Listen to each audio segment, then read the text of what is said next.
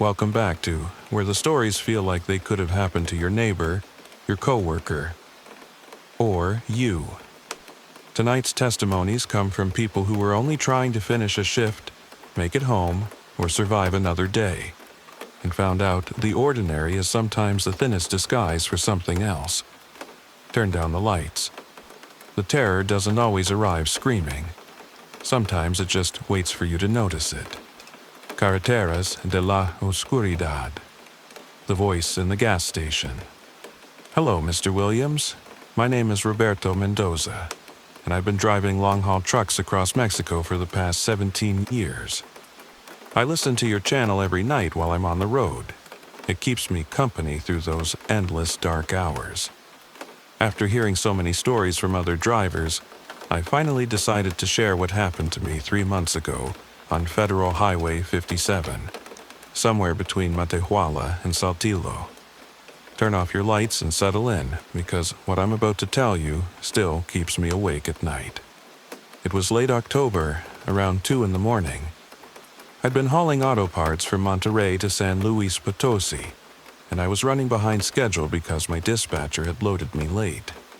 My daughter had called earlier that evening, crying because her mother, my ex-wife, was threatening to take her out of state if I didn't send more money. The divorce had cleaned me out, and between child support and the loan on my truck, I was barely scraping by. My mind was spinning with worry, trying to figure out how I'd make ends meet.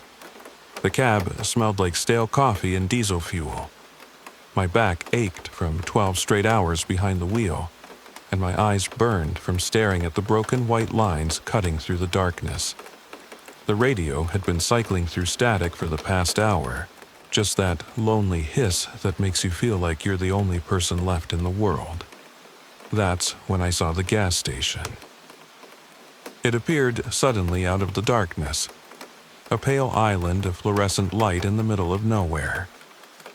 I didn't remember it from previous runs, but I needed fuel and a chance to stretch my legs. The place looked old, probably from the 70s, with those ancient pumps that still had the rolling numbers. A single light buzzed above the entrance to the convenience store, attracting a cloud of moths. I pulled in and killed the engine. The silence that followed was complete. No other vehicles, no highway noise, nothing. Just the tick, tick, tick of my cooling engine and the wind moving through the desert scrub. As I climbed down from the cab, I noticed details that made my skin crawl. The trash bins were rusted through, and old lottery tickets scattered across the pavement like dried leaves. The windows of the store were so grimy I couldn't see inside, but the pumps worked. The digital display lit up when I lifted the nozzle. While the tank filled, I walked toward the store. That's when I heard it for the first time. A voice on the radio. My radio, coming from inside my locked truck. It was a woman's voice, soft and crackling through the static. Roberto Mendoza. I froze. The fuel nozzle clicked off behind me, but I couldn't move. My name. She'd said my name. Roberto, turn around. Every instinct screamed at me to run, but my legs wouldn't cooperate. I turned slowly toward my truck. Through the windshield, I could see the radio display glowing green in the darkness. The station showed nothing. Just 0000, impossible numbers. The voice continued, clearer now. Your daughter needs you, Roberto, but you won't make it home. Not tonight, not ever. My heart was hammering so hard I thought I'd collapse right there. I stumbled back to the truck, ripped open the door, and grabbed the radio to shut it off. But it was already off. The power button was in the off position, yet the display still glowed, and the voice kept speaking. You should have stayed on the road. You should never have stopped here. I looked toward the convenience store. The door was opening, slowly, though I couldn't see anyone pushing it. The darkness inside seemed to pulse, like something breathing. I didn't wait to see what came out. I jumped into the cab, turned the key with shaking hands. The engine coughed once, twice and my stomach dropped, please God, not now. But then it caught and roared to life. I threw it into gear and stomped on the accelerator, leaving the fuel nozzle dangling from the pump. As I pulled onto the highway, I glanced in my side mirror. The gas station was gone. Just empty desert and darkness like it had never existed at all. But the radio stayed on for another 5 miles, even though it shouldn't have been possible. A woman's voice whispered things I can't repeat, things about my daughter, about my debts, about choices I'd made. She knew everything. Everything. When the voice finally stopped, I pulled over and threw the radio out the window.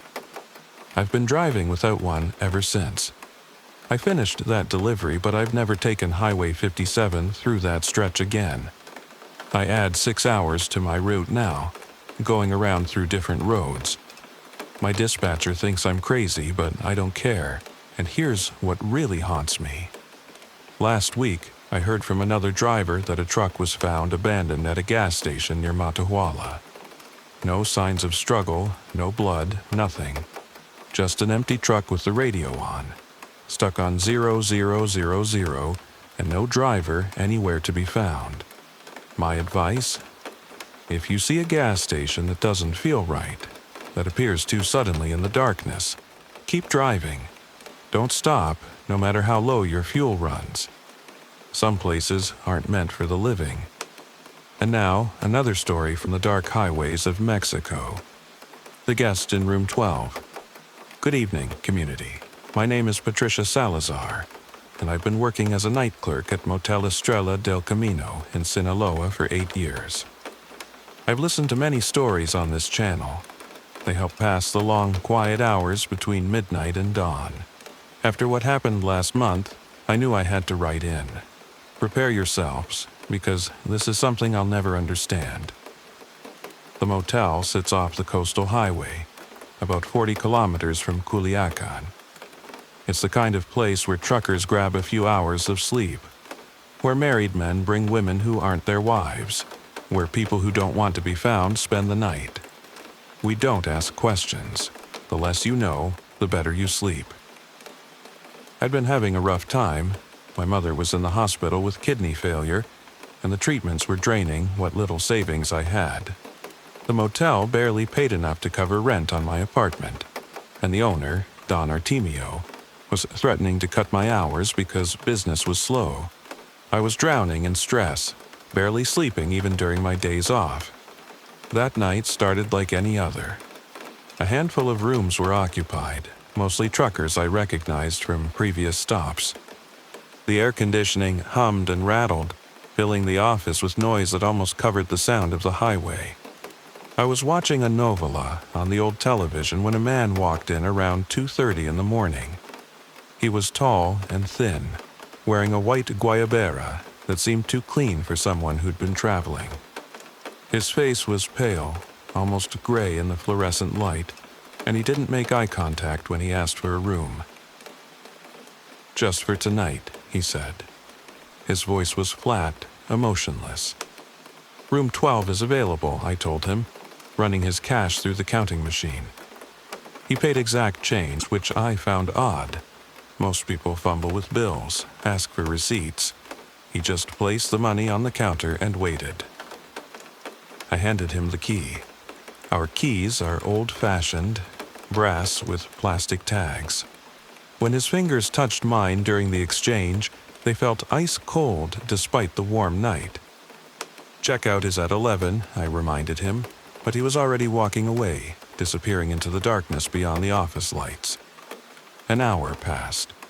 I tried to focus on the television, but something felt wrong. The air in the office seemed thicker, harder to breathe. The fluorescent lights flickered once, twice, then steadied. That's when I heard it. Footsteps on the concrete walkway outside. Slow, deliberate footsteps. Back and forth in front of room 12. I looked at the security monitor. We have one camera that covers the parking lot and the walkway. The screen showed nothing, just parked cars and empty concrete. But I could still hear the footsteps, clear as anything, pacing back and forth. My skin went cold. I turned up the volume on the monitor, watching carefully. The footsteps continued, but nothing appeared on screen. I told myself it was wind or a loose shutter, or my exhausted mind playing tricks. Then the phone rang. I jumped, my heart racing. The phone system showed the call was coming from room 12. I picked up. Front desk. Silence. Heavy, suffocating silence. Hello? I tried again. Then, faintly, I heard breathing. Not normal breathing. Wet, labored, like someone drowning. "Sir, do you need something?" My voice cracked. The breathing stopped. A voice whispered, "Come see." The line went dead. I sat there, shaking, staring at the phone. Every part of me screamed not to go to that room. But it was my job.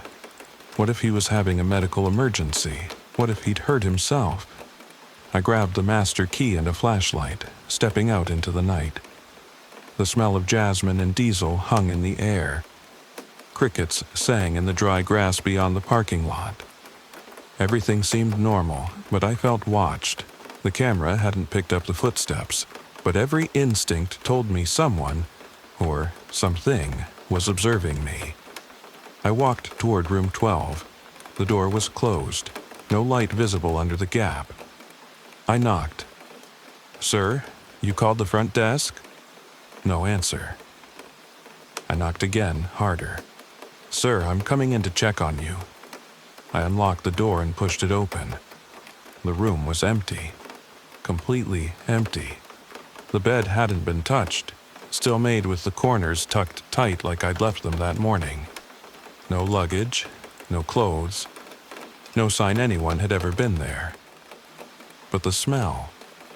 The room reeked of wet earth and something rotten, like flowers left too long in a vase. On the nightstand sat the brass key I'd given him, placed perfectly in the center. I backed out of the room, my hands trembling so badly I could barely lock the door. When I returned to the office, I checked the guest register. The man's signature was there, but when I looked closely, the pen hadn't actually left any ink. Just indentations in the paper, like someone had traced over invisible writing. I called Don Artemio. He arrived 20 minutes later, examined the room himself, and told me I was overworked and seeing things. But I saw his face when he smelled that room. He knew something was wrong. The next morning, I talked to Luisa, the day clerk who's worked here for 15 years. When I described the man, she went pale. "Room 12, she whispered. "That's where it happened." "Where what happened?"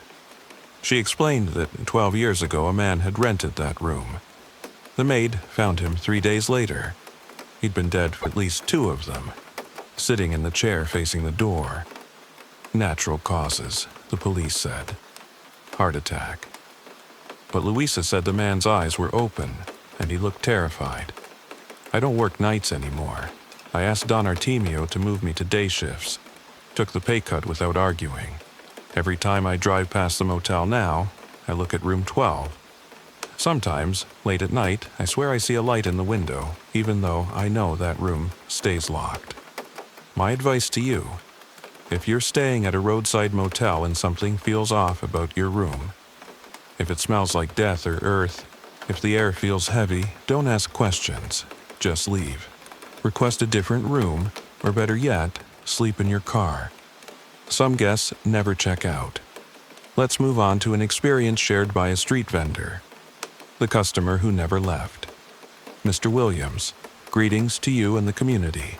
My name is Esteban Cruz, and I sell tacos from a street cart in Guadalajara, in the Colonia Americana neighborhood. I've been doing this for 23 years, working from 8 at night until 4 in the morning, 6 days a week. I've heard other vendors call into your show, and after what I experienced 2 weeks ago, I can't stay silent anymore. Dim your lights and listen closely, because this will change how you think about the people you serve. My cart is nothing fancy, just a metal box on wheels with a propane grill positioned on the corner of Avenida Chapultepec and Calle Libertad. I serve regulars mostly, drunk college kids leaving bars, taxi drivers between fares, nurses from the hospital down the street. After 2 decades, I know my customers' faces even if I don't know their names. Things hadn't been going well. My son needed surgery. His appendix burst, and the public hospital botched the operation, leaving him with an infection. The private clinic wanted money I didn't have. I'd taken loans from people you don't want to owe, people who charge the kind of interest that breaks you. Every night, I counted coins and bills, watching my desperation grow. It was a Tuesday, unusually quiet. The streets were damp from an earlier rain, and fog had rolled in from somewhere, unusual for that time of year. The streetlight above my cart flickered. It had been dying for weeks, and the city never came to fix it. Around 1:30, a woman approached my cart. She wore a long black dress, old-fashioned, like something from my grandmother's time. Her hair hung loose and wet despite the rain having stopped hours ago. She was barefoot, her feet leaving damp prints on the dry sidewalk. "Good evening," I said, trying not to stare at her strange appearance. "What can I get you?" She didn't answer immediately. Her eyes, I'll never forget her eyes, were completely black. Not just the pupils, but the entire eye, like pools of ink. "3 tacos," she finally said. Her voice sounded distant, like she was speaking from the bottom of a well. "I'll pastor." I prepared them, my hands working automatically while my mind raced. Something was deeply wrong. She didn't blink, not once, and I couldn't feel any warmth coming from her, even though she stood less than a meter away. I handed her the tacos wrapped in paper. She reached for them, and her fingers brushed mine. They were ice cold and slightly damp, like she'd just climbed out of water. "How much?" she asked. 40 pesos. She pulled coins from somewhere in her dress and placed them on my cart. Old coins, the kind you don't see anymore. When I picked them up, they were so cold they hurt to touch. She unwrapped the first taco and brought it to her mouth. But she didn't eat it. She just held it there, staring at me with those impossible black eyes. "Do you know where you are?" she asked. "What do you mean? I'm on Chapultepec, like always." "No," she said softly. "I mean, do you know where you are?" Before I could answer, a car drove past, its headlights sweeping across the corner. For just a second, the light hit her fully, and I saw something that made my blood freeze. She cast no shadow. The light passed right through her like she was made of smoke. When the car was gone, she was still there, still holding that taco, still staring. "This corner," she whispered. "Do you know what happened here?" I shook my head, unable to speak. 28 years ago, a woman was killed here, hit by a drunk driver while crossing the street. She was bringing food home to her family. 3 tacos al pastor. She died holding them. My hands started shaking. I wanted to run, but my legs wouldn't move. "Every year," she continued, "on this night, I return. I try to finish the journey. I try to bring the food home, but I never can. I'm always here, always on this corner, always holding tacos that I'll never deliver." She set the uneaten tacos down on my cart, her movements slow and deliberate. 28 years, she repeated. "And you're the first person who could see me. Really see me." The streetlight above us flickered violently, then went out completely. In the darkness, I heard her voice one last time. "Thank you for serving me. Thank you for acknowledging I existed." When the light came back on, just a moment later, she was gone. The tacos sat on my cart, but they were frozen solid, covered in a layer of frost that shouldn't have been possible in the warm night. The coins she'd given me had turned to rust, crumbling in my palm. I packed up my cart and went home. I couldn't work for 3 days after that. When I finally returned, I asked the old man who sells newspapers on the corner if he knew about an accident there. He nodded slowly. October 29th, 1998. A young mother, hit by a drunk driver. Maria Elena Vargas. I remember because I saw it happen. She was carrying dinner for her children. Never made it home. I checked my calendar. The night the woman visited my cart was October 29th. Exactly 28 years later. I still work that corner, but I close up before 1:30 now. Some debts in life you can't repay, and some customers are looking for something you can't sell them.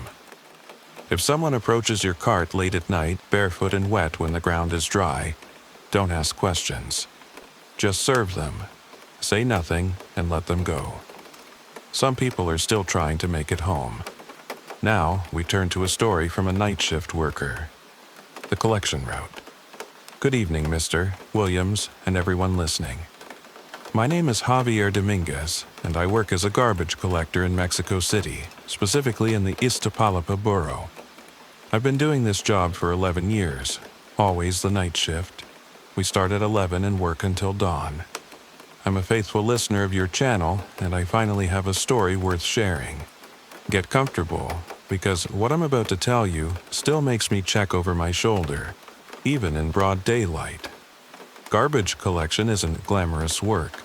People treat you like you're invisible, like the trash itself. But I needed the job. I'm supporting my mother and my younger sister who has cerebral palsy.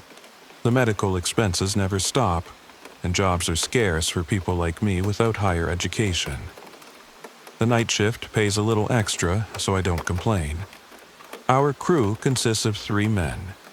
Me, my partner Chewy, who drives the truck, and a rotating third person who helps us load. We cover the same neighborhoods every night. Residential areas mostly, some businesses, all of them rough. Iztapalapa has a reputation, and it's earned. The problem started 3 months ago. We were working our usual route through Colonia El Salado, picking up bags from the narrow streets where the truck barely fits. It was around 2:30 in the morning, and the neighborhood was dead quiet. No dogs barking, no music, nothing. The only sounds were our boots on the pavement and the hydraulic whine of the truck's compactor. That's when I saw the bag. It was sitting alone on the corner of Avenida Javier Rojo Gomez, a large black garbage bag different from the others. It looked heavy, sagging in the middle like it contained something dense. What made it strange was the smell. Not trash, but something sweet and sickly, like flowers rotting in water. "Grab that one," Chuy called from the driver's seat. I approached it, and the smell got stronger. My stomach turned. I've handled every kind of garbage imaginable, but this was different. This was wrong. I grabbed the bag to lift it, and it was heavier than I expected. As I hoisted it toward the truck, I felt something shift inside.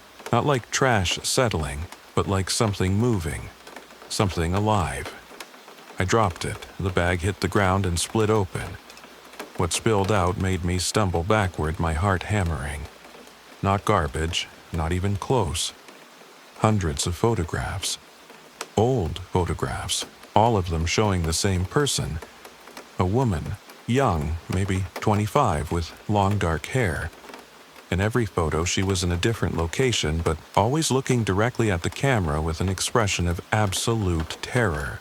And in every single photo, standing in the background was a shadow, a tall, thin shadow that didn't match any object around it. What the hell? Choi had climbed down from the truck. We stood there, staring at the scattered photographs. The street felt colder suddenly, and I realized the normal city sounds had stopped completely.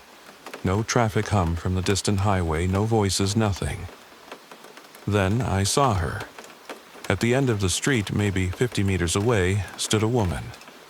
The same woman from the photographs. She wore a white dress, and her long dark hair hung loose around her shoulders. She was staring directly at us. "Chuy," I whispered, "do you see her?" He nodded, his face pale in the streetlight. "What does she want?" The woman raised one hand and pointed at us, not gesturing, just pointing. Her arm perfectly straight. She held that position for what felt like hours but was probably only seconds. Then she started walking toward us. Not running, walking, slow and deliberate, her bare feet making no sound on the pavement. With each step, the streetlights behind her went dark, one after another, darkness chasing her like a shadow. "Get in the truck," Chewie said. "Now." We ran. I've never moved so fast in my life. We threw ourselves into the cab and Chewie gunned the engine. The truck lurched forward, leaving the photographs scattered in the street. I looked in the side mirror. The woman was standing where we'd been, surrounded by darkness, still pointing. As we drove away, the streetlights flickered back on one by one until the street looked normal again. But here's what haunts me. The next night, working the same route, we found another bag in exactly the same spot. Same black plastic, same sickly sweet smell. Neither of us wanted to touch it. We radioed our supervisor, told him there was suspicious material that needed police investigation. The police came, opened the bag. More photographs, hundreds of them.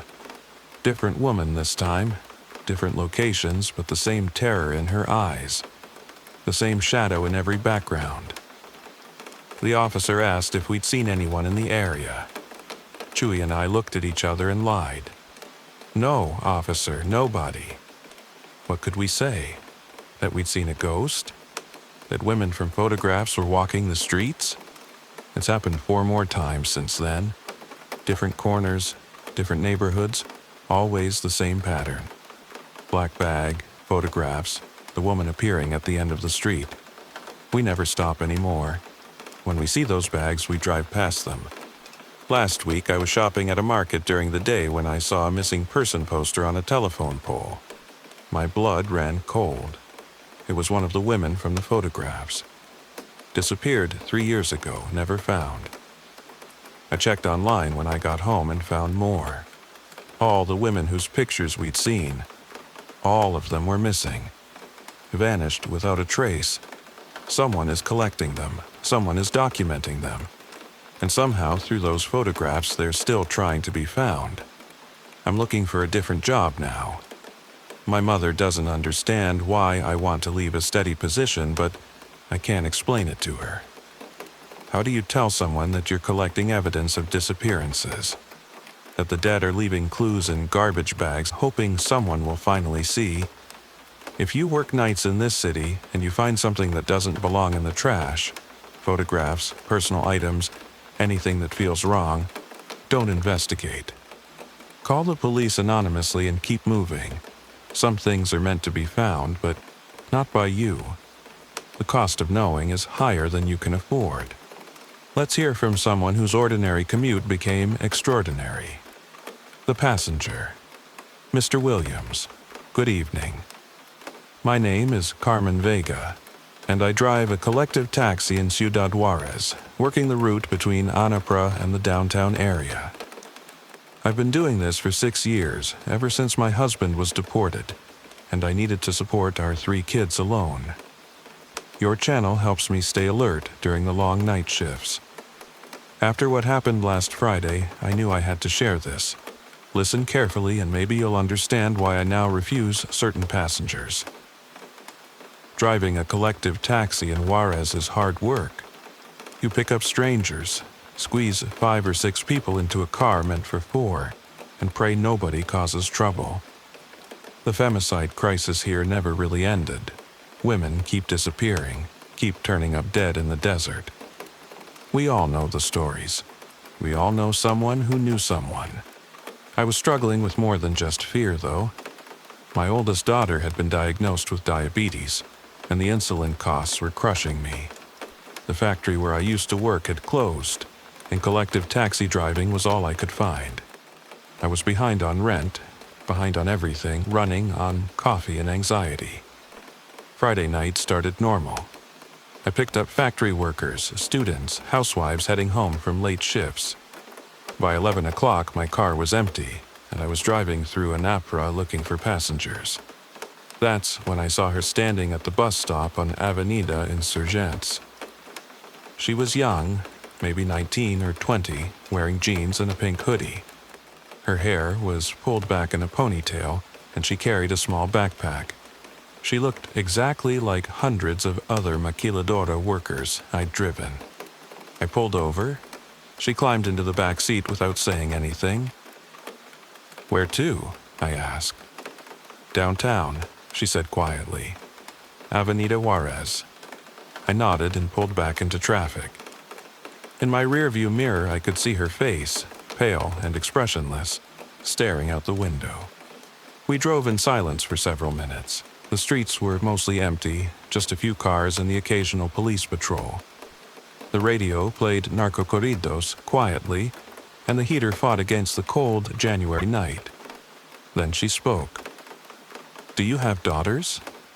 The question startled me. "Yes, 3. Do you worry about them?" "Every day," I admitted. She nodded slowly. "You should. The city isn't safe for women. It never has been." Something in her tone made my skin crawl. I glanced in the mirror again. She was still staring out the window, but her reflection looked wrong somehow. Blurred, like the mirror was dirty, though I'd cleaned it that morning. "Have you been working long tonight?" she asked. "Since 6 this evening." "Tired?" "Always," I said, trying to keep my voice steady. Something about her questions felt invasive, probing. "You should be careful when you're tired. Mistakes happen. People end up places they don't intend to be." I looked in the mirror again. The blur in her reflection had gotten worse. I could barely make out her features. "What do you mean?" I asked. Instead of answering, she said, "Turn left here." "But downtown is straight."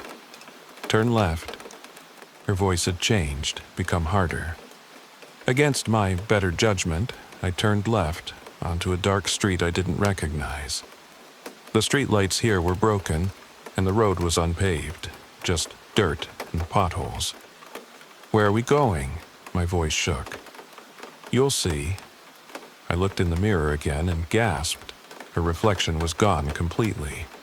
The back seat appeared empty, but I could hear her breathing, could feel the weight of her in the car. "Stop here," she commanded. We were in the middle of nowhere, surrounded by empty lots and abandoned buildings. This was the kind of place where they find bodies. My hands gripped the steering wheel so hard my knuckles went white. "I don't think," I started. "Look to your right." I turned my head. In the darkness, illuminated only by my headlights, I saw a wooden cross planted in the desert dirt. Then another, and another. Dozens of them, stretching into the darkness, each marking where a woman had been found dead. "Do you see them?" the woman asked. "Do you see us?" I turned to look at the back seat. She was visible again, but her face had changed. Her skin was gray, her eyes sunken, her lips blue. She looked dead. "We were all someone's daughter," she whispered. "We all had mothers who waited for us to come home. We all took rides from strangers, trusted the wrong people, ended up in the wrong places." Tears were streaming down my face. "I'm sorry," I choked out. "I'm so sorry." "You have daughters," she said. "Teach them, warn them. Don't let them become crosses in the desert." I blinked, and she was gone. The back seat was empty. The door hadn't opened. I hadn't heard her leave, but she'd vanished like she was never there. I drove away from that place as fast as my car would go, not stopping until I reached a gas station with bright lights and people. I sat in the parking lot, shaking, crying, unable to catch my breath. When I finally looked in my back seat, I found something on the floor. A small card, the kind they give out at funerals. It had a photograph of a young woman in a pink hoodie, the passenger I'd picked up. Below her picture was a name, Maria Guadalupe Santos, and dates, 2001 to 2023. I looked her up online. She disappeared 14 months ago, last seen leaving her factory job in Annapra.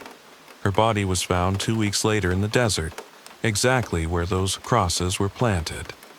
I don't work night shifts anymore. I can't.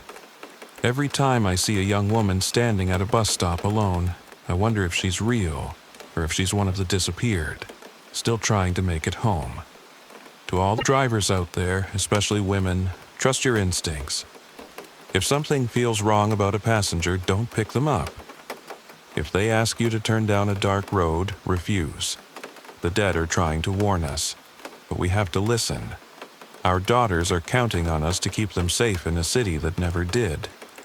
Moving to an experience from someone working in an isolated location. The Night Watchman. Hello, Mr. Williams and the community. My name is Felipe Vargas, and I work as a night watchman at a textile factory on the outskirts of Puebla, near the town of Huejotzingo. I've been listening to this channel for years, and the stories from other night workers always resonated with me. We see things that daylight people never believe. What happened to me last month finally convinced me to write in. Turn down your lights, because this story is about what happens when you're alone in a place that's supposed to be empty. I've worked security for 8 years, always the overnight shift from midnight to 8 in the morning. The factory produces fabric for export, and during the day, it's full of workers and noise. But at night, it's just me, walking the floors with a flashlight and a radio that barely works. My life wasn't in good shape. My wife left me 2 years ago, took our son with her to live in California. I barely see him now. Expensive phone calls on Sundays, that's it. I'd been drinking too much, showing up to work hungover, getting written up. My supervisor warned me, one more incident and I'd be fired. I couldn't afford to lose this job. It was all I had left. The factory is huge, 3 floors, thousands of square meters of machinery and storage. The building dates back to the 1970s, built during the industrial boom. Over the years, I'd heard stories from other guards. Strange noises, equipment turning on by itself, shadows moving where they shouldn't. I never paid attention. I figured they were just bored, imagining things to pass the time. I should have listened. It was a Thursday night, unseasonably cold for September. I'd started my rounds at 12:30, checking locks and making sure everything was secure. The factory smells like oil and cotton lint, and the fluorescent lights buzz constantly, a sound that gets inside your head. Around 2 in the morning, I was on the 3rd floor, the oldest part of the building. This section housed machinery that hadn't been used in years, ancient looms and spinning equipment that the company kept for some reason. The lights up there were dimmer, and half of them didn't work. That's when I heard the sound. A rhythmic thumping, like machinery running. But all the equipment was supposed to be off. I followed the sound to the far corner of the floor, where the oldest looms stood in darkness.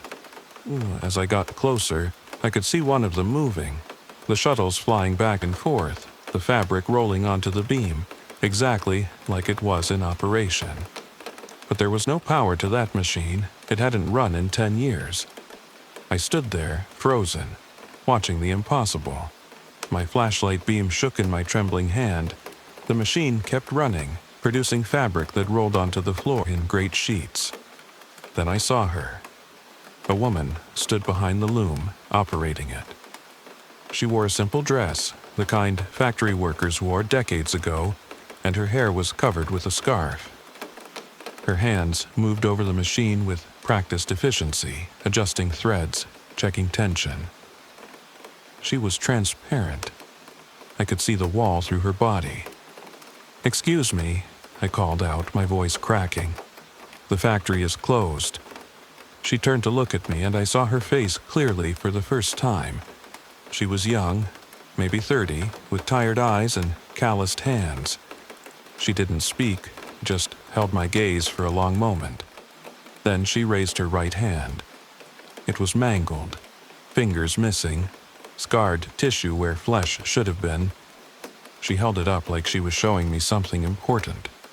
The loom stopped suddenly, the shuttles freezing mid-flight. In the silence that followed, I heard other sounds. Voices, distant and faint, speaking in Spanish too fast for me to follow. Women's voices, overlapping, telling stories. The transparent woman pointed to the floor beside the loom. I didn't want to look, but I couldn't stop myself. There, on the concrete, was a dark stain, old and faded, but still visible if you knew where to look. A blood stain. Accident, a voice whispered. Not from the woman, from all around me, from the walls themselves. Accident. No compensation, no hospital, just forgotten. I stumbled backward, my flashlight beam swinging wildly. When it passed over the loom again, the woman was gone.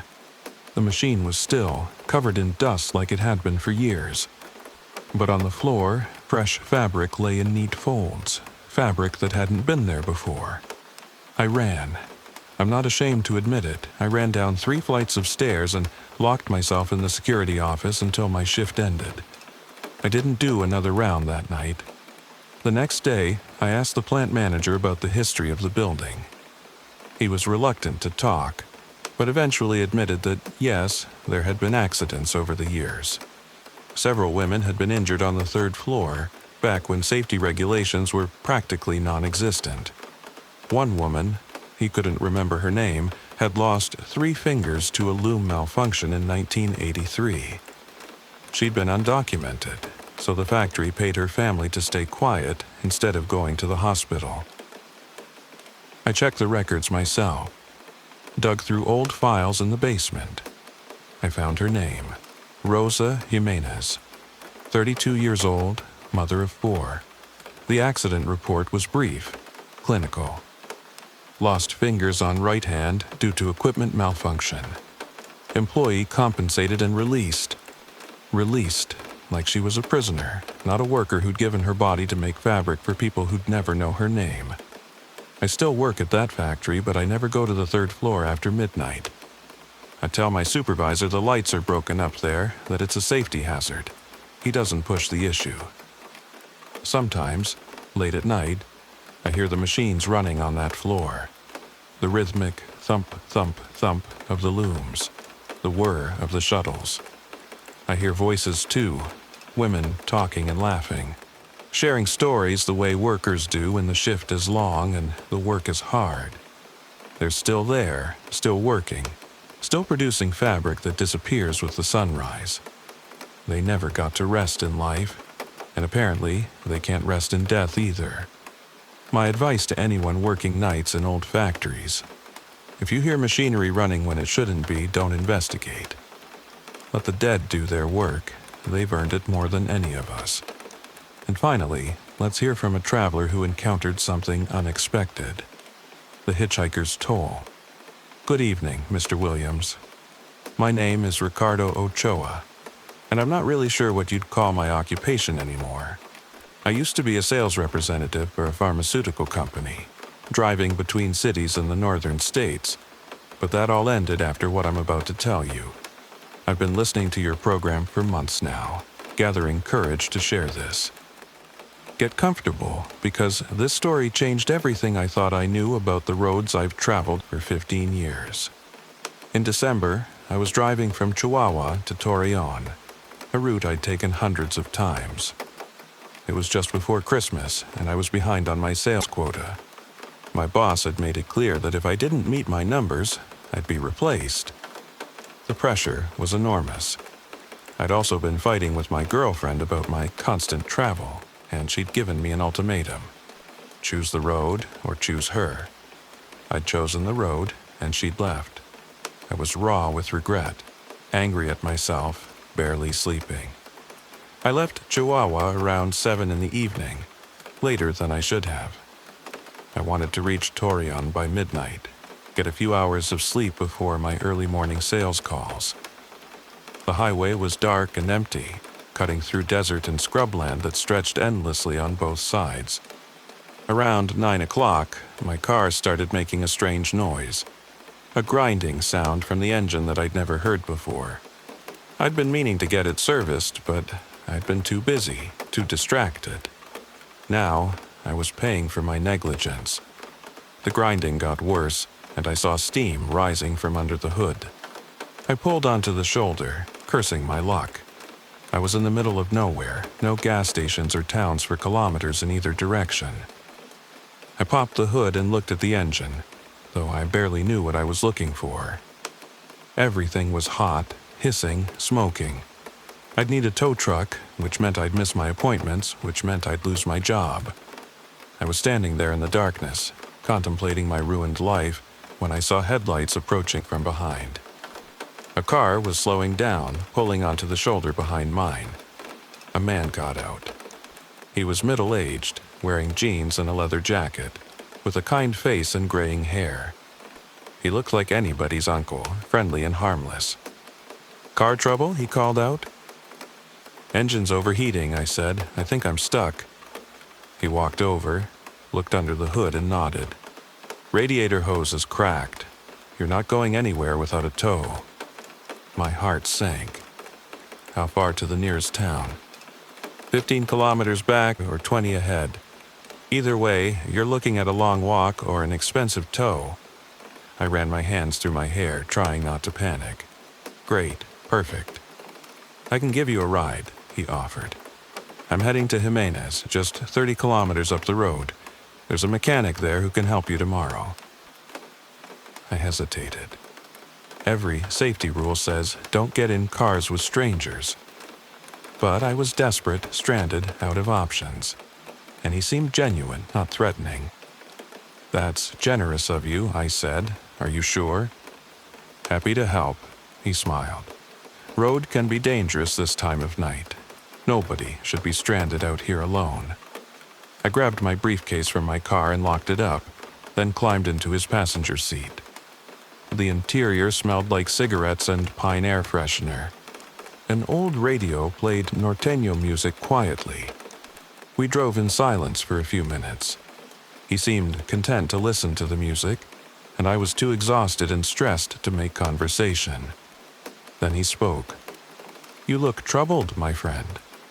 Woman problems?" I glanced at him. "How did you—" "I can always tell. I've given a lot of rides over the years, picked up a lot of troubled souls. You all have the same look." "My girlfriend left me," I admitted. "Said I cared more about work than about her. She was probably right." He nodded sympathetically. "The road takes a lot from us. More than we realize until it's too late." "You travel a lot, too?" "You could say that," he said. "I've been traveling these roads for longer than I care to remember." Something about his phrasing was odd, but I couldn't quite place why. I looked out the window, watching the desert scroll past in the darkness. "Do you ever regret it?" I asked. "All the traveling?" "Every day," he said quietly. "But regret doesn't change anything. The road is the road. Once you're on it, it's hard to get off." I was about to respond when I noticed something strange. The temperature in the car had dropped dramatically. I could see my breath in the air, white vapor in the darkness. "Is your heater broken?" I asked. He didn't answer. He just kept driving, staring straight ahead at the empty highway. "Excuse me," I said louder. "Your heater—" "Tell me something, Ricardo," he interrupted, and my blood went cold. I'd never told him my name. How do you know my name?" He turned to look at me, and in the dim glow from the dashboard I saw his eyes. They were empty, completely black, like holes in his face. "I know all their names," he said. "Everyone I've ever given a ride to. You're not the first person I've picked up on this highway, and you won't be the last." I grabbed for the door handle, but it wouldn't open. The locks had engaged automatically. "Don't panic," he said, his voice calm but not comforting. "I'm not going to hurt you. I just need you to understand something." "Let me out," I demanded, terror making my voice shake. "In a moment. First, look ahead. Really look." I turned to face forward, and what I saw made no sense. The highway stretched endlessly, but it was changing. The pavement was cracked and faded, like it had aged decades in seconds. Abandoned cars lined the shoulders, rusted hulks covered in dust. and standing beside those cars were figures. People. Dozens of them, maybe hundreds, all watching our car pass with empty, hollow eyes. "This is the real highway," the man said. "The one that runs beneath the one you know, the road where all the lost travelers end up. The ones who died in accidents, broke down and never made it home, disappeared without a trace." "This isn't real," I whispered. "This is a nightmare." "Is it? Or is this the truth you've been traveling on your whole life just without seeing it?" The figures along the road were becoming clearer. I recognized some of them from missing person posters, faces I'd seen on gas station bulletin boards and highway rest stops.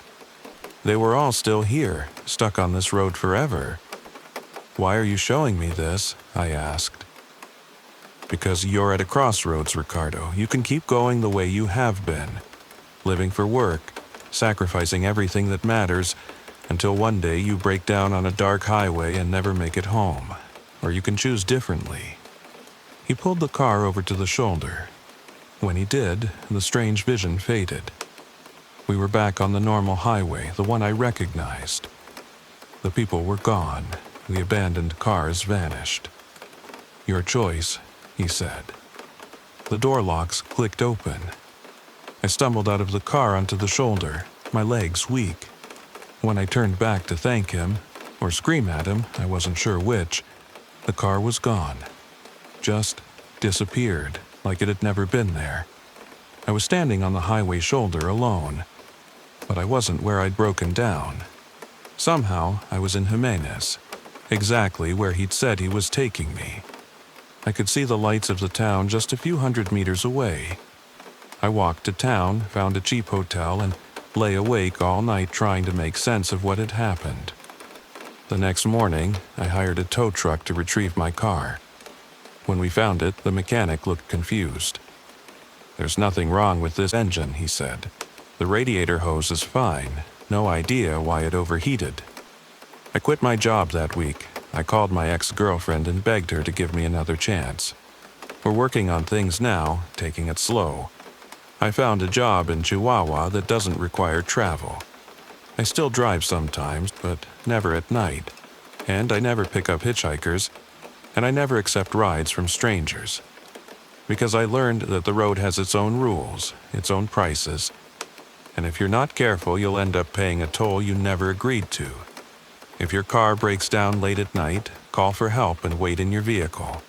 If someone offers you a ride and something feels wrong, if they know things they shouldn't, if the temperature drops, if you see things that can't be real, refuse. Walk if you have to. Some rides take you places you can never come back from. The Static Mile. Hello, Senor Williams, and hello to everyone listening to Carreteras de la Oscuridad. My name is Hector Valdivia. I've been a long-haul trucker for 15 years, and I'm writing because I heard someone on your channel describe a silent warning on the road, and I realized I wasn't the only one. If I'm going to tell this, I need you to come with me back to Federal Highway 57, northbound, somewhere between San Luis Potosi and Saltillo, on a night that smelled like burnt diesel and instant coffee. I was hauling boxed auto parts. Nothing glamorous, but it paid. And I needed it to pay. My mother's prescriptions had jumped again, and my ex was texting about school fees for our daughter like I could print money in the cab. The truck felt like a second skin. Vinyl seat cracked from heat, steering wheel tacky with years of sweat, the faint, sweet stink of energy drinks trapped in the cup holder. My legs cramped from sitting, and my eyes had that gritty sandpaper feeling you get when you've pushed too many hours. I remember telling myself I'd stop at the next station, splash water on my face, maybe take a 20-minute nap. That's when the radio started acting up. At first, it was the usual. A little hiss, a little fade. Up in those stretches, you learn to live with dead zones. But then the hiss got shaped, like something was trying to speak through it. Not a voice, a rhythm, short bursts, then a longer drag of static that sounded like someone exhaling into a microphone. I tapped the faceplate, I twisted the knob, I even slapped the dash like a caveman. The truck kept eating miles. The lane markers flashed under my headlights like the tick of a clock. And then, clear as if someone were sitting next to me, the radio produced my own voice. Not a sentence, not a conversation. Just a single phrase I'd said earlier that night, back at a loading dock in Carataro when a guard asked if I'd be driving straight through. No, me paro. I nearly swerved. My hands went sweaty, and I felt my stomach drop the way it does when you miss a step in the dark. I told myself it was a replay from some app, some Bluetooth glitch, but the CB wasn't paired to anything. The only phone in the cab was mine, and it was on the passenger seat, screen down, silent. The radio hissed again, and again the same phrase came out, slightly warped, like a tape dragged across sand. No, me paro, no, me paro. I killed the volume. The cab instantly felt too quiet. Just the engine's low thunder and the thin whistle of air around the mirrors. I kept my eyes forward and tried to breathe normal. That was when the first sign showed up in my side mirror. A light. Small, yellow, steady, like someone walking on the shoulder with a lantern. There shouldn't have been anyone out there. No houses. No roadside stands. No reason to be walking with a light in the middle of nowhere. I slowed a little, not enough to look obvious. The light didn't fall behind like it should have. It kept pace with me, right where the shoulder would be, matching my speed like a patient animal. I told myself it was a motorcycle far back, the headlight doing tricks. But the light didn't bob. It didn't flare. It stayed level, like something held at chest height. My mouth went dry. I reached for my water bottle and realized my hand was shaking. Then I saw a second thing. A reflective flash ahead. 2 vehicles parked diagonally across the road, hazard lights on. A makeshift checkpoint. I'd heard of them. Everyone had. Men pretending to be cops, stopping trucks, checking documents, taking whatever they wanted. Sometimes they stole cargo. Sometimes they stole the driver. I swallowed hard and scanned for an exit. A shoulder wide enough to bail anything. But the stretch was boxed in by scrub and uneven gravel. The lane narrowed like the road was funneling me into the trap. A man stepped out from the darkness, wearing a vest that caught my headlights. He raised an arm, palm out. Behind him, I saw another figure, and another. Silhouettes with the posture of people who've done this before. My mind raced through advice you hear at truck stops. Don't stop, don't look, don't argue. But a fully loaded rig isn't a sports car. If I tried to push through and they had something on the road, spikes, chains, my tires would go and I'd be stuck anyway. I slowed, hands tight on the wheel, heart banging in my throat. I glanced at the mirror again. The lantern light was closer now, too close. It was no longer pacing the shoulder. It was beside my trailer. And then something touched the side of my rig. Not a slam, not a crash, a slow drag, like fingertips running down metal. The sound traveled from the back of the trailer toward the cab in a steady line, sss, like nails on a tin roof. My scalp prickled. I could feel the touch in my bones. The man at the checkpoint leaned toward my window, lips moving. I could see his mouth form words, but I didn't hear anything. Not because of the engine, because the air itself felt wrong. Thick, muffled, like the cab had sunk underwater. I cracked the window a few centimeters. "Papers," he said, and his voice sounded normal, too normal. Just routine. His eyes never blinked. Behind him, one of the parked vehicles had no plates. Another had a light bar that looked bolted on yesterday. I reached for my wallet slowly. My fingers fumbled. The cab smelled suddenly like old pennies and hot dust. And then the CB, volume still down, lit up on its own. A faint sound leaked through the speaker anyway, a ghost of audio, like the radio didn't care what I wanted. My voice again, but this time different. Si me paro. Yes, I stop. I froze. The man outside tilted his head, as if listening to something I couldn't hear. His eyes flicked past me toward the passenger seat, toward my phone, toward the dark. I had a stupid thought. What if the radio was answering them? The dragging sound along the trailer stopped right under my cab, right under my door, as if whatever it was had arrived. The temperature dropped. I don't mean a chill. I mean my breath turned sharp, and the inside of the windshield fogged at the edges. My hands went numb on the wheel. The man at the window smiled without warmth. Open the door. I didn't. I couldn't. Because in the corner of the window, reflected in the glass, I saw a shape, tall and thin, standing on the step below my door. It wasn't the man outside. It was behind him, closer to the cab, pressed so near it should have been visible directly. But when I turned my head, there was nothing there. Only the reflection. The shape leaned in, as if peering into my cab. And in the reflection, I saw something like a hand lift toward the glass, fingers too long, joints wrong, moving with careful patience. The man outside snapped his fingers in my face. Now. My heart hammered so hard I thought I'd pass out. I did the only thing that felt possible. I put the truck in gear and rolled forward like I'd misunderstood, like I was just adjusting position. The man's smile vanished. He stepped back fast, and I felt the air shift. The checkpoint people suddenly moving, suddenly alert. I pressed the accelerator. The truck lurched forward. The men shouted. I didn't look at their faces. I didn't look at anything except the road opening ahead. Something thumped against the side of the cab. Maybe a hand, maybe a fist, maybe something else. The truck gained speed, heavy and slow at first, then faster.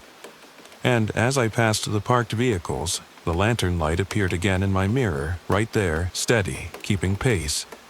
Except now it wasn't on the shoulder. It was inside the lane I'd just left, where the checkpoint had been. The light hovered, centered, calm.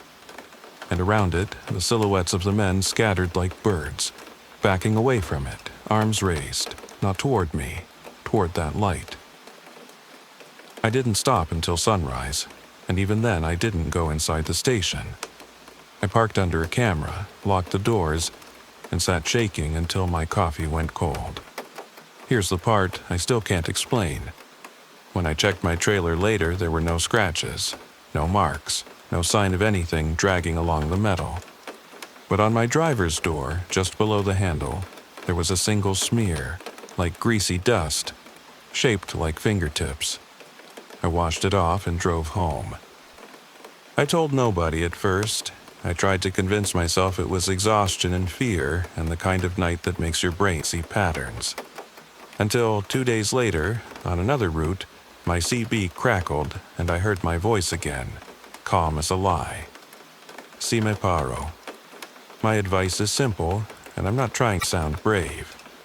If you're on Federal 57 and you see a steady light pacing you on the shoulder, don't look at it too long. And if your radio starts repeating you, don't answer yourself. And now, another story from the Mexican highways, sent in by someone who thought the safest place to rest was behind a locked door. Room key without a name. Hello, Senor Williams. And greetings to everyone in Carreteras de la Oscuridad. My name is Mariana Robles. I work nights at a roadside motel outside Culiacan, on the highway toward Mazatlan. I'm writing because I used to listen to your compilations to stay awake behind the front desk, and one night I heard a story about a room that didn't exist. I laughed at it. I don't laugh anymore. The motel is the kind people pick when they're tired, not when they're happy. Neon sign half working, parking lot full of oil stains, the air always smelling like bleach, cigarette smoke, and damp sheets that never quite dry. At night, the lobby is quiet except for the old fan behind the counter and the occasional slam of a door outside. I took that job after my divorce because I needed the money and the routine. My ex left me with debts and a cold apartment that echoed. Nights at the motel were supposed to be simple. Check in travelers, take cash, keep the key rack organized, call security if anything went wrong. That's the lie we tell ourselves, that the night is manageable. The first time I noticed the problem, it was a missing key. Key number 11 was gone from the rack. The room showed as empty on the log. No check-in, no name, no plate number scribbled on the sheet. I assumed the previous shift had forgotten to log someone in. It happens. People slip bills under the counter, ask for no paperwork, and you make a choice you shouldn't. I called security, an older man named Don Tadeo, because I didn't want surprises. He was outside smoking, the red glow of his cigarette bright in the darkness. "Check room 11, I told him. "The key's gone." He frowned like I'd said something dirty. "We don't rent 11. "What do you mean?" I asked, already annoyed. He looked toward the hallway that led to the rooms, then back at me. "We don't rent 11. Owner says no." I laughed, uncomfortable. "Then why do we have a key for it?" He didn't answer. He just took his flashlight and walked away with that stiff, careful pace people have when they're trying not to show fear. 10 minutes passed, then 20. The lobby felt colder. The fan hummed like a distant insect. Don Tadeo came back, face pale in the lobby light. "Door's locked," he said, "from inside." My stomach tightened. "So, someone's in there." He shook his head hard, like he wanted to shake the thought out. No plates in front, no footsteps, no sound. I grabbed the master key, the one we were supposed to use only with the manager present, and went with him. I didn't want to, but I hated not knowing. The hallway smelled like damp concrete and cheap air freshener. Each door was painted the same tired beige, numbers peeling. When we reached room 11, the number looked wrong. Not peeled, not faded. Too clean. Like it had been replaced recently. Don Tadeo shined his flashlight at the handle. "Listen," he whispered. I pressed my ear near the door. Nothing. No TV, no breathing, no movement. Just a pressure, like standing too close to a running generator, except there was no sound. I slid the master key in. It didn't turn. It was locked, yes, but not stuck. It felt like the lock was holding the key away, refusing it. Behind us, a door down the hallway creaked. I turned. A guest, young man, sleepless eyes, stood half out of his room. "Is everything okay?" he asked. "Just maintenance," I said quickly, trying to sound normal. "Go back inside." He hesitated. His gaze flicked to room 11, and his face tightened like he recognized something he didn't want to admit. Then he closed his door without another word. We returned to the lobby, and I tried to do paperwork. Tried to pretend. An hour later, the security monitor flickered.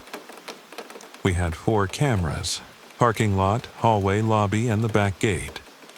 The screen that showed the hallway went gray for a moment, and then came back, but with a slight delay, like a video a second behind reality. I watched the hallway feed. It was empty. Then, slowly, the camera image darkened around the edges, as if someone were breathing on the lens from close up. I leaned forward, cold creeping up my arms. A shape moved in the hallway, low to the ground. Not a person standing. Something smaller. It crossed the frame and disappeared into the shadow near room 11. I grabbed the phone to call Don Tadeo, but the line gave me that dead sound you hear when a cable's been cut. I tried my cell, no signal. The motel had dead zones, but my phone always caught something near the lobby window. That night, it caught nothing. A truck pulled into the parking lot. Relief washed over me. A family, maybe. Someone normal. But when the headlights cut, 2 men stepped out, fast, scanning. followed by a woman with her head down. She moved like she was trying to disappear into her own shoulders. My body went rigid. I've seen enough on this highway to recognize trouble without needing it explained. The men entered the lobby. One smiled too wide. "Room," he said. "Cash." The woman stayed outside, standing by the truck, her arms wrapped around herself. She didn't look up. I did my job, hands steady by force. "ID?" I asked, because sometimes a small rule is all you have between you and worse. The man's smile tightened. "No." He slid money across the counter, folded thick. I didn't touch it. My skin crawled. "Which room?" he asked. Before I could answer, the key rack rattled behind me, like a small vibration ran through it. And then, without me touching anything, key 11 slid forward on its hook, swinging gently, inviting. The man followed my eyes and grinned. "That one." I wanted to say no. I wanted to throw the key in the trash. I wanted to tell him to leave, to call the police, to do anything that didn't end with him holding that key. But my mouth wouldn't cooperate. My throat felt tight, and the air smelled suddenly like wet earth. I forced myself to reach for a different key. "We have..." The hallway camera flickered again. I glanced at the monitor. On the screen, the hallway wasn't empty anymore. The woman was there. Not outside in the parking lot, not behind the men. On the monitor, she stood in the hallway in front of room 11, facing the door, as if she'd been there the whole time. I looked back through the lobby window. She was still outside by the truck, arms folded, head down. Two versions of her. One real, one waiting. My hands went numb. The key 11 swung again, slow and steady. The man tapped the counter impatiently. "Key!" I did something I regretted and thanked myself for at the same time.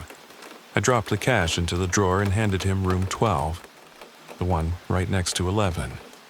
His eyes narrowed. "I said..." "11 is out of service," I lied. "Water damage." He stared at me, and for a second I thought he'd go around the counter. Then he snatched the key for 12 and left, pulling the woman by the arm. She stumbled, but she didn't cry out. She didn't speak. They disappeared into the hallway. I watched the camera. Room 12's door opened. They went inside. And then, on the monitor only, the door to room 11 opened just a crack, as if someone inside had been waiting for the right moment to breathe. The crack widened slowly. No one stepped out. No hand appeared. Just darkness, thick and patient. The hallway camera went black. When it came back, room 12's door was open. The room looked empty. Beds made the way they always are after housekeeping, too neat, too untouched. The key for 12 lay on the ground in front of the door, as if dropped in a hurry. I ran to the hallway. My legs felt weak. Don Taddeo finally appeared from the shadows, face pale, eyes wide like he'd been hiding. "Where are they?" I asked him, voice shaking. He didn't answer. He pointed at the floor. Wet footprints, small like a child's, crossed from room 12 toward room 11. They stopped at the threshold, then vanished as if the floor dried instantly. I didn't open room 11. I couldn't. I called the manager at dawn and told him I quit. He didn't argue. He just said, "Leave the key where it belongs." I left it on the rack. But sometimes when I'm trying to sleep, I hear the sound of keys swinging gently in an empty room, and I wake up with the smell of bleach and wet earth in my nose. If you take anything from this, it's this. Don't trust a place that refuses to give you a room number. And if a key swings on its own, don't ask who wants it, just leave.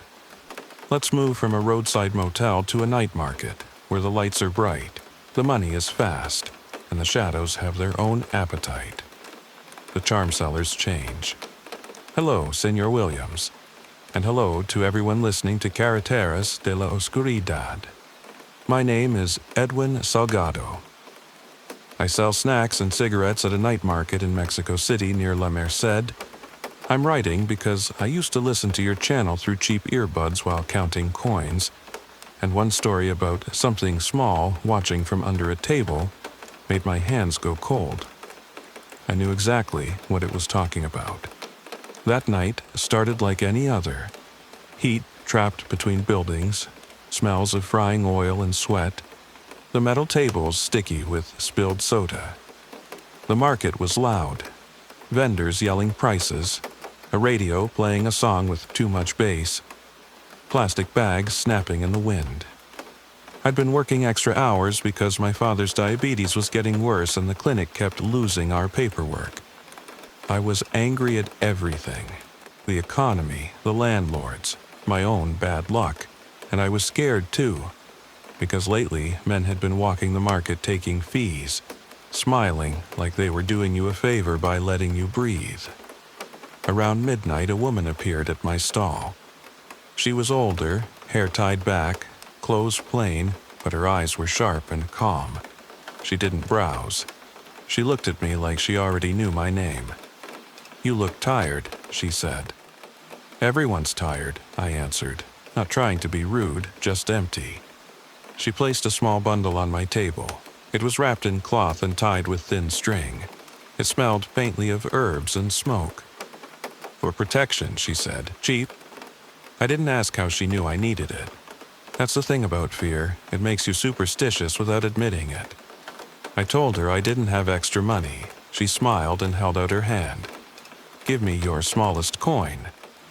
I gave her a 2-peso coin, mostly to end the conversation.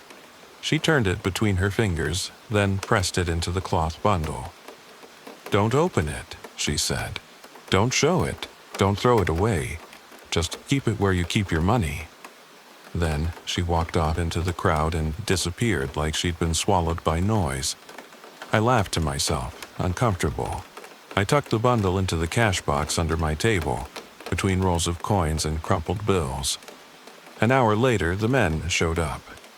3 of them, young, clean sneakers, confident posture.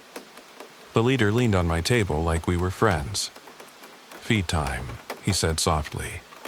I tried to keep my voice steady. "I paid last week." He smiled. "This week, too." I reached into the cash box. My fingertips brushed the cloth bundle. It felt warmer than it should have, like it had been sitting in sunlight. I handed him bills, trying not to shake.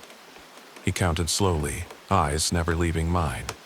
"Short," he said. "I'm not short," I snapped before I could stop myself. His smile vanished. He leaned closer. "Listen, don't make this hard." Behind him, one of the other men glanced down under my table and froze. His face changed in a way I'll never forget, like he'd seen a cockroach the size of a dog. "What?" the leader asked, annoyed. The man pointed under my table, hand trembling. I didn't want to look, but my eyes dropped anyway. Under the table, in the shadow where my legs usually rested, I saw a small shape crouched near the cash box. It was low to the ground, too still, not a cat, not a rat. The air around it looked thicker, as if the darkness had weight. It lifted its head slightly. I couldn't make out a face, just the suggestion of one.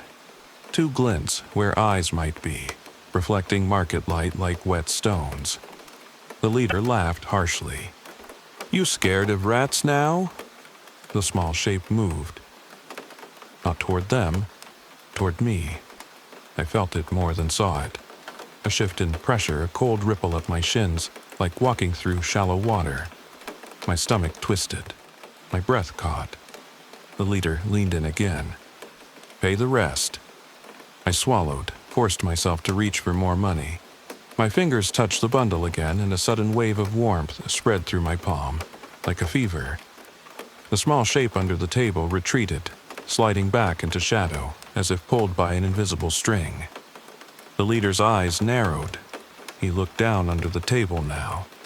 His grin faltered. He didn't see what I saw, or maybe he saw enough. "Whatever," he muttered, suddenly impatient. He snatched the money I'd already given him and stepped back. Next time, don't talk. They walked away faster than they'd arrived, shoulders tight. One of them kept glancing behind him like he expected something to follow. I stood there frozen, heart pounding, pretending to arrange my snacks so nobody would notice my fear. After they left, the market noise returned like normal. People laughed, a baby cried. A vendor argued about change. I crouched and looked under my table again. Nothing, but the cash box lid was slightly open, like someone had touched it. I closed my stall at dawn, hands shaking as I counted money. The bundle sat in the corner of the box, untouched. I remembered the woman's words. Don't open it. At home, I tried to sleep, but my mind kept replaying that glint under the table, that sense of being measured. 2 nights later, the woman returned. She didn't greet me. She just nodded toward my cash box. Working? She asked. I swallowed. What is it? She looked at me like I'd asked why the sky was blue. You asked for protection, she said. Not an explanation. Then she leaned closer and lowered her voice, not to whisper to me, but like she was speaking to something nearby. Eat the fear, she said, and walked away. That's the line that still haunts me, because she didn't say it to a person. Now, sometimes when the market gets quiet between waves of customers, I feel a small coldness near my ankles. And I swear, I hear a soft, dry sound from under the table, like tiny fingers tapping metal. I've never opened the bundle. I've never thrown it away. I keep it where I keep my money, like she said. And I don't know if it's protecting me, or if it's the reason I'm still being watched. If you work night markets, here's my advice. Don't accept charms from strangers, even if they feel like help. And if something small is hiding under your table, don't kick at it. Don't challenge it. Just pack up and go home while you still can. From the bright chaos of the market, let's go to the quietest job of all, collecting what people want to forget. The root of the black bags. Hello, Senor Williams. And hello to the community of Carreteras de la Oscuridad. My name is Rogelio Roy Carranza. I'm a night sanitation worker in Monterrey, and I'm writing because the streets at 3 a.m. are a different country. People who've never worked that hour don't understand what the city hides until the sun comes back. I started this job after I got laid off from a factory. I had 2 kids, rent, and the kind of debts that grow teeth. Night sanitation pays little, but it pays on time. You ride in the back of the truck, jump off, drag bags, toss them in, keep moving. The air reeks of spoiled food, wet cardboard, and the sour bite of cleaning chemicals. Your gloves get slick, your shoulders burn. You learn to breathe through your mouth and not think too much. That night, we were assigned a route near the old area around where people still talk about the Topo Chico prison like it never really emptied. My partner, Java, was the kind of guy who joked about everything. He called the trash truck the Beast and claimed it had a soul.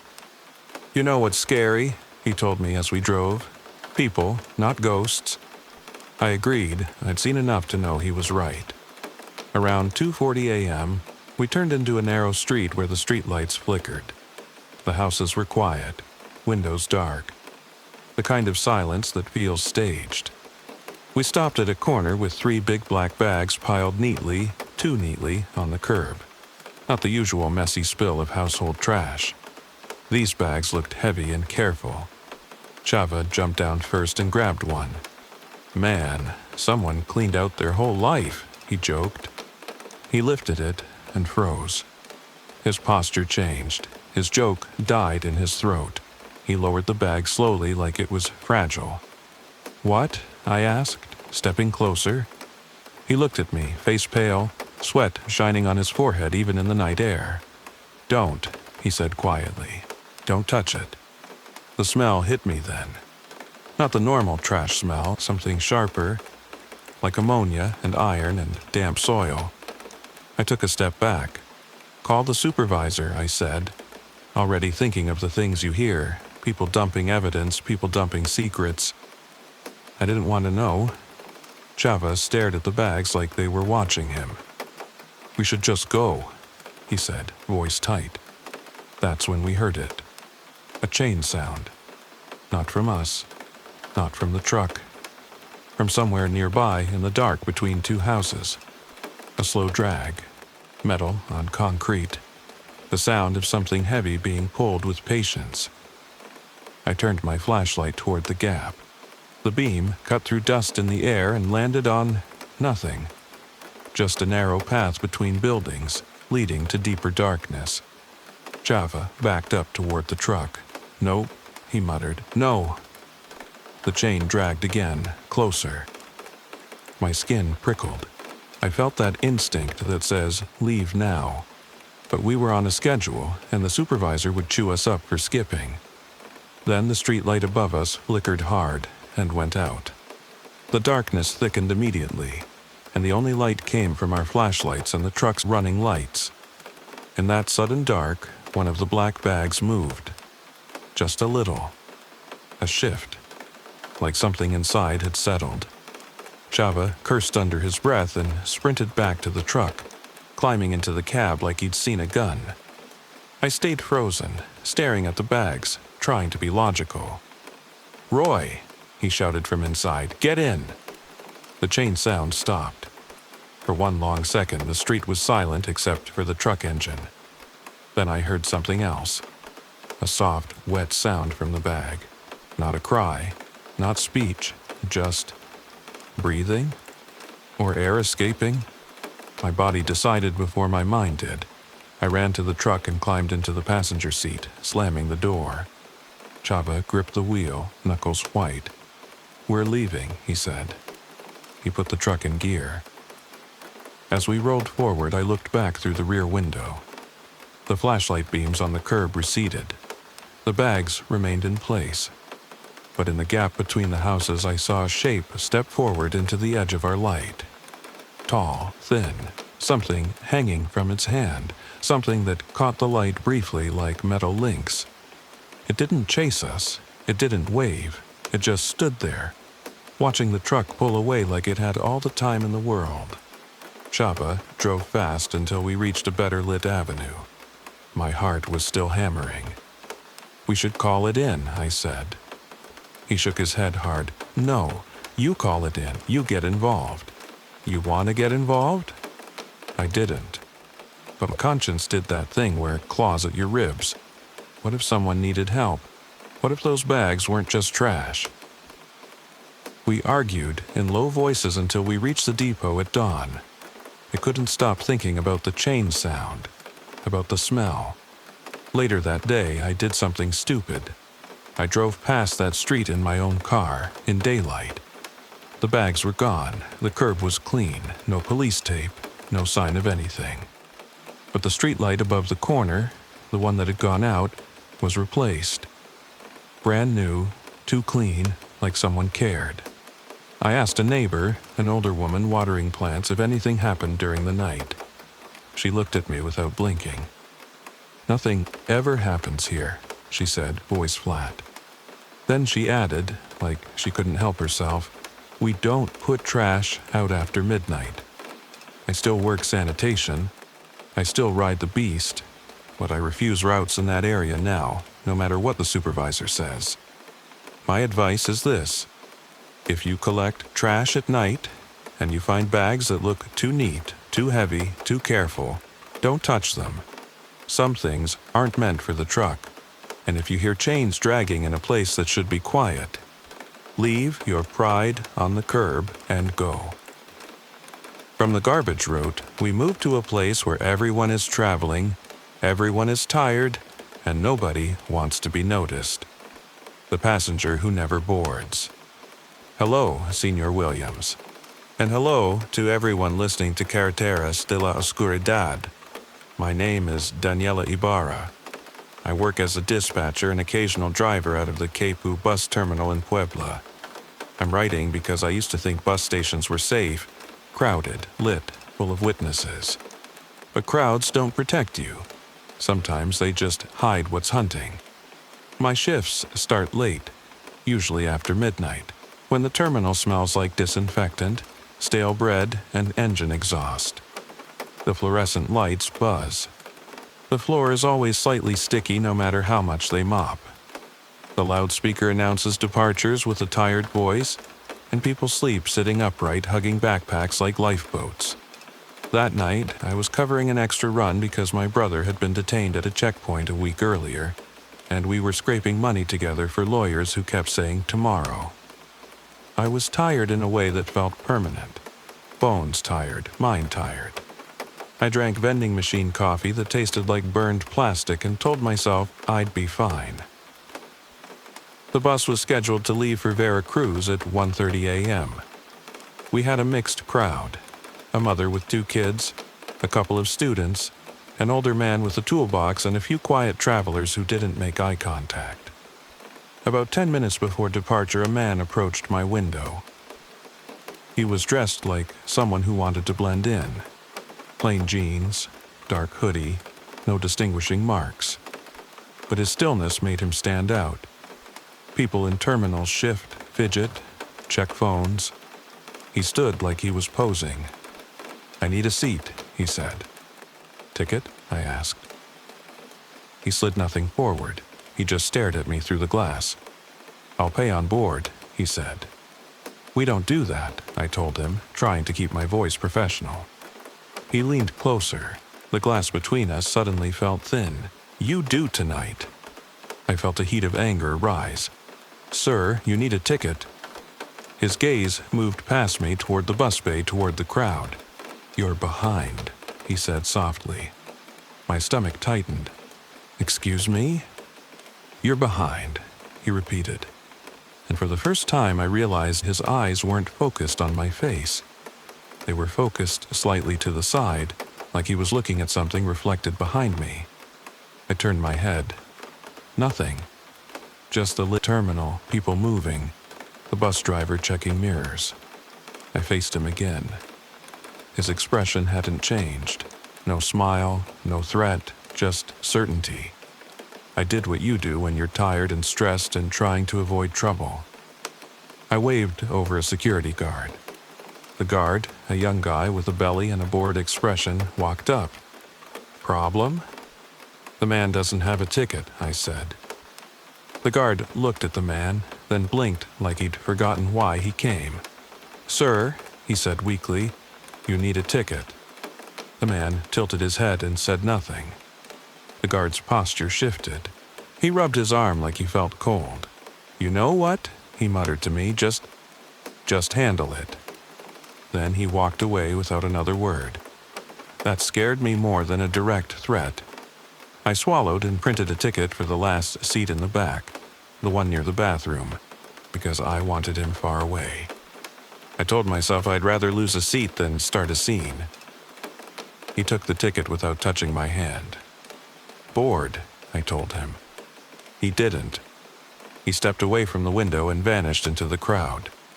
We boarded passengers. We did the head count. Everyone sat. The driver asked me through the door, "All set?" I did a final walk down the aisle.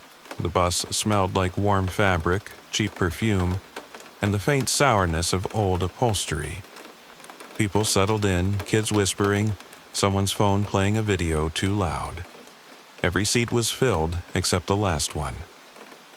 The one I printed for him. I frowned and returned to the front. "We're missing one passenger," I told the driver. He shrugged. "If they don't board, we go." We pulled out. 10 minutes into the highway, the bus interior changed. Not visibly, emotionally. The air felt heavier. The lights seemed dimmer. People went quiet one by one like a switch was turned. The mother with the kids stopped shushing them. The kids stopped moving. A student paused mid-scroll and stared forward, blank. My throat tightened. "Driver," I whispered, leaning close, "do you feel that?" He glanced in the mirror, face tense. "Yeah," he said, and his voice sounded strained. "Don't look back." Of course, I looked back. In the last seat, The one that had been empty, someone was sitting. The man. I don't know when he boarded. I don't know how. The aisle was narrow. People were awake. Someone would have noticed. He sat perfectly still, hands resting on his knees, head slightly bowed as if listening to something below the floor. I forced myself to breathe. I walked halfway down the aisle, trying to act normal, telling myself he was just a passenger, just a guy. His head lifted slowly. He didn't look at me. He looked past me, toward the windows. Outside, along the side of the highway, I saw another bus, same company colors, driving parallel to us, matching speed. That was impossible. We were alone on this stretch. There had been no bus behind us. The parallel bus had no interior lights. Its windows were dark. And yet, I felt eyes inside it. The driver's voice came through low and tight. "There's no bus there," he said. "There is," I whispered. His hands gripped the wheel. "Don't acknowledge it." The man in the back seat leaned forward slightly, and I heard a sound that wasn't speech, more like a dry inhale, like someone smelling. The parallel bus drifted closer, as if attracted. The cabin lights flickered. A kid whimpered quietly, and the mother covered the child's mouth too fast, too desperate. I didn't see any weapons, no explicit threat, but the pressure in the air screamed danger the way animals sense storms. The driver pushed the accelerator. Our bus surged ahead. The parallel bus kept pace. Then, at a bend in the highway, the parallel bus was suddenly ahead of us. It shouldn't have been. It had moved without distance, like the road had folded. The driver cursed and hit the brakes hard. The passengers jolted. A bag fell. Someone gasped. When we stopped, the parallel bus was gone. The man in the last seat was gone too. Only the ticket remained, folded neatly on the seat, like it had never been used. We arrived in Veracruz late, pale and silent. The passengers filed off without meeting my eyes. The mother carried her kids like they were asleep, but their eyes were open. I asked the driver later if he saw the man. He didn't answer right away. Then he said, "I saw the seat fill." That's all he said. I still work at Capu. I still dispatch buses. But I no longer print tickets for people who don't show their faces properly. I don't accept pay on board. I don't bend rules for calm voices. Because sometimes what wants a seat on your bus isn't traveling to a destination. Sometimes it's looking for someone who can't get off. My advice is this: when you're traveling at night, count who boards. Count again. And if a seat that was empty becomes occupied without you noticing, don't turn around too long. The stairwell that smelled like rain. Hello, Senor Williams, and hello to everyone in Carreteras de la Oscuridad. My name is Ivan Cardenas. I work night security at a hospital in Ciudad Juarez, and I'm writing because hospitals are full of things people don't talk about. Not just illness, not just grief. Things you feel in the hallways when the visiting hours end. I took the job after my wife left. She said I was distant, that my faith had turned into bitterness. Maybe she was right. My daughter stayed with her, and I worked nights to send money, to keep the guilt busy. Hospitals at night are their own world. The air smells like antiseptic, old coffee, and plastic tubing. You hear beeps, soft footsteps, doors closing quietly. The fluorescent lights make everyone look a little unreal. My job was simple. Patrol hallways, check doors, keep trouble out. But in Juarez, trouble doesn't always ask permission. Sometimes it sends a message. That night, a man came through the ER entrance wearing a cap low over his eyes. He wasn't sick. He wasn't visiting. He moved like he owned the air. He approached the desk and spoke to a nurse with a calm voice. I didn't hear words, but I saw her face drain of color. He left. The nurse looked at me and whispered, Don't let anyone into the stairwell by radiology tonight. What? I asked. She swallowed hard. Just don't. Before I could question her, a doctor called her away. I walked my rounds with that warning echoing in my head. The hospital felt colder than usual, and every time I passed radiology, I noticed the stairwell door was slightly ajar, though it should have latched shut. I closed it, twice, 3 times. Each time I returned later, and it was ajar again. I told myself it was airflow. Old building, bad hinge. Then I smelled it. Rain. Not the wet concrete smell from outside, a clean, damp smell like fresh rain on dust, but it hadn't rained in days. The air outside was dry and sharp. The smell was strongest at that stairwell door. I approached slowly, flashlight in hand. The hallway was silent except for distant monitor beeps and the soft hum of ventilation. I pushed the stairwell door open. Cold air spilled out like breath from a cave. The stairwell lights flickered, then steadied. The concrete steps looked damp, as if someone had walked up dripping water. But there were no footprints, just a subtle sheen on the stairs. I called out, "Hospital security, anyone in here?" No answer. I stepped inside and the door swung closed behind me with a soft click that sounded too final. My flashlight beam swept the steps. Halfway up on the landing, something moved. Not a person walking. A shift in shadow, like a thin figure turning just out of light. I couldn't see a face, I couldn't see hands, but I felt eyes on me the way you feel heat from a stove. My throat tightened. I backed down a step. The hospital intercom crackled in the stairwell, except the stairwell didn't have a speaker. The sound came from nowhere, inside the concrete itself. A voice called a code. Not my name, not a message, just a code you hear in hospitals when something is wrong. The words were clear, but the source wasn't. I turned to leave and pulled on the door. It didn't open. I pulled harder. The handle didn't budge. Panic rose hot in my chest. I forced myself to breathe. "Okay," I muttered, trying to stay logical. "Lock malfunction." I pressed my radio button. "Control, this is Ivan. Stairwell by radiology. Doors stuck." Static. Then, faintly, a response. Not from my radio speaker, but from above me in the stairwell. A soft, dry sound, like whispering without words. The thin shadow on the landing shifted again, coming down 1 step. Slow. Patient. I backed up until my shoulders hit the door. My hands trembled on the handle. The smell of rain intensified and the air felt heavy, like storm pressure. I remembered the nurse's warning. I remembered the man in the cap. I suddenly understood the hospital wasn't just dealing with sickness. It was dealing with people who used fear like a tool. And something else that didn't care about tools. The shadow took another step down.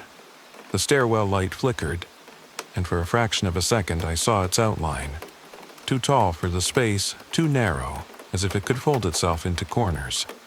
I closed my eyes and did something I hadn't done sincerely in years. I prayed. Not for miracles. Not for understanding. Just for the door to open. The handle warmed under my hand. Not hot, alive. The lock clicked. The door swung open, and hospital hallway light poured in. I stumbled out and slammed the door behind me. My chest hurt like I'd run miles. My hands shook so badly I could barely grip my flashlight. A nurse passing by looked at me and asked, "Are you okay?" I nodded too fast. "Yeah," I lied. When I looked back at the stairwell door, it was closed properly. Latched, perfectly normal. Later that week, I heard rumors about a patient moved at night without records. About a doctor who suddenly transferred. About a nurse who quit without notice. And every time I pass radiology now, the air smells faintly like rain. I don't enter that stairwell anymore. I don't even touch the handle. My advice, if you work night security in a hospital, trust your instincts more than your pride. And if a place that should smell like bleach starts smelling like rain, don't follow it. The Hitchhiker with No Shadow. Hello, Senor Williams. And hello to everyone listening to Carreteras de la Oscuridad. My name is Sal Herrera. I'm not proud of how I ended up on the road that night, but I'm writing because people like me disappear and nobody asks why. And because something followed me across the desert that wasn't human. I was deported. Plain and simple, I'd lived years in the U.S., worked construction, sent money home, believed in the temporary lie until it ended. They dropped me near the border with a plastic bag of belongings and the kind of shame that tastes metallic. I didn't want to call my family. I didn't want to admit I'd failed. So I started walking, thinking I'd find a ride, a bus, anything. By nightfall, I was on a stretch near La Rumorosa, where the wind hits you like a warning and the road curves through rock like a scar. The air was cold, dry, and smelled of dust and old rubber. Every passing car sounded like a roar, and then nothing. I tried hitchhiking. No one stopped. Then a pickup slowed. The driver, a man with a shaved head, leaned over and asked, "Where you headed?" "Mexicali," I lied, because you don't tell strangers the truth on roads like that. He looked me over and said, "Get in." I hesitated. Something in his eyes felt like a calculation. But hunger and cold make you brave in stupid ways. I climbed in. The cab smelled like sweat, cigarette ash, and cheap cologne. The driver didn't speak much. He kept one hand on the wheel and one near the center console where I saw the outline of something heavy under a cloth. We drove in silence. The road lights were sparse. The darkness outside felt thick like the hills were leaning in. After a while, the driver said softly, "You got family." I swallowed. Yeah. He nodded slowly, like that answer meant something to him. Then he asked, "You ever hear about animals out here?" I frowned. "Coyotes." He shook his head slightly. "Not those." The hair on my arms rose. Outside, something ran along the shoulder. Fast, low, keeping pace. I caught it in the headlights for half a second. A pale shape, too thin, moving like it was stitched together wrong. The driver's grip tightened. He didn't slow, he didn't speed up, he just stared forward like he'd seen it before. The pale shape vanished into darkness. I forced myself to breathe. What was that? He didn't answer. He only said, "Don't look out the side window too long." The pickup's radio crackled, then went silent. The engine tone changed slightly, like we'd climbed onto a different road surface even though the pavement looked the same. Then I noticed something that made my stomach drop. In the reflection of the window, I couldn't see the driver's shadow on the dashboard. I could see mine, faintly, but his side was blank. I turned my head slowly to look at him directly. His face looked normal, human. But the feeling in the cab shifted, like the air had become crowded. He smiled without showing teeth. "You're tired," he said. I didn't answer. We approached a turnout where another vehicle waited. No lights, just a dark silhouette. The driver slowed. My heart started pounding. I didn't need explicit threats to understand what happens on border roads at night. People get moved like cargo. People become numbers without paperwork. I grabbed the door handle, and the driver's hand shot out fast, resting on my wrist. He didn't squeeze hard, he didn't have to. His touch was cold, and it made my skin feel numb instantly. "Don't," he said calmly. Outside, the pale animal shape reappeared in the headlights, standing still on the shoulder now, facing the truck. It didn't look like a coyote. It looked like a dog that had been stretched too long, ribs too visible, eyes reflecting light like wet glass. It didn't move. The driver froze, eyes forward, smile gone. His hand on my wrist loosened slightly, like he was distracted. I did the only thing that made sense. I yanked free and shoved the door open, rolling out onto the gravel. Pain exploded in my shoulder and hip. Dust filled my mouth. But I scrambled up and ran into the darkness, away from the turnout, away from the waiting vehicle. Behind me, I heard the truck door slam. Footsteps followed, fast, sure. Then another sound. A low scuffing on gravel, like claws or nails. The footsteps behind me stopped abruptly. I turned my head just enough to see the pale shape moving. Not toward me, but toward the driver, circling him slowly in the headlight spill. The driver backed up, posture tense. The pale shape didn't attack, it didn't lunge.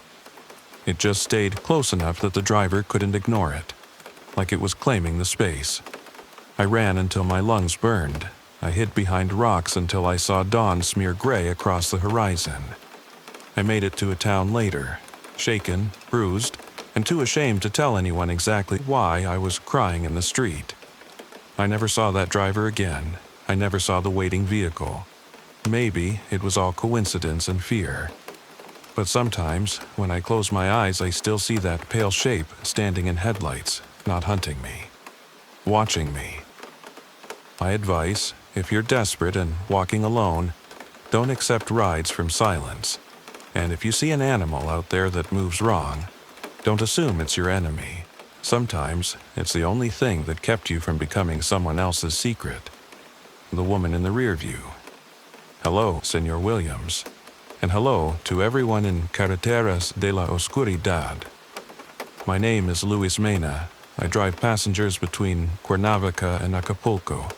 And I'm writing because people talk about the Autopista del Sol like it's just a road. But roads remember, and sometimes they return what they've taken in ways you don't expect. That night, I was coming back late, chasing one last fare because my son's school had sent another note about pending payments. I was exhausted, and my head was full of numbers and worries. The air was humid, the kind that sticks to your skin. My car smelled like old air freshener, sweat, and the faint sourness of fast food wrappers. I stopped at a gas station outside a small town, filled up, and bought a coffee that tasted like burnt sugar. The attendant, a young guy with tired eyes, looked at me and said, "Don't stop on the mountain stretch." "Why?" I asked, half joking. He didn't smile. "Just don't." I nodded, like I understood, and drove on. The highway climbed, curves tightened. Darkness pressed against my headlights. Somewhere up there, the temperature dropped and fog hugged the road like breath. That's when I saw her. A woman standing on the shoulder, near a curve where stopping is stupid. She wore a dark shawl and a long skirt. Her hair hung loose. She didn't wave. She didn't flag me down. She just stood there, facing the road. I should have kept driving. But guilt is a powerful hook. I thought of my sister, how she used to work late and walk home. I thought of all the stories you hear. I told myself I'd at least ask if she needed help. I slowed and rolled down the window a few centimeters. "Are you okay?" I asked.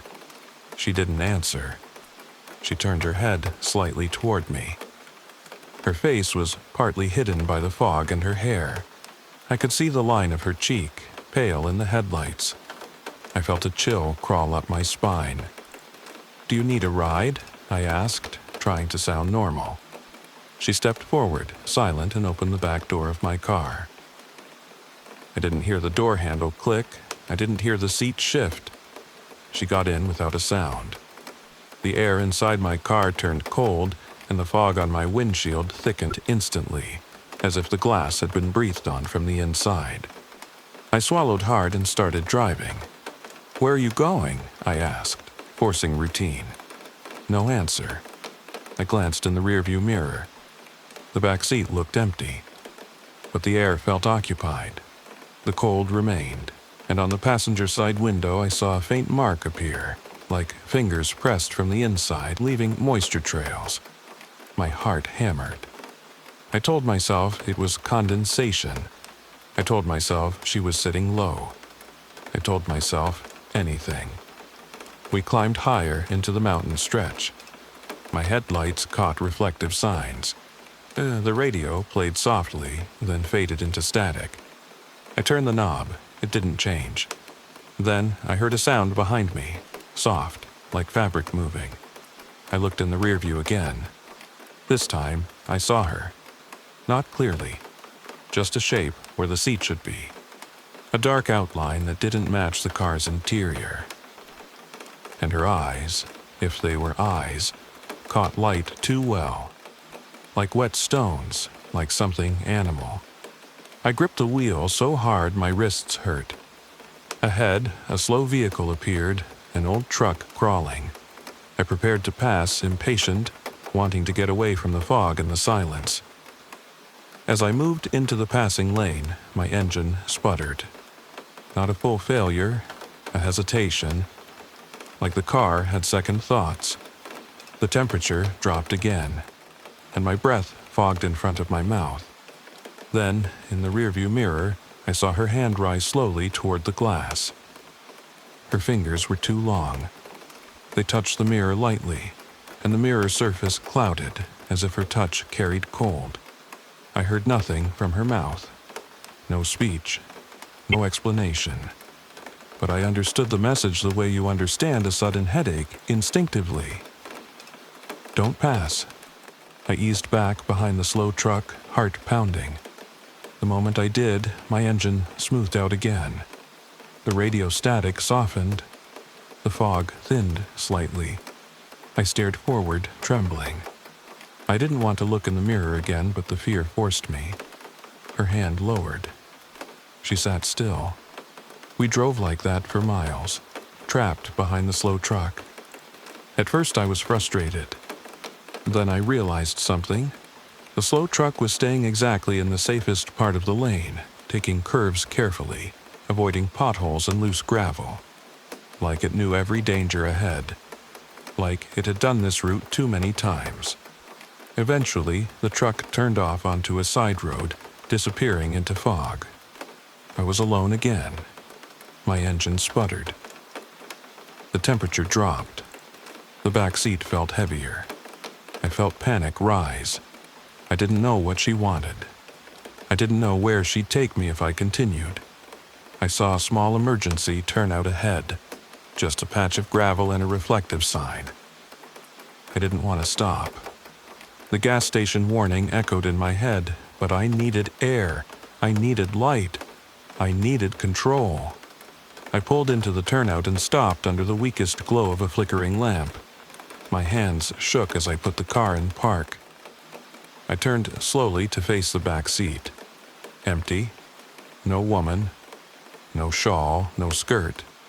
But on the seat fabric there was a damp imprint, as if someone had been sitting there soaked in cold fog. And on the inside of the rear window there were finger marks, 5 long streaks, trailing downward like someone had dragged their hand slowly as the car moved. I got out of the car and stood shaking in the damp night air. I didn't call out, I didn't challenge anything. I just waited, listening. The mountain was silent except for wind and distant engines.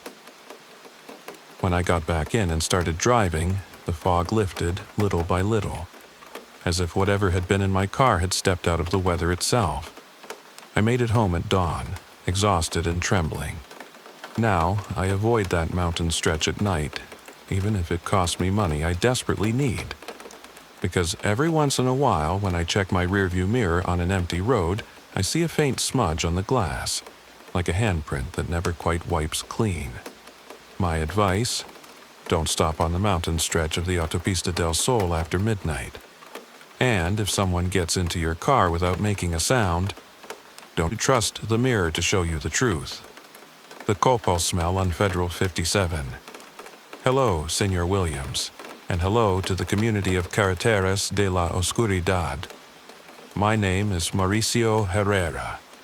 I've been a long-haul trucker for 15 years, mostly running the corridor from Querétaro to Saltillo on Mexico's Federal Highway 57. I'm writing because I heard someone on your channel describe a road that felt wrong, like it had a mood, and I realized I've been carrying my own story around like a stone in my chest. Turn off the light and get comfortable, because I'm going to tell you about the night my cab started smelling like copal, and how I learned that sometimes you don't need to see a threat to know it's right behind you. That week, I was running on caffeine and spite. My divorce had just turned official. My ex didn't yell anymore. She didn't have to. The silence was worse. I had debt stacked in neat columns on my kitchen table, and a court schedule pinned to the fridge like a reminder that I wasn't the only one keeping score. So, when dispatch offered a refrigerated load that paid fast, medical supplies, they said, urgent delivery to Monterey, I didn't ask questions. I just hooked up the trailer, checked the temp, and promised myself I'd drive straight through. You tell yourself things like that when you're trying to outrun your own life. It was already past midnight when I crossed into the long dark stretch north of San Luis Potosi. The road there is honest in the daytime. Flat, dry, a ribbon of asphalt with occasional lights. At night, it turns secretive. You get pockets of cold air that slip through the window seals. You catch the faint smell of hot rubber from your own tires. The constant hum of the engine like a heartbeat you can't pause. I had the radio low, one of those old stations that plays corridos between static bursts, the kind where the DJ sounds like he's talking from inside a tin can. I was chewing sunflower seeds, trying to keep my eyes from burning. That's when the smell hit. At first, I thought it was another truck's exhaust, something sweet and chemical. But it wasn't diesel, it was resinous, smoky, like incense. Like a church, like a brewhouse table. It came in a wave through the vents, thick enough that I tasted it. I checked my gauges. Temp steady, fuel steady, no warning lights. The cab smelled like copal and burnt orange peel, and it didn't make sense out there, with nothing but scrubland and darkness. A few minutes later, I saw the lights ahead, too bright to be a normal checkpoint. Not the official kind with signs and cones. These were halogen beams stabbing at the road like they were angry at it. A line of cars slowed, brake lights glowing red. I touched my steering wheel tighter. Truckers talk. We all know the difference between inspection and inspection. I'd heard about fake checkpoints, guys in vests, radios they don't use, questions that don't have right answers.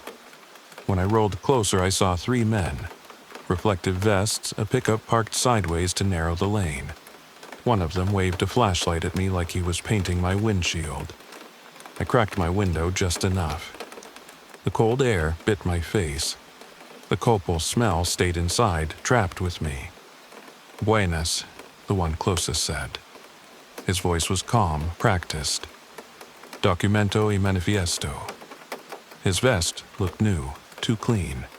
His boots looked like they'd never seen mud. He leaned in slightly, and that's when I noticed his eyes weren't really focused on me. He kept looking past my shoulder, into the cab, like he expected someone else to answer. I handed him the paperwork. My hands were steady, but my stomach wasn't. He flipped through the pages too slowly. Behind him, another guy walked around my trailer, flashlight sweeping the refrigeration unit. The third one stood by the pickup pretending to talk into a radio. "You're late," the first one said, still smiling. "No, sir," I answered. "I'm on schedule." He looked up, and I swear the light from his flashlight didn't reflect right off his face, like the beam didn't know where to land. He tapped the paper.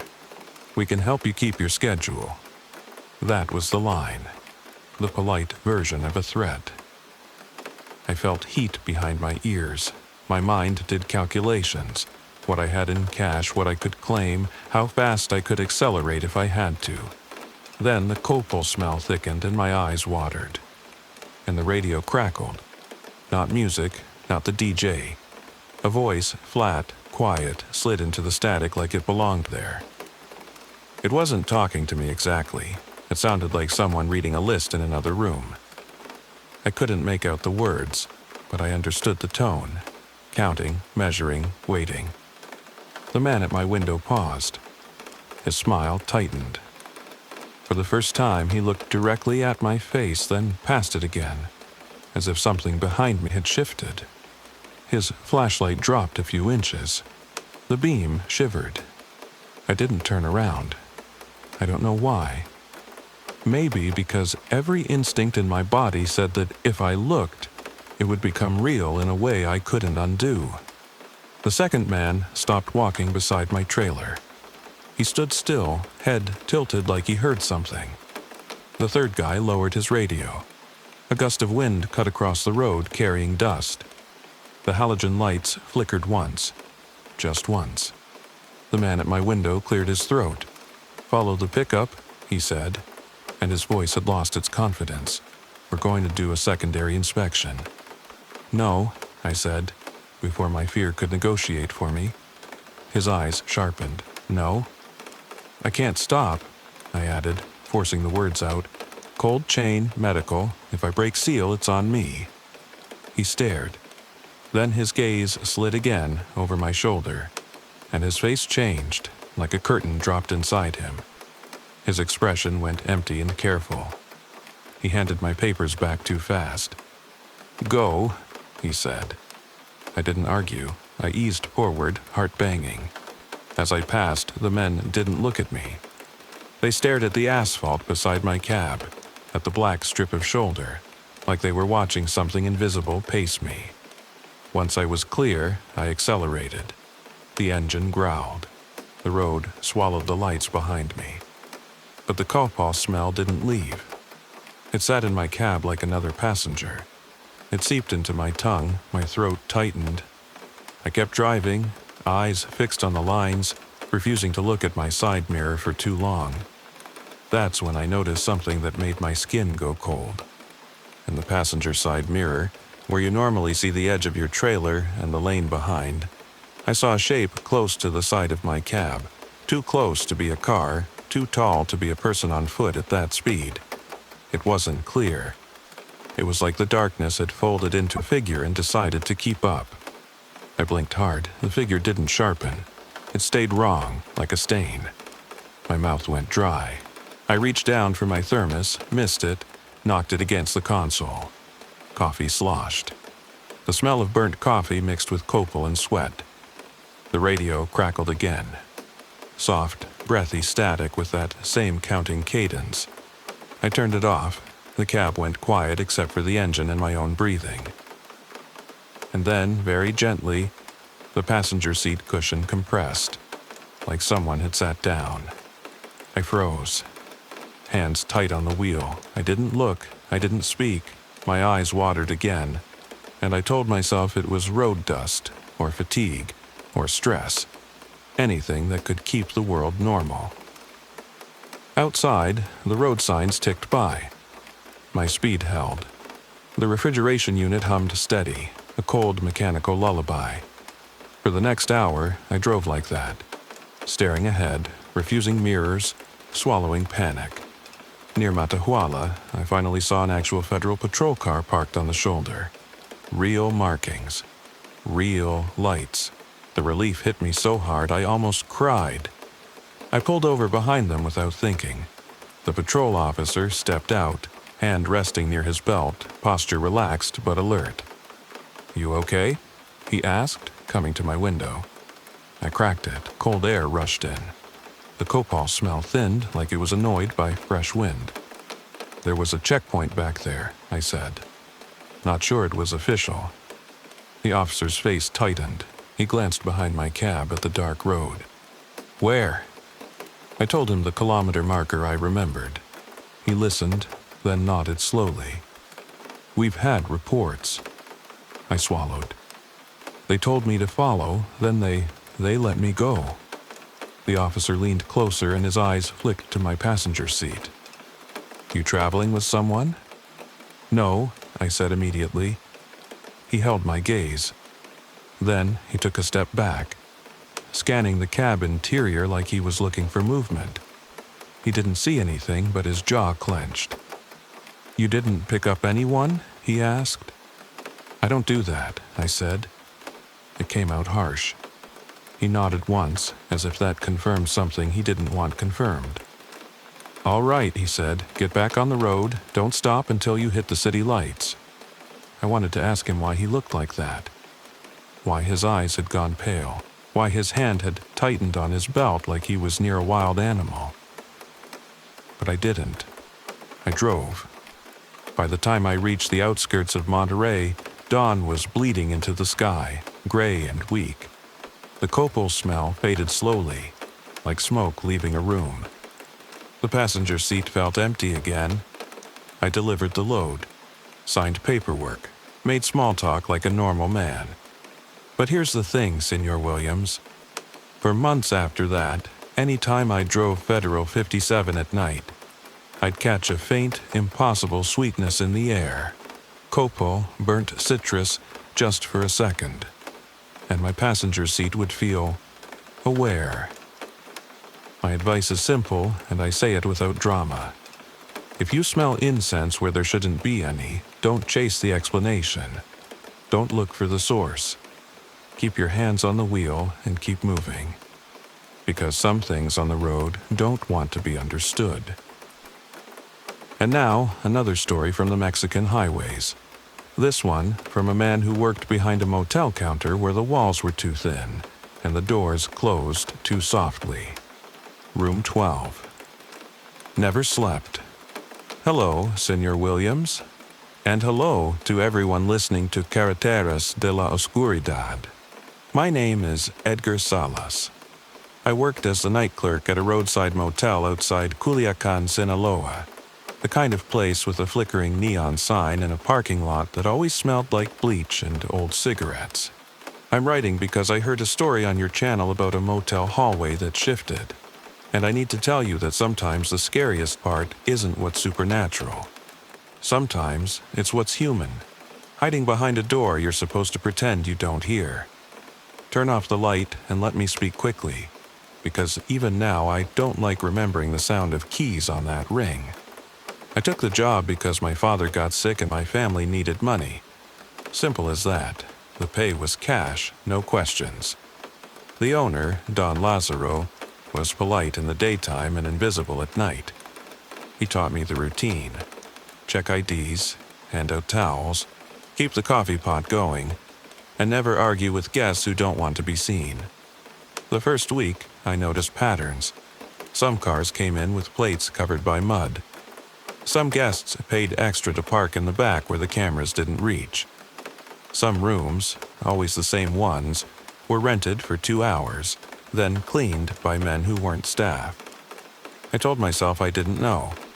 I told myself that in Mexico you survive by narrowing your vision. Then there was room 12. Room 12 was at the far end of the L-shaped building, near a dead vending machine. The air there was always colder, and the hallway light buzzed like an angry insect. The first time I rented it, the guest didn't come to the counter. He called from outside, a voice low and controlled. Just leave the key under the ashtray. I did it. My hands felt clumsy. I remember the smell of rancid coffee on my breath and the sticky vinyl of the chair behind the counter. That night, around 2:30 a.m., the front office phone rang. Not the line guests used, the back office line, the one that was supposed to be dead. I stared at the receiver like it was a snake. It rang again, steady, patient. I picked it up. Hello? Nothing. Just the faint hiss of a line open. But under that, I heard something else. A soft rhythm like someone dragging fingertips along a wall. Slow, repeating. I hung up, heart pounding, and told myself it was a crossed line. The next night, room 12 was rented again. Same routine. Key under ashtray, no face, no ID. And again, around 2:30, the back office phone rang. This time, when I lifted the receiver, the hiss was louder, and I swear I heard a breath. Not a voice, not words, just a human exhale, as if someone was close enough to fog the plastic. Then a sound like a door latch clicking. I looked up at the security monitor. The cameras were old, grainy. The hallway feed was black and white. with lines that rolled sometimes. I clicked to the angle that showed the far end. Room 12's door was closed, but the hallway was wrong. The light didn't reach as far as it should have. The shadows looked thick, like liquid, pooling at the edges of the frame. And something moved near the vending machine. Not a person. More like a bend in the air, a distortion, as if heat had risen off asphalt, but it was cold down that hallway. I knew it was cold because I could feel it from behind the counter sometimes, like the building was breathing out. The distortion slid along the wall toward room 12, paused at the door, and then the door handle dipped, slowly, deliberately. No one came out. The door didn't open. The handle just moved, like someone tested it from the inside, or like something outside had learned what a handle was for. I stood up, knees shaky, and called my coworker who cleaned rooms in the morning, a guy named Rene. He answered sleepy. "What? Do you ever go into room 12? I asked. A pause. Then Rene's voice tightened. "Why?" The phone line. "Don't go down there," he cut in. "If you hear something, you ignore it. You understand?" I swallowed. "Why?" "Because," Rene said, and you could hear he didn't want to say more. "Not all guests check out the way they check in." He hung up. I sat back down, sweating cold. The coffee pot burbled behind me. Outside, a truck passed on the highway, its engine noise stretching like a low growl. Around 3:10 a.m., a black SUV rolled into the lot and parked near room 12. 2 men got out. They didn't hurry. That scared me more than rushing would have. They didn't go to the door at first. They stood under the buzzing hallway light, talking quietly. One of them glanced toward the office window, and even from that distance I felt like he could see me hiding behind blinds. Then they knocked. 2 taps, a pause, then 3. Room 12's door opened. I expected to see someone step out. No one did. The door opened into darkness and stayed like that, a black rectangle. The 2 men leaned in slightly, like they were listening to something inside. Then they stepped back fast, just half a step, like something had surprised them.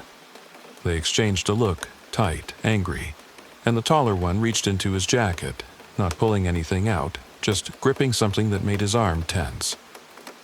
They spoke quickly. I couldn't hear the words, but I recognized the tone, the kind men use when they want to sound calm because panic is expensive. Then the shorter man did something that made my throat close. He lifted his chin toward the hallway wall, toward the shadow area by the vending machine, like he was acknowledging someone standing there. But there was no one. Still, his eyes tracked something that wasn't visible, and his face went pale in fluorescent light. The door to room 12 closed by itself, slow, like someone pulled it gently from inside. The men stood frozen for a second. Then they turned and walked away, back to the SUV, too controlled, too quiet. They didn't run. They didn't want to look like men who had just seen something they couldn't afford to explain. They drove off. I didn't breathe until their taillights disappeared. After that night, room 12 stayed empty for a week. Don Lazaro came by, face tight, and told me, "If anyone asks, that room is under repair." I nodded like an obedient worker. But the back office phone kept ringing at 2:30 a.m., even when room 12 wasn't rented. Sometimes, when I picked up, I heard the dragging fingers sound. Sometimes, the line was silent except for a faint humming, like the motel's power was being used for something else. One night, the hallway camera feed for that corner went completely white, then returned to normal. When it returned, the vending machine wasn't on screen anymore. I don't mean it was broken. I mean the camera angle, which never changed, showed a blank patch of wall where the vending machine should have been. The next morning, I walked down there in daylight, just to prove to myself I wasn't losing it. The vending machine was there, rusty, dead, same as always. But the wall behind it had scratches, thin, parallel lines, as if something had been dragged along it over and over, like fingernails. I quit a month later. I told my father it was because the schedule was killing me.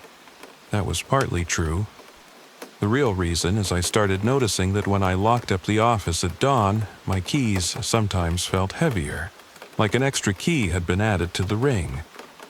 A key that didn't belong to any room. My advice is this: if you stay at a roadside motel and the clerk tells you a room is under repair, believe him. Don't push. Don't ask why. Because some rooms don't want you resting inside them. And now, let's move from motel lights to market lights. Another story, this time from a man who sold food at night and learned that not every customer is human, even when they pay in cash. The coin under the cutting board. Hello, Senor Williams. And hello to everyone at Carreteras de la Oscuridad. My name is Thomas Renteria. I ran a late-night food stall near Avenida Juarez in Ciudad Juarez, selling gorditas and coffee to taxi drivers, factory workers, and anyone who needed warmth at 1 a.m. I'm writing because your community talks about the border like it's a living thing. Hungry, always watching. And I need to tell you about the night my cash box started filling with coins that weren't mine. Please turn off the light and listen. I hope I don't interrupt your sleep, but I need to put this somewhere outside my head. I started the stall after losing my warehouse job. Restructuring, they called it. I called it being disposable. My wife and I were already tense. Money does that. It turns love into accounting. My youngest had asthma, and the clinic bills didn't care about my pride. So I worked nights. Nights were safer for business. People got hungry, and Juarez never really sleeps. My stall was simple: a folding table, a griddle, a cooler, a small speaker playing low music to keep the silence from feeling too big.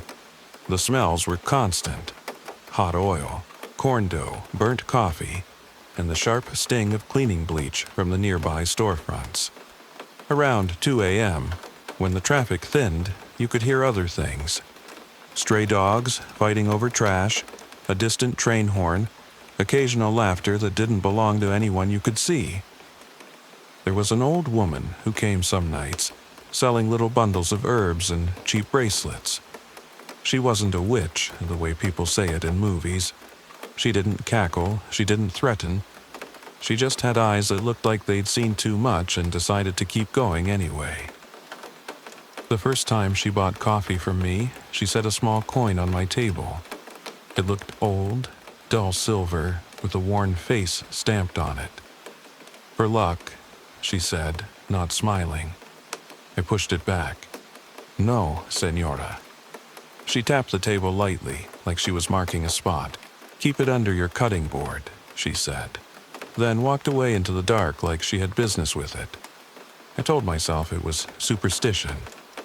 But that night, after I closed, I noticed my knife, the one I always kept in the same place, was turned the opposite direction, blade facing me. I blamed my tired brain. The next night, I worked with my shoulders tight, every sound sharper than it should be. A man in a hoodie stood across the street longer than normal, pretending to scroll his phone. Another car rolled by twice. You learn to watch without looking like you're watching. Around 3 a.m., a group of teenagers came up laughing too loud. They ordered food, paid, and left. Nothing strange. But after they left, my cooler lid was open. I hadn't opened it. My hand went cold on the handle. Then I heard a sound under my table. A soft tap-tap like something small hitting metal. I crouched, flashlight in hand, and shone it under the table. Nothing. But the sound continued, moving, circling, as if something was walking around the table legs without making footfalls. I stood up fast, heart racing. My stall light flickered. The air felt colder, even with the griddle burning. I told myself, rats, always rats. But rats don't feel like someone is staring at you from knee height. A taxi driver named Luis, different Louis, not you, pulled up and ordered his usual. He leaned on the table, tired eyes, and said, "You okay? You look sick." I laughed weakly. "Just tired." He glanced past my shoulder toward the alley behind me. "Don't work that corner too late," he murmured. "A girl went missing last week." My stomach tightened. "From here?" He nodded once. "People don't talk, but they know." As if the night heard him, the alley behind my stall went quiet. Even the distant sounds seemed to hold their breath. Then my speaker, my cheap little speaker, started playing something that wasn't my playlist.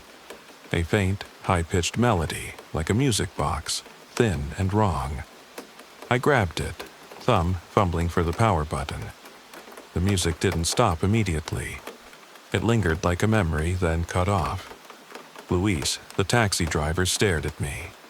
What was that? I shook my head. Battery glitch. He didn't look convinced. "Border's weird," he muttered, paid, and drove off. I finished my shift with my hands trembling. Every time someone approached, I forced a smile. Every time the wind shifted, I smelled something sweet and dusty, like dry herbs crushed between fingers. When I closed, I counted my cash. And that's when I saw it. Mixed with the pesos were 3 of those dull silver coins, the same kind the old woman had offered me. I didn't accept them. I didn't see anyone pay with them. They were there anyway, sitting in the cash box like they'd always belonged. My throat tightened. I grabbed the coins and threw them into the trash bag with the leftover masa and napkins. As I tied the bag, something touched the underside of my hand, light, quick, like a fingertip. I froze. I didn't look down. I didn't want to. I carried the trash bag to the dumpster, breathing shallow, trying not to run. The streetlights buzzed.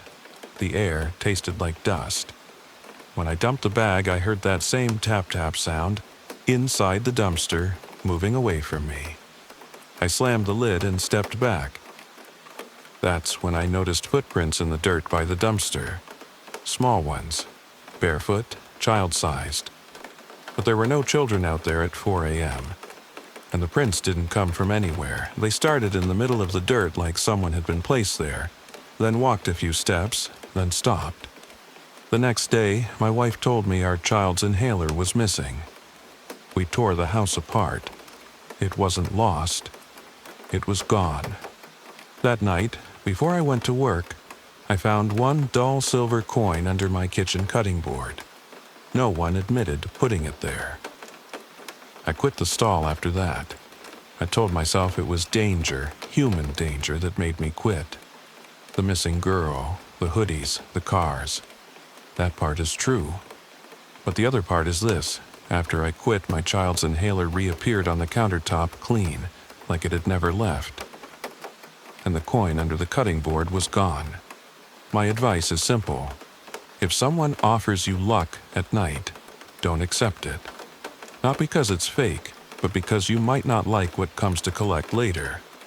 And now, from the border streets to the city's forgotten roots, let's hear from someone who worked when most people slept, collecting what others threw away. The route where dogs won't follow. Hello, Senor Williams, and greetings to everyone listening to Carreteras de la Oscuridad. My name is Ruben Castillo. I worked night sanitation in Veracruz, running garbage routes through neighborhoods that change faces after midnight. I'm writing because I used to think I was immune to fear. When you handle what people discard, rotting food, broken glass, old clothes, you build a hard skin. But there's a street on my old route where even stray dogs refuse to follow the truck. Turn off the light. I'm going to tell you why. I took the job because my mother's kidneys were failing and the clinic wanted payments that didn't care how tired I was. My wife and I weren't fighting exactly, but we weren't speaking much either. Every conversation turned into numbers. Meds, rent, school, gas. Night work is strange. The city is familiar in the day, vendors, buses, heat. At night, it becomes a set. Same buildings, different energy. The air smells like wet concrete and diesel, with pockets of rotting fruit and that sharp bite of chlorine from people washing their sidewalks. Our truck was old, the seats torn vinyl that stuck to your skin. The hydraulic arms groaned like they had arthritis. My partner, Chewy, always chewed gum to fight the stink. One night, our route got changed because another crew called in sick. We were sent through an industrial area near Coatzacoalcos, then into a neighborhood that locals called La Loma, where the streetlights didn't always work. Chewy looked at the paper, frowned. "That block?" he muttered. "Dogs don't go there." I laughed. "Dogs go everywhere." He didn't laugh back, not there. We rolled in around 2 a.m. The road narrowed. Houses sat back from the street like they didn't want to be close. The wind felt damp, carrying the smell of the river and something metallic, like rust. The first weird thing was the silence. No music, no TV noise, not even the usual barking. As we crawled along collecting bags, I noticed the trash looked deliberate. Not like normal household waste. The bags were tied too carefully. Some were wrapped in cloth. A few had salt spilled around them on the curb, white lines in the dark. Chewy spit gum into his glove. "Don't touch the salt," he said. "Why would I?" I snapped. My nerves were already frayed. I didn't like being told what to fear.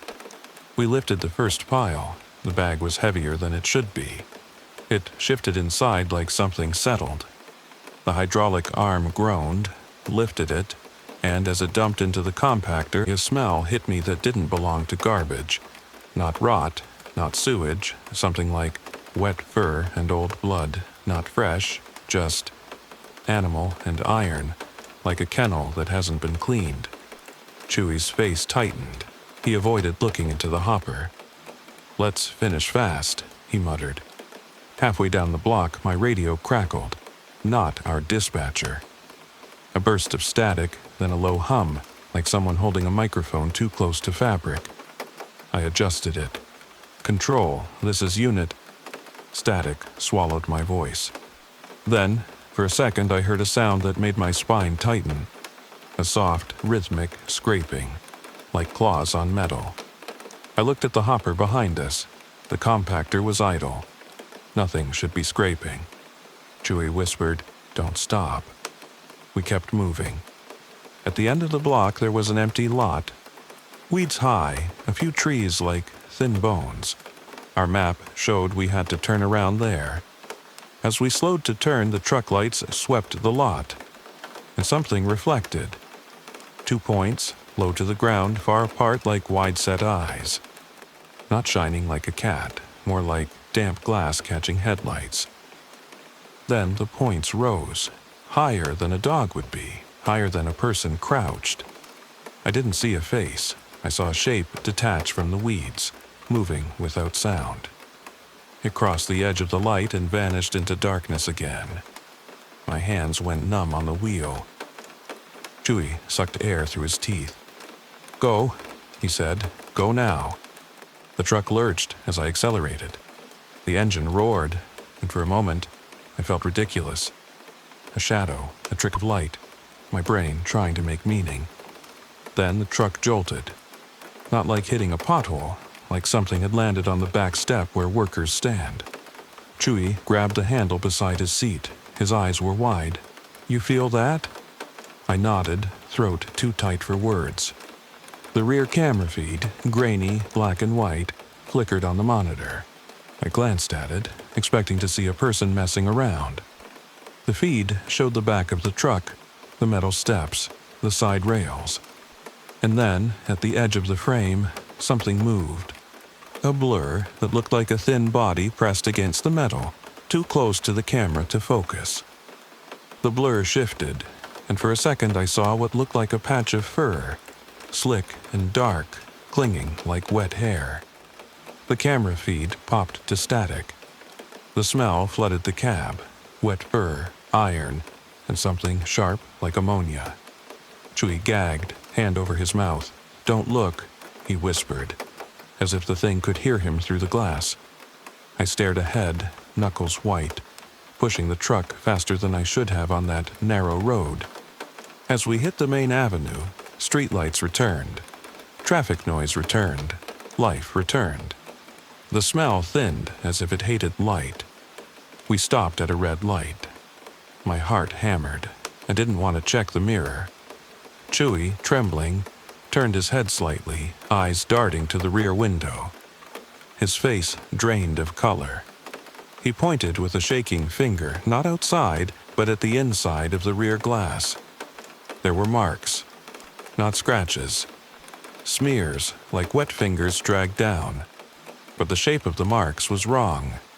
Too long, too narrow, like a hand that didn't belong to any person. The light turned green. We drove.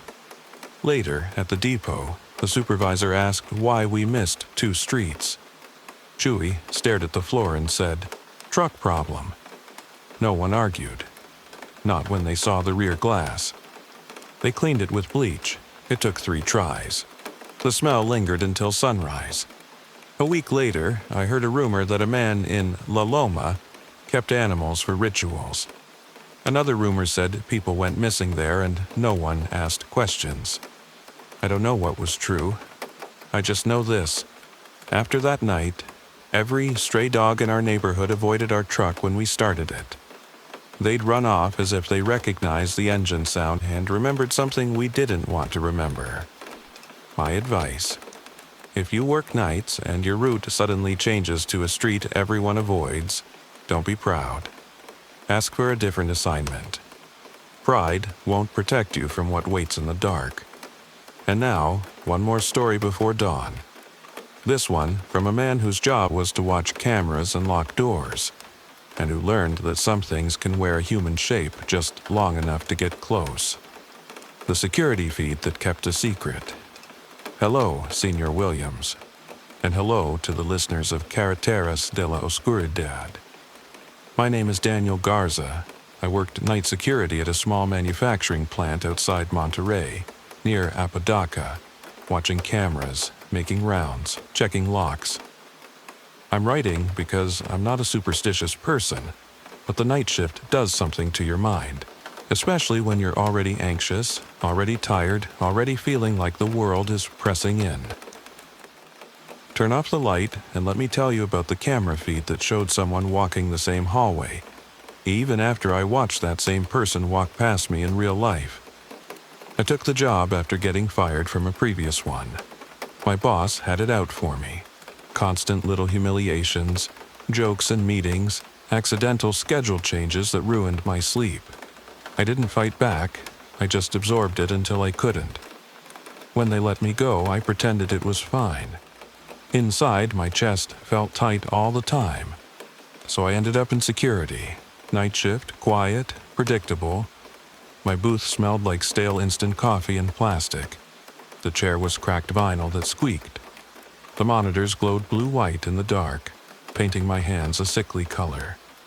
Outside, the plant was a maze of metal, shadows, and humming machines cooling down. The first few weeks were boring. The scariest thing was my own imagination at 3 a.m. Then the reports started. A forklift found in the wrong spot. A door left unlocked. Tools missing, then reappearing days later in neat rows like someone was trying to prove a point. The workers blamed each other. Management blamed us. One night, the supervisor, a guy named Ivan, called me on the radio. "Pay attention," he said. "We've had incidents." "Copy," I answered, irritated. I was always paying attention. That was the whole job. Around 2:15 a.m., I saw a movement on camera 6, the hallway by the storage room. A figure walked past, slow, steady. It looked like one of the maintenance guys. Uniform, cap, hands in pockets. I leaned forward. "Who's on site?" I radioed. No response. The figure stopped near the storage door and stood still. The camera was grainy, but I saw the head tilt slightly, like listening. Then the storage door latch moved. The door didn't open. The latch just clicked once, softly. I felt my throat tighten. The plant was supposed to be locked down. No one should be trying that door. I grabbed my flashlight and stepped out of the booth. The air outside was colder than inside, carrying the smell of oil and dust. My boots echoed on concrete. As I walked, my mind tried to calm itself. Probably a worker, I told myself. Probably forgot something. But the radio stayed silent, and my footsteps sounded too loud, like I was walking through someone else's dream. When I reached the hallway, it was empty. The fluorescent lights overhead buzzed. The storage door sat closed, innocent. I checked the handle. Locked. I turned back toward the booth, annoyed at myself. That's when I heard footsteps behind me, soft, steady. I turned. A man stood at the end of the hallway near the shadows. Same uniform, same cap. He was facing me. I couldn't see his eyes clearly in the light. "Hey," I called, forcing my voice steady. "You're not supposed to be back here." The man didn't answer. He didn't move. He just stood there, shoulders slightly hunched, like someone waiting for a bus. I took a step toward him. The air felt colder. My skin prickled. "Who are you?" I asked. He shifted. One small movement, like his weight rolled from heel to toe. That's all. Then the hallway lights flickered once, and in that flicker the man's outline looked wrong. Too tall, too thin, like the uniform was hanging on a frame that wasn't built for it. The lights steadied, and the man was gone. I stood there, breathing hard, flashlight beam sweeping empty wall. I walked back to the booth faster than I wanted to admit. My palms were slick with sweat. I sat down and looked at camera 6. The hallway feed showed me, standing there, flashlight in hand. And, behind me, at the end of the hallway, the man in the cap stood watching. Except he wasn't at the end anymore. On the monitor, he was closer. Halfway down the hall, just behind me. I spun in my chair, looking through the booth window toward the hall entrance. Nothing. I looked back to the monitor. The figure had moved again. Now, only a few steps behind the version of me on screen. Close enough that if he reached out, he could touch my shoulder. My stomach dropped. My mouth went dry. I grabbed the radio. "Ivan," I said, voice tight. "Someone is inside. I saw—" Static. Then, faintly, a sound like breathing. Not words. Just breath, in and out, slow and patient. I slammed the radio off. On the monitor, the figure lifted its head as if it heard me. And then, on screen, it raised one arm, slowly, toward my shoulder. I couldn't watch. I stood up so fast the chair fell over. I ran to the hallway entrance, flashlight shaking. The plant felt massive, empty, listening. I swung the beam across the hall. Nothing. But the temperature dropped so suddenly my teeth clicked. I backed away, heart pounding, and locked myself in the booth like it could protect me. The glass felt thin. My breath fogged it. For the rest of the night I didn't leave. I watched the monitors until my eyes burned. Camera 6 never showed the figure again.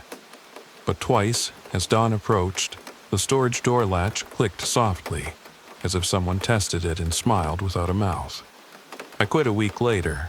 Ivan asked why. I told him my anxiety was getting worse. That was true. But the real reason is this. After I quit, I came by to pick up my last check. The new guard sat in my old chair sipping coffee, bored. As I walked away, I glanced at the booth window and saw my own reflection. Behind my reflection, faint in the glass, was a silhouette in a cap, standing too close. My advice, if you work nights and the cameras show someone standing behind you, don't argue with yourself. Don't try to be brave, leave. Some shifts aren't worth the paycheck. The mile that didn't exist. Hello, Senor Williams, and hello to Carreteras de la Oscuridad. My name is Christian Mejia. I was traveling alone through Sonora, headed north trying to reach the border for work. I'm writing because I've heard people in your community talk about roads that loop, about time that feels stuck, and I used to think that was storytelling. Now I know it can feel like the world is holding you in place while you keep moving. Apaguen la luz y prepárense para escuchar mi historia. Because the desert is not empty, it just hides better. I wasn't supposed to be on that road. I had been deported once before. I didn't tell my mother. I told her I had lost a job because she'd cry less. I had a small backpack, a cheap phone with a cracked screen, and a number for a man who promised transportation safe to Nogales. Safe is a word people sell. We met near Hermosillo, behind a gas station that smelled like spilled fuel and fried grease from a food stand. The man, Ernesto, looked normal, like an uncle. That scared me more than if he'd looked dangerous. He drove a white van with no markings. Inside, the seats were vinyl, sticky with heat. The air conditioner coughed warm air. There were other travelers, quiet, eyes down. Ernesto told us, "No lights, no talking. If we stop, you stay still." I tried to pray. My faith had been thin lately. Debts and shame will do that. But I whispered anyway because the desert makes you want something bigger than yourself. We drove into darkness. The highway signs passed. Santa Ana. Then long stretches of nothing. The van smelled like sweat and cheap cologne. The engine whined, tired. Then we hit a stretch where the road felt smooth in a way it shouldn't, like the asphalt had been freshly laid. The van's vibration softened. The sound changed. Even Ernesto frowned slightly, eyes narrowing at the road. A few minutes later, we passed a sign. KM 128. I noticed, because I always count, to calm myself. 10 minutes later, we passed to kilometer 128 again. My stomach tightened. I thought I was mistaken. The dark plays tricks. But then again, KM 128. Ernesto's hands tightened on the wheel. He didn't speak. The passengers stayed silent, but I heard one woman's breathing speed up. The van's phone charger light flickered.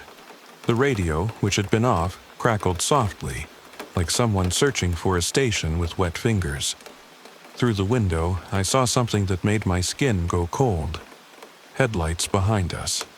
Close. Too close. A vehicle following, no distance, like it wanted to ride our bumper. Ernesto cursed under his breath. "No," he whispered. He accelerated. The van groaned. The headlights stayed the same distance, perfectly matched. I leaned forward, trying to see in the side mirror. The mirror showed light, but no clear shape, just glare in the dark. Then the smell changed. Not desert dust, not sweat, a faint sweetness, like burned herbs. A passenger near me made a sound, not a scream, more like a stifled gasp. I followed his gaze, out the window, to the shoulder of the road. A figure stood there, motionless, tall, too still. As the van approached, the figure didn't move. No waving, no stepping back. Just standing, facing the road. We passed it, and for a split second my brain tried to make it human. Maybe a migrant, maybe a lost person. But there was no face I could see. Just darkness where a face should be, and a sense of attention like a flashlight beam on my skin. The woman started whispering prayers. The van's interior got colder. Not like air conditioning, like the desert night had climbed into the vehicle with us. Ernesto turned sharply onto a dirt road, tires crunching gravel. The passengers lurched. Someone grabbed my arm. The headlights behind us turned too, smooth and perfect. Ernesto muttered, "This isn't right." We bounced along the dirt road, dust rising. The van's beam cut through it like fog. Then, ahead, we saw an old structure, an abandoned roadside rest stop or something. A small building, a broken sign, a couple of dead lights hanging. Ernesto stopped the van. Everyone froze. He turned slowly in his seat, eyes wide. "Don't move," he whispered, almost pleading. "No matter what you hear." We sat in darkness, breathing shallow.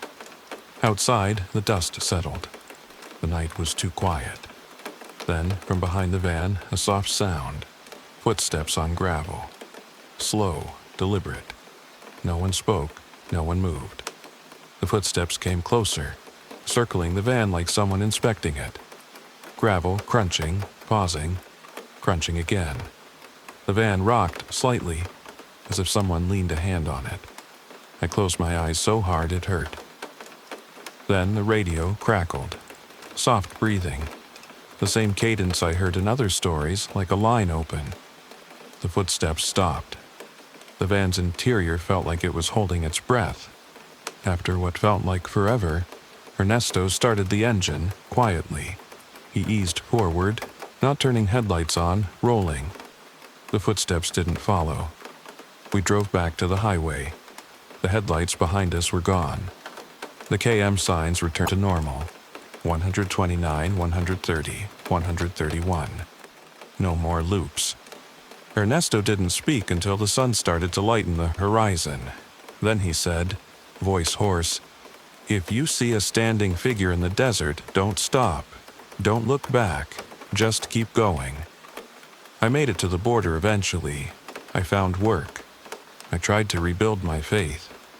But sometimes in my sleep I see KM 128 like a sign in a dream, and I wake up with the smell of burned herbs in my nose. My advice: when you travel at night, don't assume the road is just a road. Sometimes it's a test you didn't sign up for. The bus that returned empty. Hello, Senor Williams, and hello to everyone listening to Carreteras de la Oscuridad. My name is Mariana Soto. I worked at the Central de Autobuses del Norte in Mexico City, selling tickets and helping passengers find their gates on the overnight shift. I'm writing because I used to think the station was safe, bright lights, crowds, rules. But there's a kind of fear that grows in places where people come and go and no one asks too many questions. Turn off the light and listen, because the bus I'm going to talk about came back with the same number, and not the same passengers. I took the night shift because I needed the extra money after my brother disappeared. The police called it voluntary absence, like he just decided to vanish. My mother got sick from the stress. I carried guilt like a second uniform. At night, the station smells like cheap perfume, sweat, fried food, and floor cleaner. That sharp, chemical smell that gets into your throat. The loudspeakers echo announcements, wheels roll, people argue softly, then hug, then leave. That night, the station was busy. A holiday weekend, families, students, workers. A bus to Puebla was delayed. Then one to Veracruz. Complaints piled up like luggage. Around 1:40 a.m., I noticed a man standing near the gates, watching the boarding lines. He wasn't in uniform. He wasn't holding a ticket. He just watched, hands in pockets, calm. I tried not to stare. In my job, you learn to treat odd as normal, because if you challenge the wrong person, you don't get to go home safely. Then a young woman approached my window. She looked exhausted, eyes red like she'd been crying. She asked, "Is the bus to Oaxaca leaving tonight?" "Yes," I said, checking the system. "Gate 12, boarding soon." She nodded, swallowed hard. "If someone asks for me, don't say you saw me." My stomach tightened. "Why?" She looked past me, not meeting my eyes. "Please," she whispered, "just please." Before I could answer, she walked away into the crowd. I watched her, heart racing. I saw her join the Oaxaca line, clutching a small bag, shoulders tight like she expected hands to grab her. I told myself, mind your business. But my brother's disappearance burned in my memory. The guilt pushed me. I stepped out from the booth and approached a security guard I knew, Andres. "Hey," I said quietly. "That woman in the Oaxaca line, she's scared." Andres sighed like he'd heard it all. Everyone's scared, he muttered. Cities like that. I think someone's watching her, I insisted. Andres glanced, saw the man near the gate, and his face tightened. Stay in your booth, he said. Don't be a hero. That should have been the end. Boarding started. The Oaxaca bus pulled out. I watched the taillights disappear. Around 3:30 a.m., we got a call from dispatch. The Oaxaca bus had returned. That wasn't normal, not unless there was a breakdown. A few minutes later, the bus rolled back into the platform, headlights sweeping the station. It stopped with a hiss of brakes. The doors opened. No one came out. The driver stepped down slowly, face pale, eyes wide like he'd seen something on the road that didn't fit in his mind. He didn't speak at first. He just stood there, breathing hard. And then I realized something that made my stomach drop. The bus number on the side was correct, but the interior lights were off. Completely dark inside, like the bus was empty. And yet the driver kept glancing back into the darkness as if someone, or something, was still there. Andres ran over. What happened? He demanded. The driver swallowed. His voice came out thin. We had a stop, he said. Not scheduled, on the highway. What do you mean? Andres asked. The driver shook his head, eyes darting. There was something in the road. We slowed, then people started getting up. My skin prickled. Getting up? I whispered, not sure why I'd stepped close. The driver stared at me like he didn't want to involve me, then said, They walked to the door. Quiet. Like sleepwalking. Andres snapped. Passengers don't just... I know, the driver barked, then flinched at his own volume. He lowered his voice. I checked the mirrors. I didn't see them leave, but the seats started emptying. He swallowed hard. No yelling, no struggle, just gone. The station felt colder. The fluorescent lights buzzed. I smelled cleaner and sweat and something else, faintly sweet, like burned herbs. My heart hammered. The woman, I said without thinking. Was there a young woman with a small bag, red eyes? The driver blinked, then nodded slowly. Yes. Is she? I started. He looked away. The last seat, he whispered. She didn't move at first. Then she stood and looked at the aisle like someone was calling her without words. Andres grabbed the driver's arm. Where did they go? The driver stared at the bus door, eyes empty. Into the dark, he said. And the bus felt lighter after, like a weight left. They searched the bus. Flashlights swept rows of seats. No bags, no jackets, no phones. Like no one had ever boarded. The system still showed tickets scanned, names, payments. But the bus returned empty. Later, I checked the security footage from the station platform. I wanted proof. I wanted reality to be stable. The camera showed the bus leaving, people boarding, the young woman with red eyes stepping onto the bus and disappearing inside. Then, hours later, the same bus returning. Doors opening. Driver stepping down. But in the footage when the doors opened, I saw something that makes me sick to remember. A shadow at the top step. Not a person. A shape, tall and still, just inside the doorway, blocking the light from behind it. The driver stepped down, and when he did, the shadow receded into darkness. No one else came out. My advice, if you're traveling at night and your gut tells you someone is watching you, don't ignore it. Get off before the highway. Change your route. Stay where there are lights and people who can witness you. Because the road is full of places where you can disappear without a sound. The passenger who left no reflection. Hello, Senor Williams. And hello to everyone listening to Carreteras de la Oscuridad. My name is Oscar Valencia.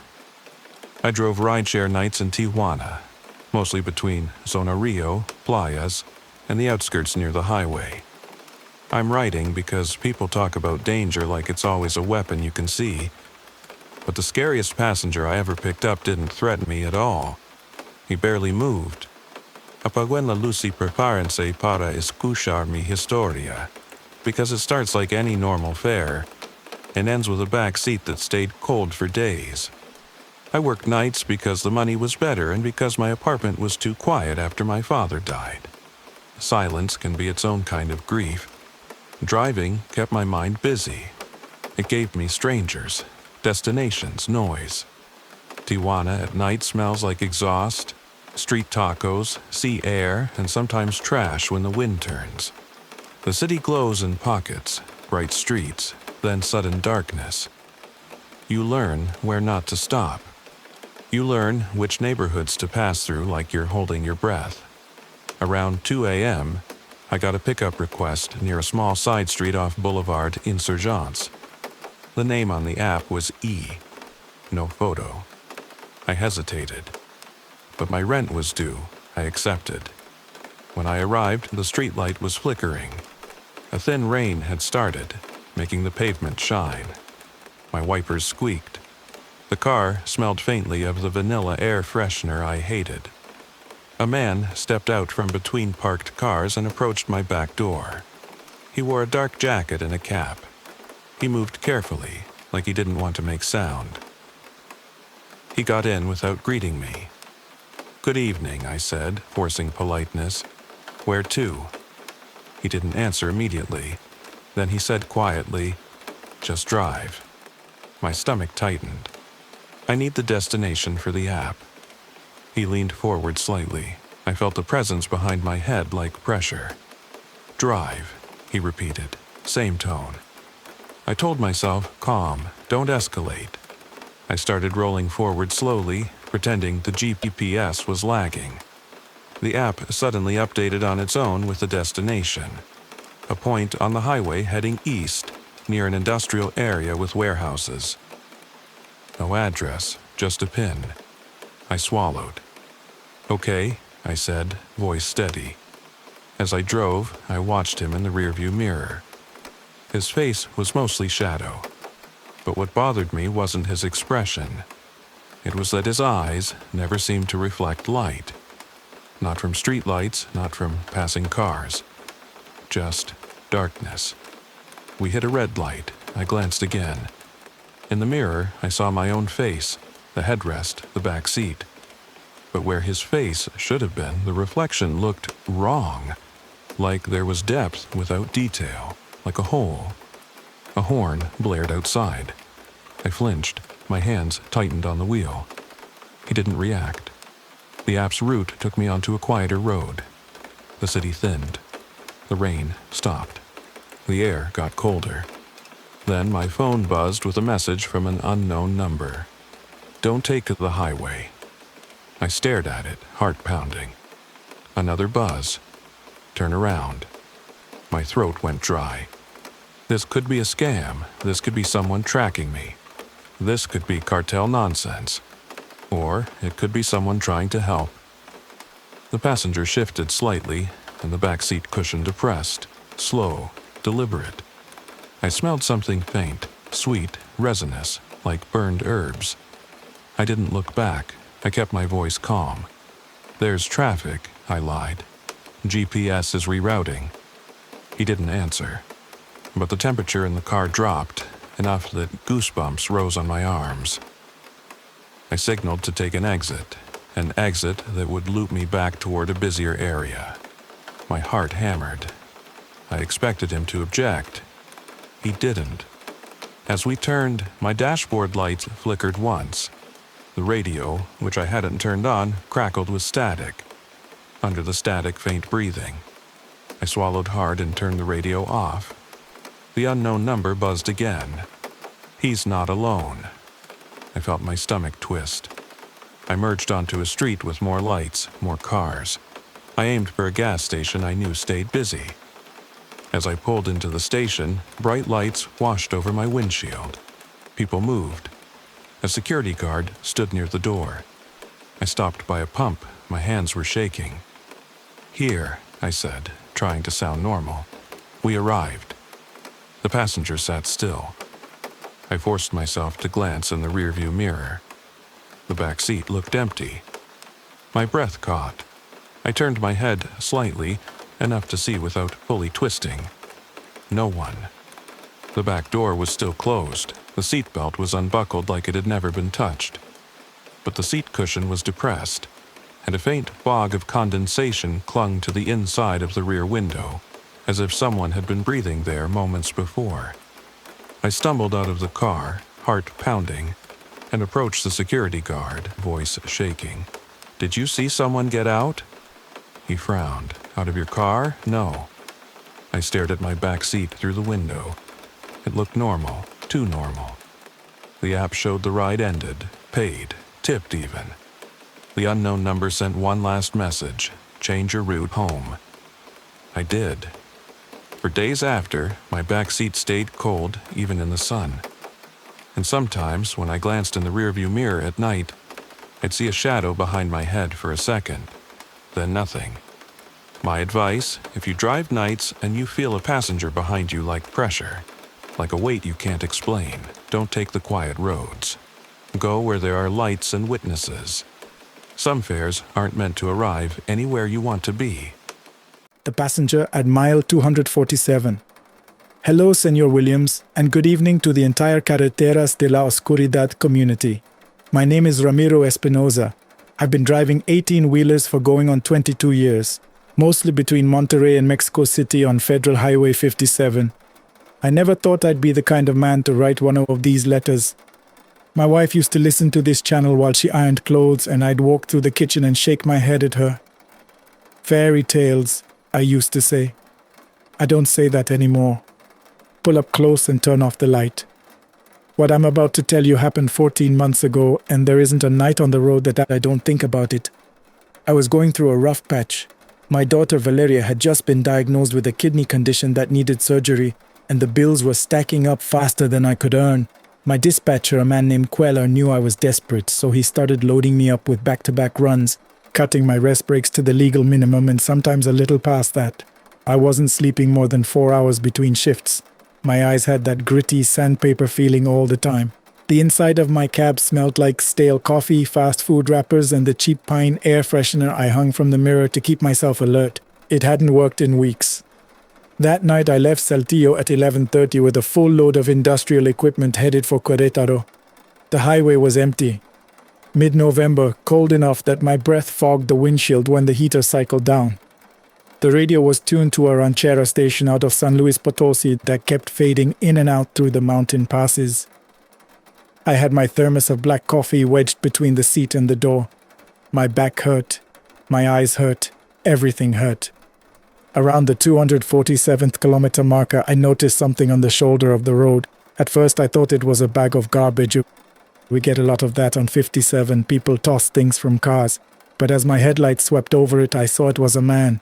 He was standing completely still, facing the highway with one arm extended, hitchhiking, at 12:30 in the morning on a stretch of road with nothing for 40 kilometers in either direction. I should have kept going. Every experienced trailero knows you don't stop for hitchhikers on Federal 57 at night. I know men who've been robbed that way, or worse. But I was tired, I was lonely, and some part of me that I can't fully explain felt sorry for him. I pulled over about 50 meters ahead and waited. He walked to the passenger door slowly, deliberately, like a man who wasn't in any hurry despite having flagged me down. I rolled down the window. He was maybe 50 years old, thin, wearing a dark jacket and work pants with dried mud on the knees. He had a canvas bag slung over one shoulder. His face was ordinary. That's the detail that unsettles me most now. There was nothing remarkable about him. He could have been anyone's uncle. "Going south?" he asked. "As far as San Luis," I said. "After that you're on your own." He nodded and climbed in. He smelled like earth and something underneath the earth. Something deep and cold, like water from a well that hadn't been opened in years. I figured he'd been working in the fields. It wasn't strange. I merged back onto the highway. He didn't speak for the first 20 minutes, and neither did I. I've picked up enough people over the years to know when someone doesn't want to talk, and he had that quality about him. A settled, heavy silence, like he was somewhere else inside his head. I respected it. The Ranchera station faded out entirely around kilometer 260 and all I got was static, so I turned it off. Then he spoke. "You have a sick child," he said. I gripped the wheel tighter. I hadn't told him anything. I hadn't said a word beyond the destination. "My daughter," I said carefully. "How did you know that?" He didn't answer directly. He was looking out the passenger window at the darkness sliding past. "They always carry it with them," he said. "The father's, right here." He touched the center of his chest with 2 fingers, not pointed at me, just touching himself, as if describing something he'd observed in others. I told myself he was making conversation. Maybe I looked tired. Maybe the worry showed on my face the way my wife always said it did. I kept driving. What happened next is difficult to explain in a way that doesn't sound like the ravings of a sleep-deprived man. And believe me, I've considered that explanation. Around kilometer 280, we passed a green road sign, and in the reflection of my headlights, I glanced at the passenger side mirror out of habit. I do it constantly. Years of checking blind spots. In the mirror, I saw the road behind me, the white dashes of the lane, the darkness. I did not see my passenger. Not his shoulder, not the side of his head, not the canvas bag, nothing. The seat beside me in that mirror was empty. I turned to look directly at him. He was there, sitting exactly as before, hands folded on the bag in his lap, eyes forward. I told myself the mirror angle was off. I adjusted it with the little switch on the door. When I looked again, the mirror showed the seat beside me, and it was empty. My mouth went completely dry. I could feel my heartbeat in my temples. I didn't say anything. I stared at the road and I drove and I breathed, and I told myself there was a rational explanation for everything. Around kilometer 310, he spoke again. "The girl will recover," he said. Just that. Flat and certain, the way you tell someone what the weather would be like tomorrow. I didn't respond. I couldn't. He said nothing more. At the junction for the road to Matehuala, he said, "Here," and I pulled over without thinking, operating on automatic pilot. He opened the door, climbed down, closed it behind him with a soft click, and walked away from the cab toward the darkness beside the road. I watched him in my actual mirror, my left side mirror, and I saw him walk about 10 steps and then simply not be there anymore. No trees, no gully, no structure. The shoulder of the road was flat and open for 200 meters and there was nothing to walk behind. I sat there with the engine idling for what might have been 10 minutes. Valeria's surgery was 6 weeks later. The procedure went perfectly. Her doctor, a young woman from Guadalajara who'd barely looked old enough to be out of medical school, told us afterward that she'd been worried about a complication they'd found in the pre-op scans, something that could have been serious. When they opened her up, the complication wasn't there. She used the word resolved and shrugged the way doctors do when they can't explain something. I still drive Highway 57 and I still pass kilometer 247 every few weeks. I don't stop for anyone anymore, but sometimes, when I check the passenger mirror out of habit, I hold my breath for just a moment before I look. If you drive that road at night and you're desperate enough to be stopping for strangers, maybe think twice. And if someone already seems to know what's breaking your heart before you've said a word, don't look in the mirror, just drive. And now, from the solitude of the highway, we move to a different kind of confinement. The following story was shared by a correctional officer who works in one of Mexico's oldest federal penitentiaries. The night shift at Block D. Good evening, Senor Williams. My name is Gerardo Fuentes, and I'm a correctional officer. 14 years at the Centro Federal de Readaptación Social No. 1, known to most of Mexico as El Altiplano. I'm writing this because 3 months ago something happened during my overnight shift in Block D that I've discussed with no one except my priest, and even he looked at me differently afterward. I was listening to Carreteras de la Oscuridad on my drive home after the incident, and I heard another guard from a different facility describe something similar in the administrative wing. That was what pushed me to write. Turn off whatever noise is around you. This isn't a story for distracted ears. Block D houses inmates in protective custody. Not your high-profile names, but people who've been moved out of general population for their own safety. Informants, former officers, men who made enemies they can't avoid inside. It's quieter than the other blocks. The men in D tend to keep to themselves. There's less shouting, fewer fights. What it has instead is a particular quality of silence that presses on you during the 2 to 6 a.m. stretch in a way that other blocks don't. I've worked every wing in that institution, and I can tell you, The silence in Block D isn't the same as silence anywhere else. It has weight. My situation at home was difficult. My wife and I had been separated for 8 months, and she had taken our 2 boys to her mother's house in Aguascalientes. I was living alone in a 1-bedroom near the prison that smelled like mildew and the previous tenants cooking. The only money I was saving by not having my family around was being swallowed by the divorce lawyer I could barely afford. I was depressed. I'll use that word plainly because the prison's counselor had used it and written it in a file. And I'd sat across from her with my arms folded, not believing it applied to me. It applied to me. That night, a Tuesday in September, cold enough that I wore a second layer under my uniform. My partner Dominguez called in sick, so I was running Block D solo from 2 a.m. until 6. Administration does this more than they should. Budget issues. I did my first round at 2:15, checking cell doors, counting, noting anything unusual in the log. Nothing. Inmates sleeping, most of them. The fluorescent light at the far end of the corridor had been flickering for 3 days. Maintenance had been promising to fix it. They hadn't. I settled into the guard station at the midpoint of the block. The station is a desk behind a reinforced window, with a monitor showing feeds from the 4 cameras in the corridor. I had a thermos of coffee. Terrible, industrial, the kind that tastes like it was made from brown powder and regret. I drank it anyway. At 3:40, I noticed something on the monitor. Camera 2 covers the north end of the corridor, cells 12 through 20. In the corner of the frame, near the wall beside cell 16, there was a shape, a darkness within the darkness. It was distinct enough that I sat up straight and leaned toward the screen.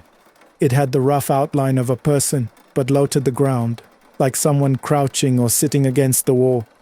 No inmate should be out of a cell at 3:40 a.m. The doors were magnetically locked. I checked the panel. All cells secure. I checked the other 3 cameras. Nothing. I picked up the radio and called it in as a possible camera malfunction. The officer on duty at the central console told me the feed looked fine on his end and asked me to do a visual check. I took my flashlight and my radio and walked to the north end of the block.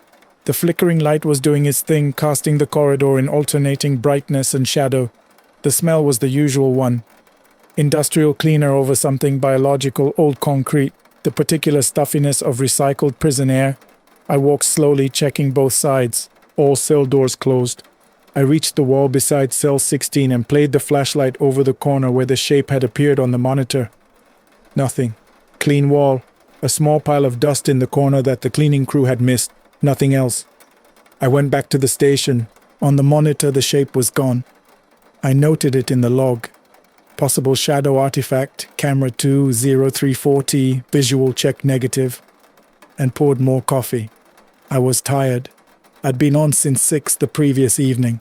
I told myself I'd imagined it, or the camera had glitched, or a guard from a different block had passed through somehow, which was impossible given the door protocols, but which my tired brain preferred to believe. At 4:15 I heard singing. Not loud, not the kind of thing you'd notice if there were any other sound in the world. But Block D at 4:15 a.m. is as close to absolute silence as any place I've ever been, and the singing carried clearly. It was a single low voice, no words I could make out, just a melody. Old. The kind of melody that sounds like it comes from somewhere before recorded music, if that makes sense. I stood up. I turned off the desk lamp so I could listen without distraction. The singing was coming from the north end of the block. I walked the corridor again. I stopped at the midpoint and listened. The singing was clearer now. It was coming from the wall. Not from cell 16, but from the wall itself, the space between cells 15 and 17 where there was nothing but poured concrete 18 inches thick. I stood there for a long time, long enough that my hand went cold holding the flashlight, even though the prison was adequately heated. The singing didn't change in pitch or rhythm. It didn't get louder or softer. It just continued, patient and unhurried, as if it had been going on for a very long time and didn't need anything from me. I walked back to the station. I sat down. I wrote everything in the log. I didn't go back to the north end of the block before my shift ended. The next day I asked an older officer, a man who'd worked El Altiplano for 26 years, if he'd ever had anything strange happen in Block D. He didn't look at me funny, he didn't laugh, he just said, "Which cell?" "The wall between 15 and 17, I said. He nodded slowly and went back to his paperwork. After a moment he said, Cell 16 used to be a different space. Before the renovation in the 90s, there was a disciplinary area there, before my time. He said nothing more. I transferred to Block B 4 months later. I sleep better now. Marginally. I don't work solo overnight anymore. I've asked, and they've respected it. If you work nights in a place where people are contained against their will, pay attention to the silences. Some of them are just silence. Some of them are not. Learn the difference before the difference introduces itself to you. We leave the prison walls now and step out into the pre-dawn streets, where another kind of night worker moves through the city unseen. What the garbage knows. Buenas noches, Senor Williams, and to everyone listening in the dark. My name is Crescencio Villanueva. I work for the Municipal Sanitation Department in Torreon, Coahuila. Have done so for 9 years, part of a crew that covers the Colonia Centro route, starting at 4 in the morning and finishing, if everything goes right, around 11. I debated writing this for 2 weeks. What I'm about to share sounds impossible, and I'm not a man who deals in the impossible. I deal in garbage. I know what's real, but I also know what I saw, and I know what happened to me after, and I can't keep it sealed up any longer. Settle in. This won't take long, but it'll stay with you. Our crew is 3 men. Me, a young guy named Tobias, and the driver, old Melkor, who hasn't spoken more than 4 sentences per shift in the 9 years I've known him. We drive a compactor truck through the narrow streets before anyone else is awake, dragging bins, lifting bags, watching the city at its most honest. People throw away everything. You'd be amazed what you learn about human beings from their trash. Which neighborhoods have the money, which ones are struggling. Which houses have a problem they don't talk about. It's all in the garbage. My problem at the time was my mother. She was 81 and living alone in a house in the Colonia del Maestro, about 20 minutes from my apartment. She had early-stage dementia. Not the aggressive kind yet, but the creeping kind that calls you at 3 a.m. asking where your father is, even though your father has been dead for 15 years. I was the only one who dealt with it. My brothers both live in the States. I dealt with the calls, the weekly grocery runs, the arguments with her about whether she'd taken her medication. I was exhausted in a specific way that sleep doesn't fix. The kind that lives in the chest, not the body. It was a Thursday in June. The heat in Torreon in June is not polite heat. It's aggressive. Even at 4 in the morning it was already 28 degrees and the smell of the garbage route, which on any other day I've made peace with, was especially pronounced. Rotting produce, sour milk, the particular sweetness of something that has been wet and then dried and then wet again. I wear a bandana over my nose. It doesn't do much. We were working the stretch of Calle Lerdo near the old market building, the one that's been half demolished and half standing for years in that way that Torreon building projects have. It was around 4:40 a.m. Tobias was on the opposite side of the street. Melkor was in the cab. I was dragging bins from the mouth of an alley toward the truck. The alley went about 30 meters back and terminated at a wall. There was a single yellow light on a motion sensor somewhere in the middle. The kind that triggers when anything moves. It was on when I entered and it clicked off by the time I reached the bins, which means whatever had triggered it was no longer moving. I had my headlamp on. I grabbed the first bin and started dragging. Then I heard something. Small sound. Sandal on pavement. From the back of the alley, from the area near the wall. I turned the headlamp toward the back. There was a child standing at the wall. A girl. 8 or 9 years old, I'd say. She was wearing a white dress. Not a nightgown, but something like a dress you'd see on a girl going to church. She was bare feet, no shoes. At 4:40 in the morning in an alley off Calle Lerdo. I thought, lost or wandered from home or something has happened to her. I said, "Nina, are you all right? Where's your family?" She didn't answer. She was looking at me. Her face was very still.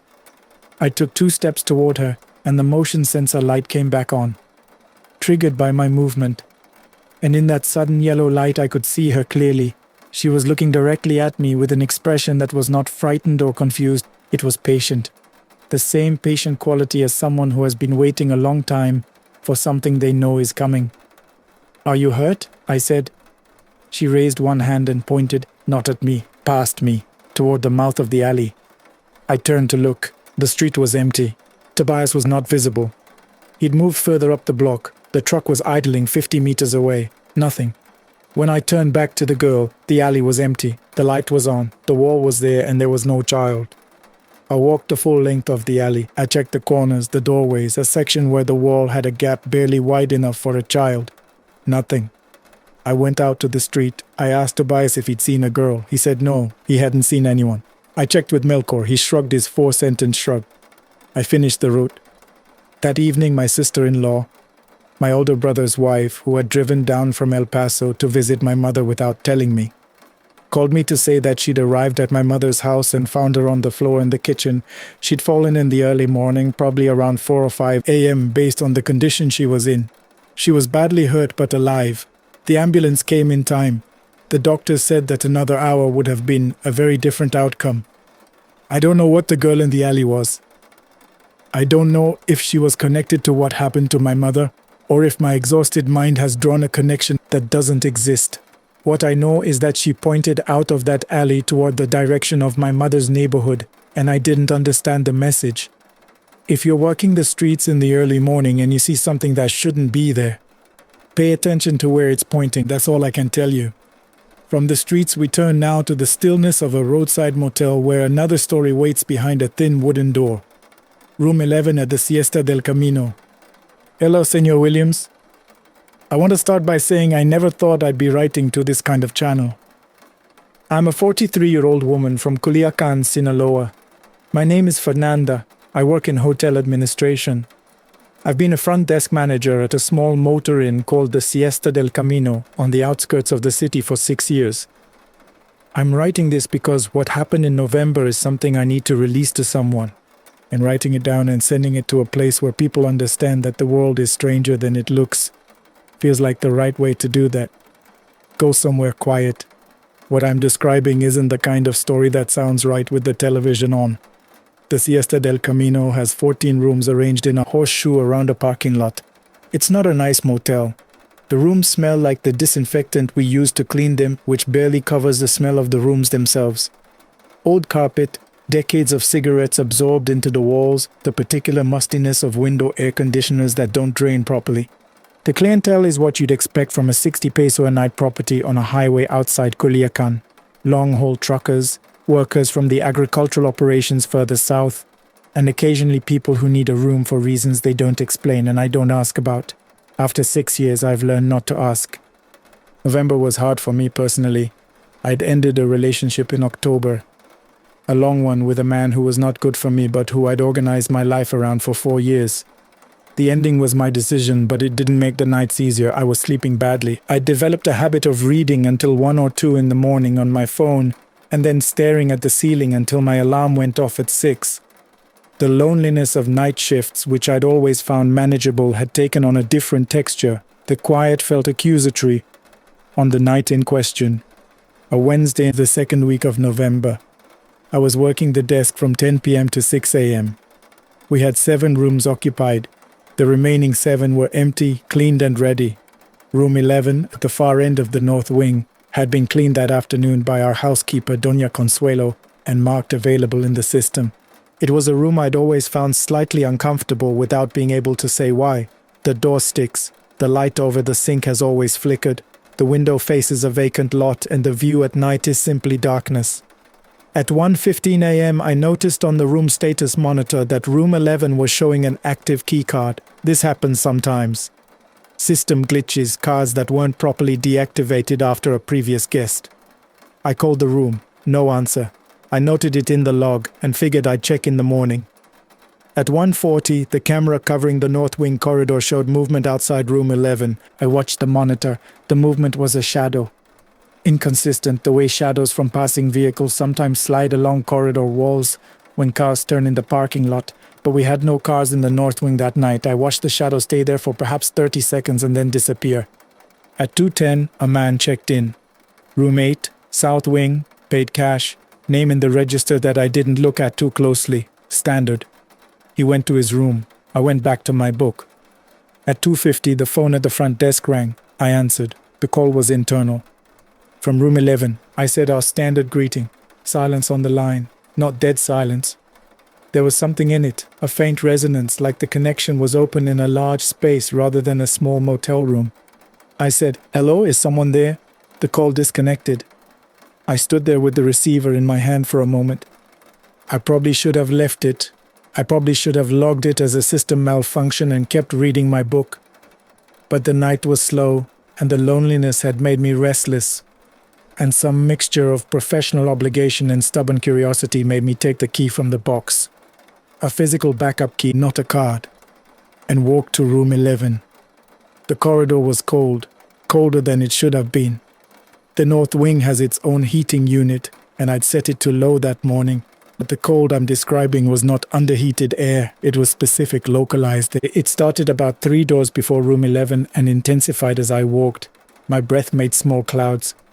I knocked on the door. Nothing. I unlocked it and pushed it open. The room was empty, correctly empty.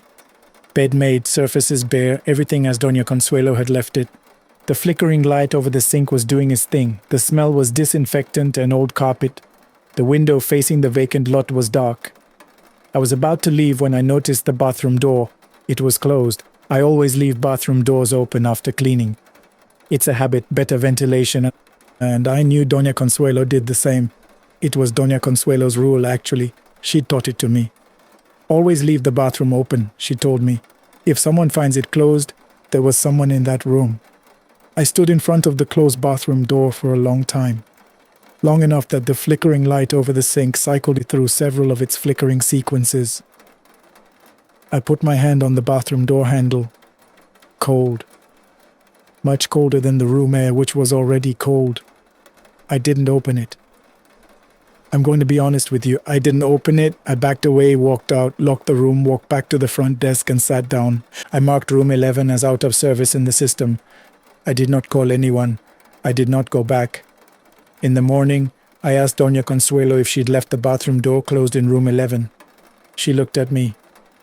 I never closed the bathroom door, she said. You know I never closed the bathroom door. Room 11 has been out of service for 3 months. I've told my manager it's a maintenance issue with the sink light. He's accepted this. I don't know if I'll ever put it back in service. I can tell you this. Whatever was in that room dialed my number at 2:50 in the morning in a motel where I was the only person supposed to be in that wing, and it had nothing to say. That's the part that stays with me. Not the cold, not the shadow, not the closed door. The call it made to the front desk. The choosing to reach out and then having nothing to communicate. Be careful with the rooms at the end of the hall. In this business we see a lot. Some of it we don't put in the log. We leave the stillness of the motel now and board a bus heading north where our next story unfolds between stops. The woman who boarded at Tepic. Good night, Senor Williams, and hello to the Carreteras de la Oscuridad family. My name is Hector Balbuena. I'm 56 years old and I've been driving intercity buses for Transportes del Pacífico Norte for 18 years. My regular route is the Mazatlan to Guadalajara line, which means I pass through Tepic, capital of Nayarit. Twice on most runs. I've covered this route hundreds of times.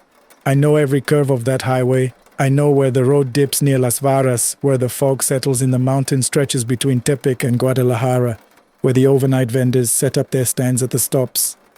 I need to tell you about a woman who boarded at Tepic. I should say first that I was dealing with something that had been eating at me for months. My son, 24 years old, a good kid who'd made some poor decisions in his early 20s, had gotten involved with people in Mazatlan that I can describe to you without naming. The kind of people that once they know your family exists, you're never entirely sure what they might do with that knowledge. He'd gotten out, or said he had, and was living with my sister in Hermosillo trying to start clean. But the anxiety didn't leave with him. I was driving 8-hour shifts with that background noise running in my head constantly. Is he safe? Are they looking for him? Am I going to get a call? That's the state I was in on the night of the 7th of August. A full bus, 34 passengers, leaving Tepic at 11:15 p.m. bound for Guadalajara. Standard run. 4 hours and change on a highway I know like the inside of my own hands. She boarded at Tepic. I noticed her because she was last. Everyone else had settled and she came to the door just as I was about to close it, appearing at the step the way people do when they've been running and don't want to show it. Middle-aged, dark clothes, a small bag on her shoulder. She showed me her ticket. I didn't look at it carefully. I never do when we're behind schedule. And she went to the back. The drive was unremarkable until we hit the mountain stretch north of Tepic.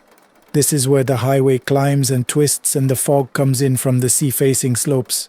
I know this stretch. I know to slow down, to watch the lane markers, to keep the high beams on the ready.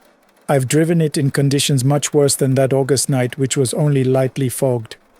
At about the 40-minute mark, my co-driver, a younger man named Porfirio, who was supposed to be resting in the jump seat before his shift, came up to my ear and said quietly, "Hector, the woman in seat 31, look in the overhead mirror." I glanced at the interior mirror. It gives me a view of the entire passenger cabin. I could see the backs of heads, people sleeping, a few phones glowing. Row 31 was at the back. In the seat there was a figure in dark clothes. In the mirror, however, the seat appeared to hold a shape that was not quite the shape of a seated person. It was the right general mass, but the angles were wrong in a way I can't articulate precisely. Like a shape that was approximating a person rather than being one. I looked at the road. I thought about the fog. I thought about my son in Hermosillo and whether he was safe. I looked at the mirror again. "Did she move?" I asked Porfirio. "She hasn't moved since Tepic," he said. "Not once. Not her head, not her hands. Nobody sits that still for 40 minutes on a moving bus." I kept driving. What else do? You keep the bus on the road, you watch the fog, you get your passengers to Guadalajara. We stopped briefly at a rest area near Chapalilla. 15 minutes, bathroom break, vendors with cups of atole in the cold. I watched the passengers file out. The woman from seat 31 did not come off the bus. I gave Porfirio a look. He went to the back. He came back up front. "She's there," he said, sitting, eyes open. I asked her if she wanted a break. She didn't respond. "Is she breathing?" I said. "I don't know," he said, and the way he said it told me he hadn't gotten close enough to check. I walked to the back of the bus. She was sitting in seat 31 with her bag in her lap and her eyes open, facing forward. She was looking at the back of the seat in front of her. I said, "Senora, are you all right? We have a 15-minute stop if you want to stretch your legs." Nothing, not a blink, not a breath I could see. I reached out and touched her shoulder. She was cold through the fabric in a way that had nothing to do with the air-conditioned bus. The cold was from inside. Her eyes moved to me. That was the worst part. Not that she turned her head. She didn't, just her eyes moved slowly like something operating with great deliberate care until they were looking directly at me. And then she said in a voice that was perfectly normal and conversational, "You're going to get a call before Guadalajara. Don't be afraid. He's all right." I stepped back. I walked to the front. I told Porfirio what she'd said. He said nothing. We reboarded the passengers. I drove. My phone. In the pouch beside my seat, where I'm required to keep it silenced while driving. Lit up at 12:40 a.m., 30 minutes outside Guadalajara. I saw the screen, my sister in Hermosillo. I didn't answer. I kept driving, but I felt my hands relax on the wheel in a way they hadn't in months. At the Guadalajara terminal, I waited until every passenger had disembarked to check seat 31. The seat was empty. The bus had not stopped. No one had passed me in the aisle. The emergency exit at the back was sealed with its sensor intact. I called my sister when I was off the clock. My son had been approached by two men outside her building that afternoon who'd spoken to him briefly and then left. My sister was frightened, but my son was fine. The men hadn't touched him. They'd only spoken. He's been fine since. The situation seems to have resolved itself. I don't know how to hold that alongside everything else. I don't accept passengers who board at the last moment anymore, or I try not to.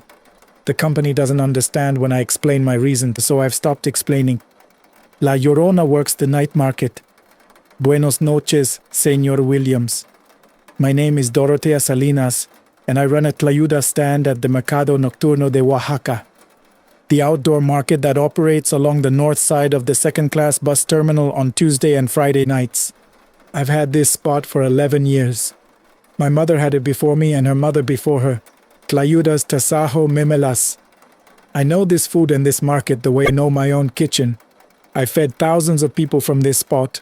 I've also seen things from this spot that I don't discuss with most people because in a market full of Oaxacans, you learn quickly that the boundary between the ordinary world and the other one is thinner here than it is in most places. But what happened in March is different from the ordinary strangeness I've come to accept. This one I need to put somewhere outside myself. I was going through something that year that I think a lot of women my age go through, without anyone naming it properly.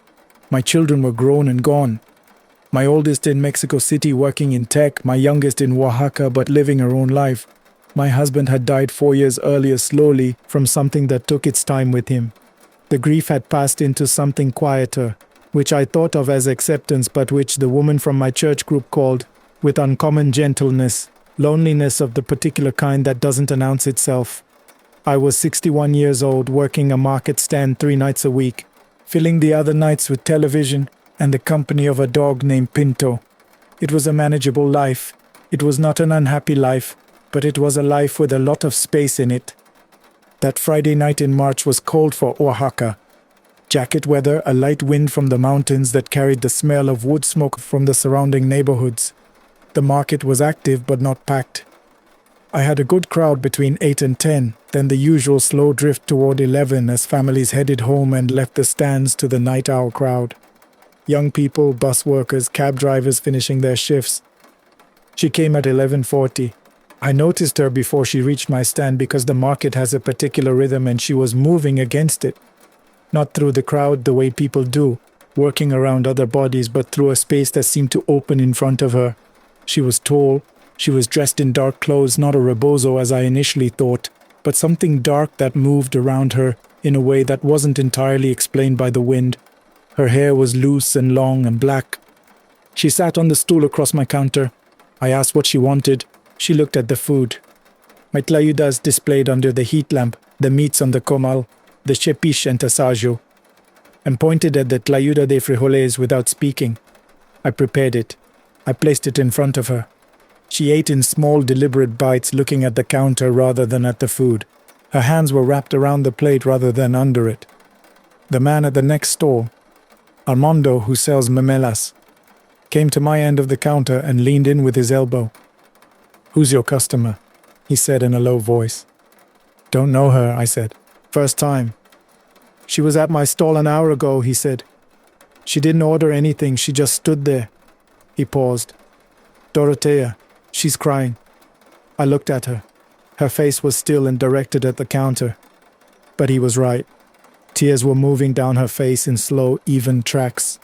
No expression, no sound, just tears, the way a house leaks steadily and without urgency. I said softly, "Señora, is everything all right?" She looked up at me. Her eyes were dark and wet, and they held an exhaustion in them that I recognized. The specific exhaustion of a woman who has been carrying something for a very long time. She said quietly, "Have you seen them?" "Seen who?" I said. She looked back down at the plate. She didn't answer. She finished the tlayuda in those careful bites, stood, reached into the dark fabric somewhere and placed money on the counter, exact change for the tlayuda, though I hadn't named a price, and walked away from the stall the same way she'd come, through that odd clearing in the crowd. Armando and I watched her go. At the edge of the market lights, where the road begins and the darkness starts, she stopped walking. She stood there for a moment, and then I swear to you on the memory of my husband and on every year I've had at this market, she was not there anymore, not quickly. Not like a light turning off, just not there the way something has simply ceased to be in a place it was a moment before. Armando said nothing for almost a minute, then he said, "Go count your money." I counted it, it was exact. It had always been exact. I hadn't named a price. I've thought about what she asked me. Have you seen them? I've decided it's a question I can't answer and shouldn't try, and that the asking of it had nothing to do with me. Whatever she's looking for, whatever she's been looking for, I think she's been looking a very long time. I'm still at the market. I still work Tuesdays and Fridays. I keep the heat lamp on all night now, even when the crowd thins out. Some part of me doesn't want to be in the dark if she comes back. Another part knows the light won't matter either way. The engineer's assistant. "Good evening, Senor Williams. I'm writing this from a rental house in Mexicali where I've been living for 4 months since I transferred out of my previous posting. My name is Ignacio Resendiz. I'm a communications technician. I maintain radio relay equipment for a private infrastructure company that services remote installations across northern Mexico. I'm trained, I'm practical. I'm the kind of person who believes every sound has a source and every shadow has a body to cast it. I'm writing to you because after what happened at Relay Station 14 in the Sonoran Desert last November, I am no longer entirely certain of those beliefs. I should tell you about my situation. My younger brother had gone missing in September. Not dramatically, not with violence that anyone witnessed, but the way men go missing in certain parts of northern Mexico where the institutions meant to look for them sometimes don't. He'd gone to Hermosillo for work and stopped calling. The police report I filed was received with the particular patience of people who have filed the same report many times. My parents were devastated. My mother had stopped eating properly. I was the one driving between my posting and their house in Sonora on my days off, covering the gap between what my parents needed and what the authorities were doing, which was almost nothing. I was fraying at the edges. In mid-November, my company sent me a loan to do a maintenance check on Relay Station 14, a remote installation about 60 kilometers from the nearest town, accessible by a dirt road that branches off Federal Highway 2. These stations are unmanned.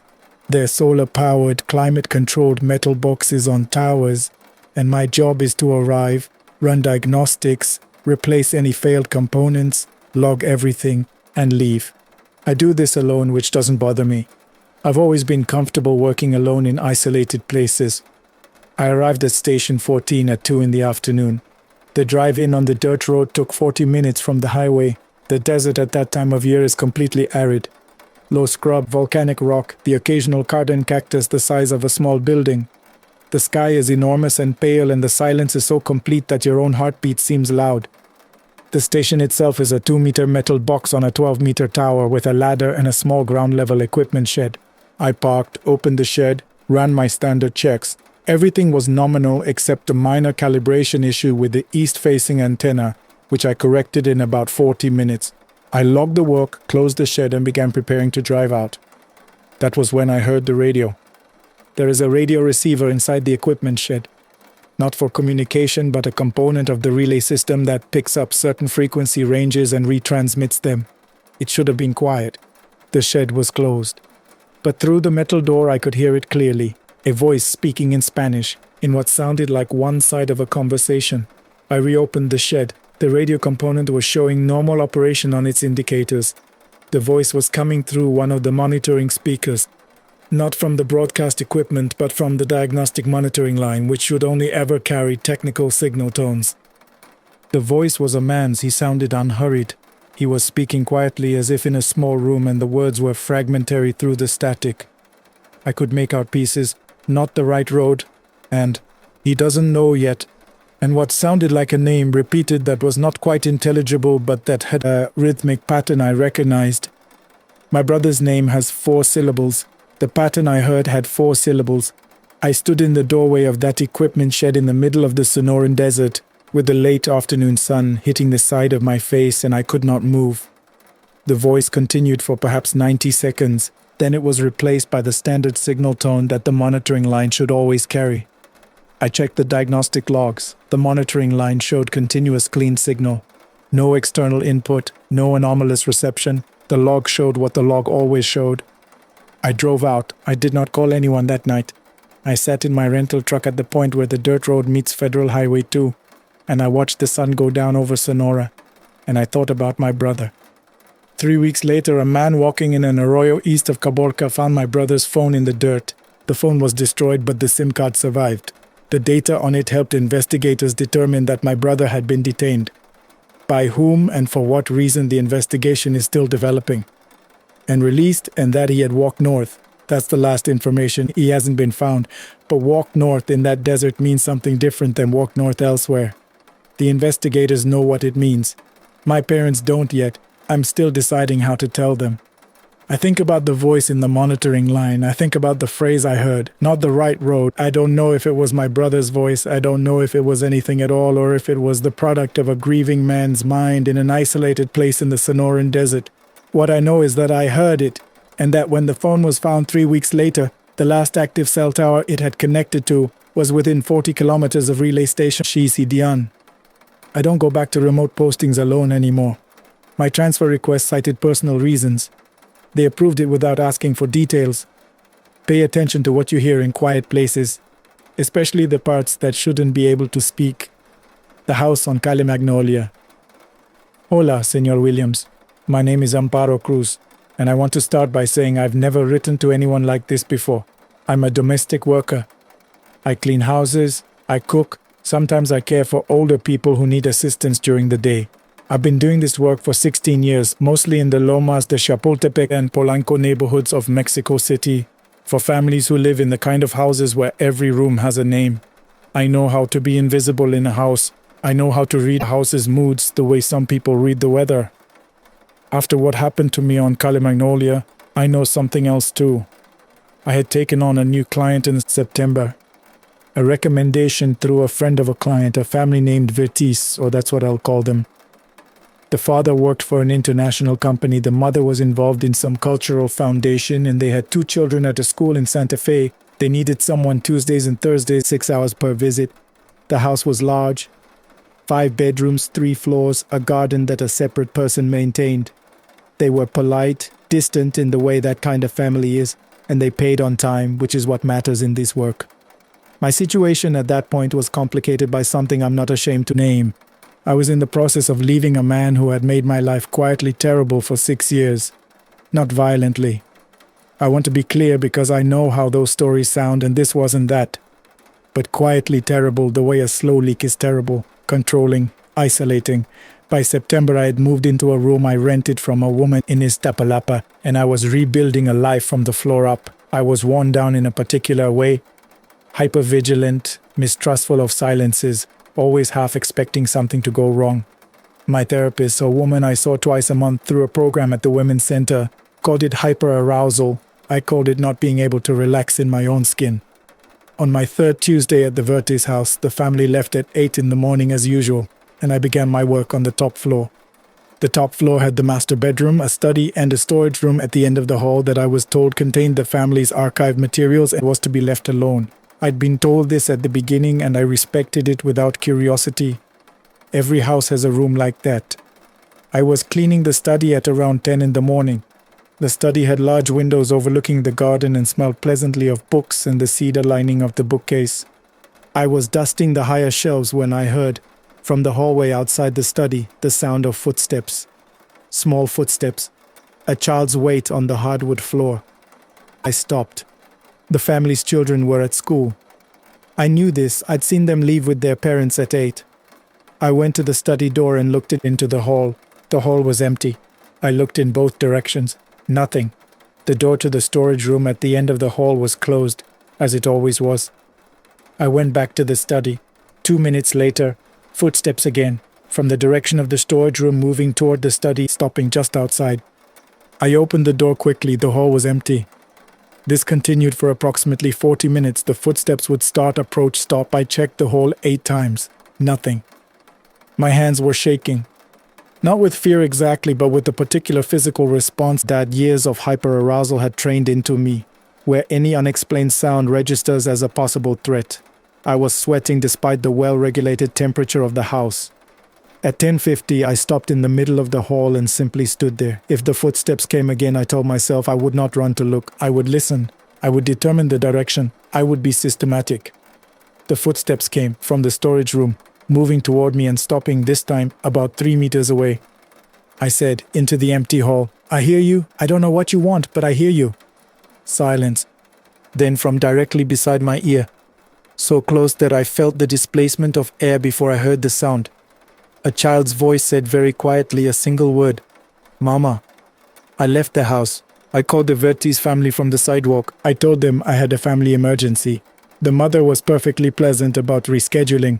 I came back the following Thursday as if nothing had happened, and nothing happened that Thursday or on any subsequent visit. I never heard the footsteps again. The storage room remained closed and silent. But I asked the woman I rent my room from, who knows everyone and their history in the networks of domestic workers that move through those wealthy neighborhoods, about the Vertis house. She made a phone call. 2 days later, she told me that before the current family, the house on Calle Magnolia had belonged to a family who had lost a child. A young girl in an accident years ago, in the house. I still work there on Tuesdays and Thursdays. I need the income and the family is decent and nothing has recurred. But I leave the storage room for last. And when I clean the hallway outside it, I work quickly and I don't stand still. The houses we work in hold more history than the people who live in them know. We are the ones who learn it.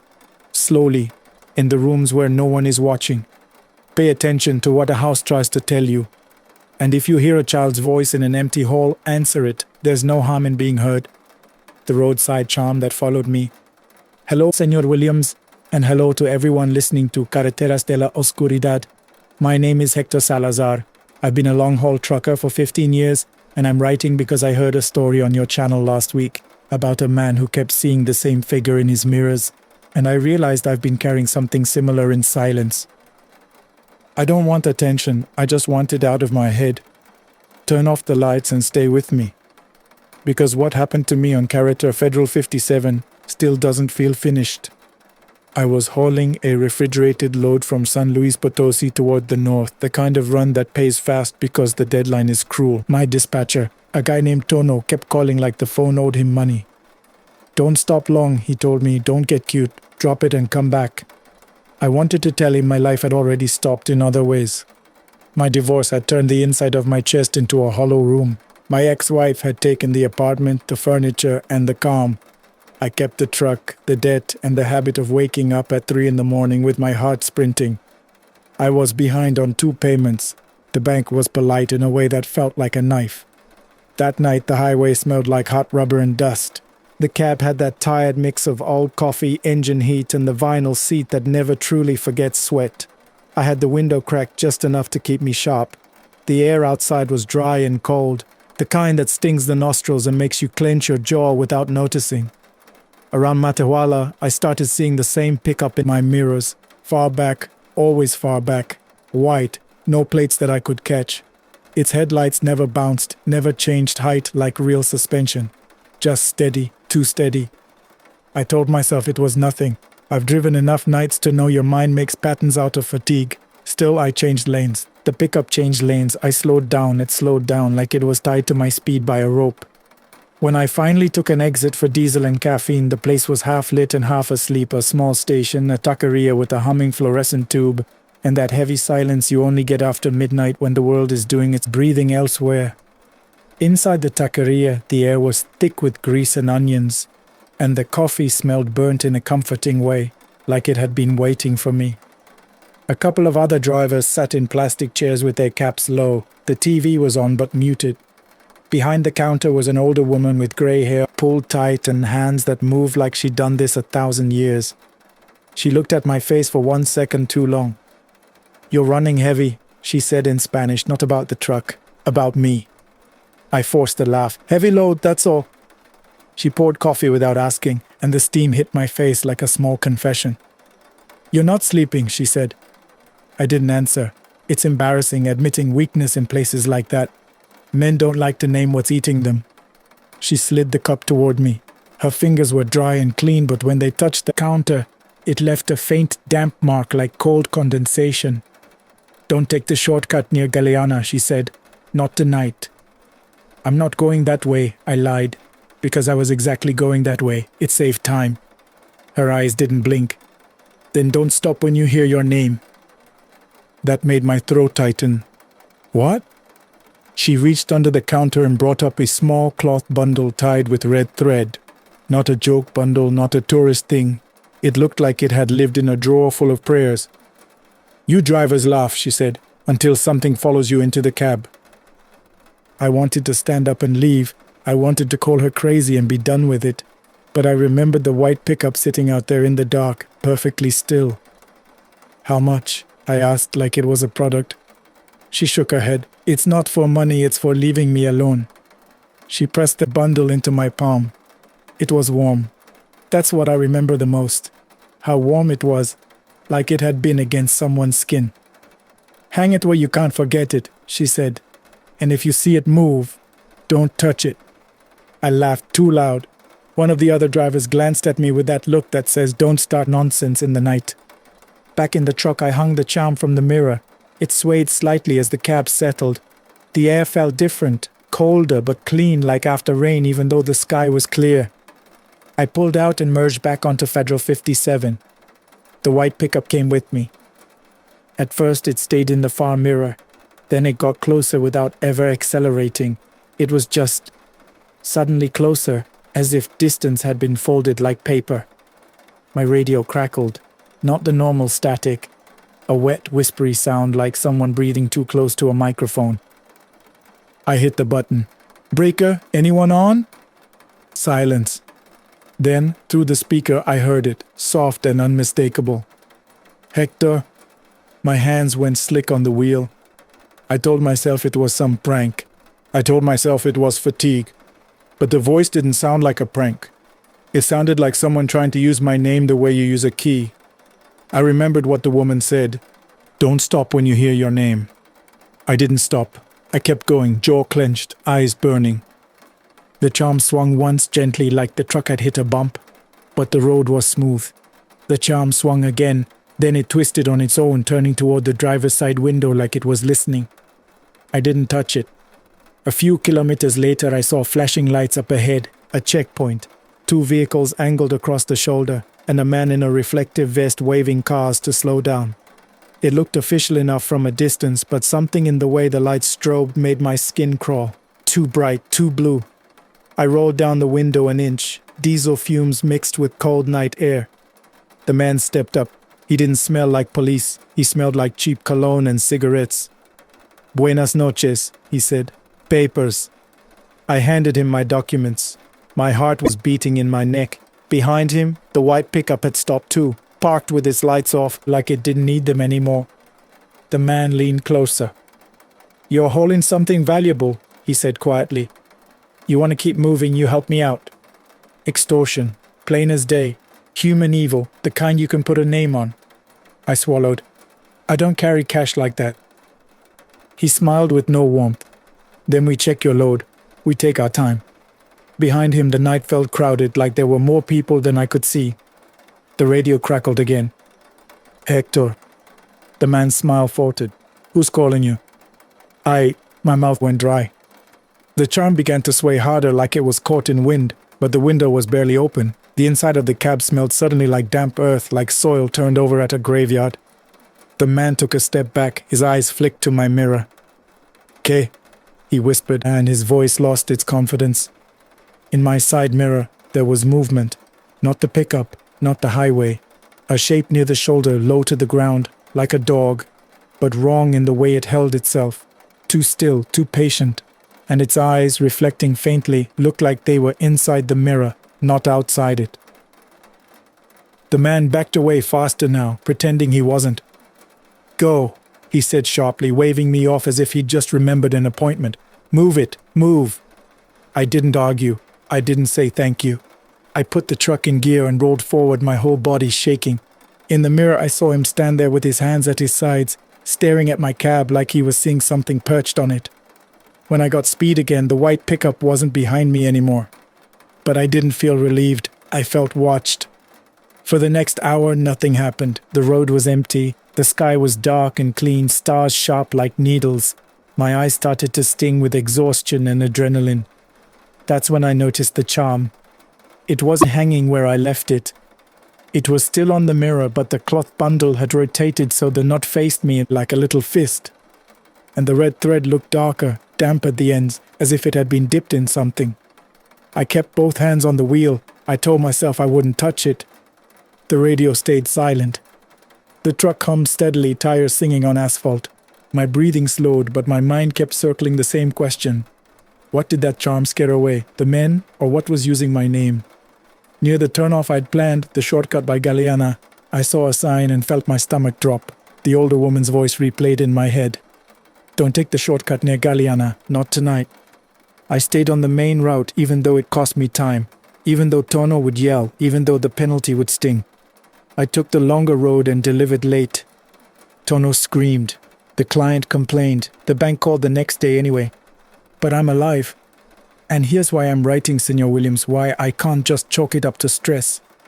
2 nights after that run, I woke up in my sleeper berth with my heart racing. The cab was cold enough that my breath showed. The smell of damp earth was back, thick and unmistakable, like someone had brought a shovel into my truck.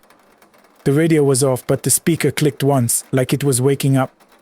Then, very softly, like a finger tapping glass from the other side, my name came again. "Hector." I didn't answer. I didn't move. And above me from the mirror, the charm swayed like it was nodding, slow, patient, as if it was reminding me of a rule I couldn't afford to forget. My advice, it's simple, and I'm not trying to sound brave or moral. If you're driving alone at night and you hear your name come from a place it shouldn't, don't stop to prove you're not scared. Don't answer to prove you're not crazy. Because some things don't need your belief. They only need your attention. And now another story from the night roads, this one from the markets where the lights never quite reach the corners. The boy who waited behind my stand. Hello, Senor Williams, and greetings to everyone in Carreteras de la Oscuridad. My name is Marisol Andrade. I sell tacos and coffee in a night market in Ciudad Juarez, and I'm writing because my mother is sick, bills are stacking like dirty dishes, and I can't sleep since the night I saw a child where no child should have been.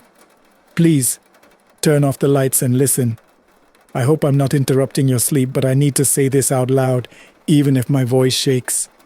I work in the kind of place that never fully closes. The market breathes even at 2 in the morning. Oil popping on grills, radios playing corridos from cheap speakers, men laughing too loud, women counting coins with tired fingers. The air is always mixed, fried meat, burned sugar, damp cardboard, and that sour smell the dumpsters keep like a secret.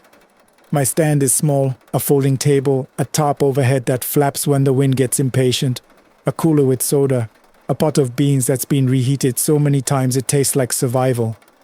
That week, I'd been living on coffee and worry. My mother's kidneys were failing. The clinic told me words that felt like a cold war. Tests, appointments, waiting lists. I didn't have time for lists. I had time for cash. A man named Cesar, not my boyfriend, not my husband, just the market organizer, came by every night to collect rent. It wasn't rent, it was extortion with a smile. If you didn't pay, your top got cut, your table got kicked, your life got complicated. Don't make me come back twice, Cesar said, tapping my jaw with his knuckle.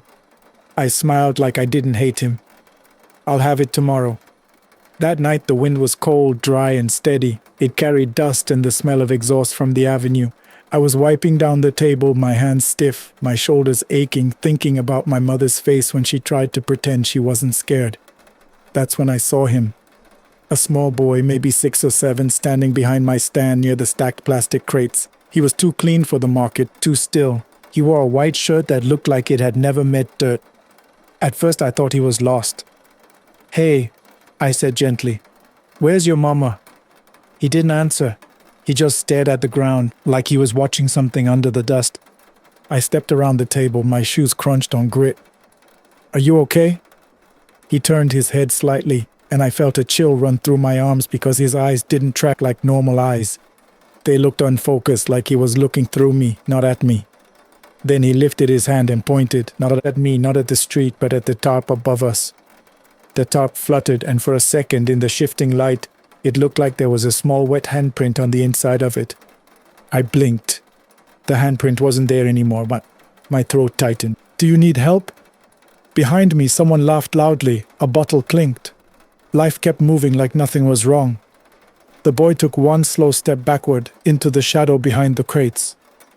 "Wait," I started. He was gone. I searched behind the stand, moving crates, looking under the table, checking between other stalls. Nothing. No footprints, no sound. I told myself I imagined it. I was tired, I was stressed, I was desperate. Brains do strange things when they're hungry and scared. I tried to keep working, but the market felt different. The light seemed weaker. The corners felt deeper. I could feel eyes on me, not from people, but from the spaces between people. Cesar came back later, irritated. "Tomorrow better be good," he said. "I told you," I snapped before I could stop myself. "I have a sick mother."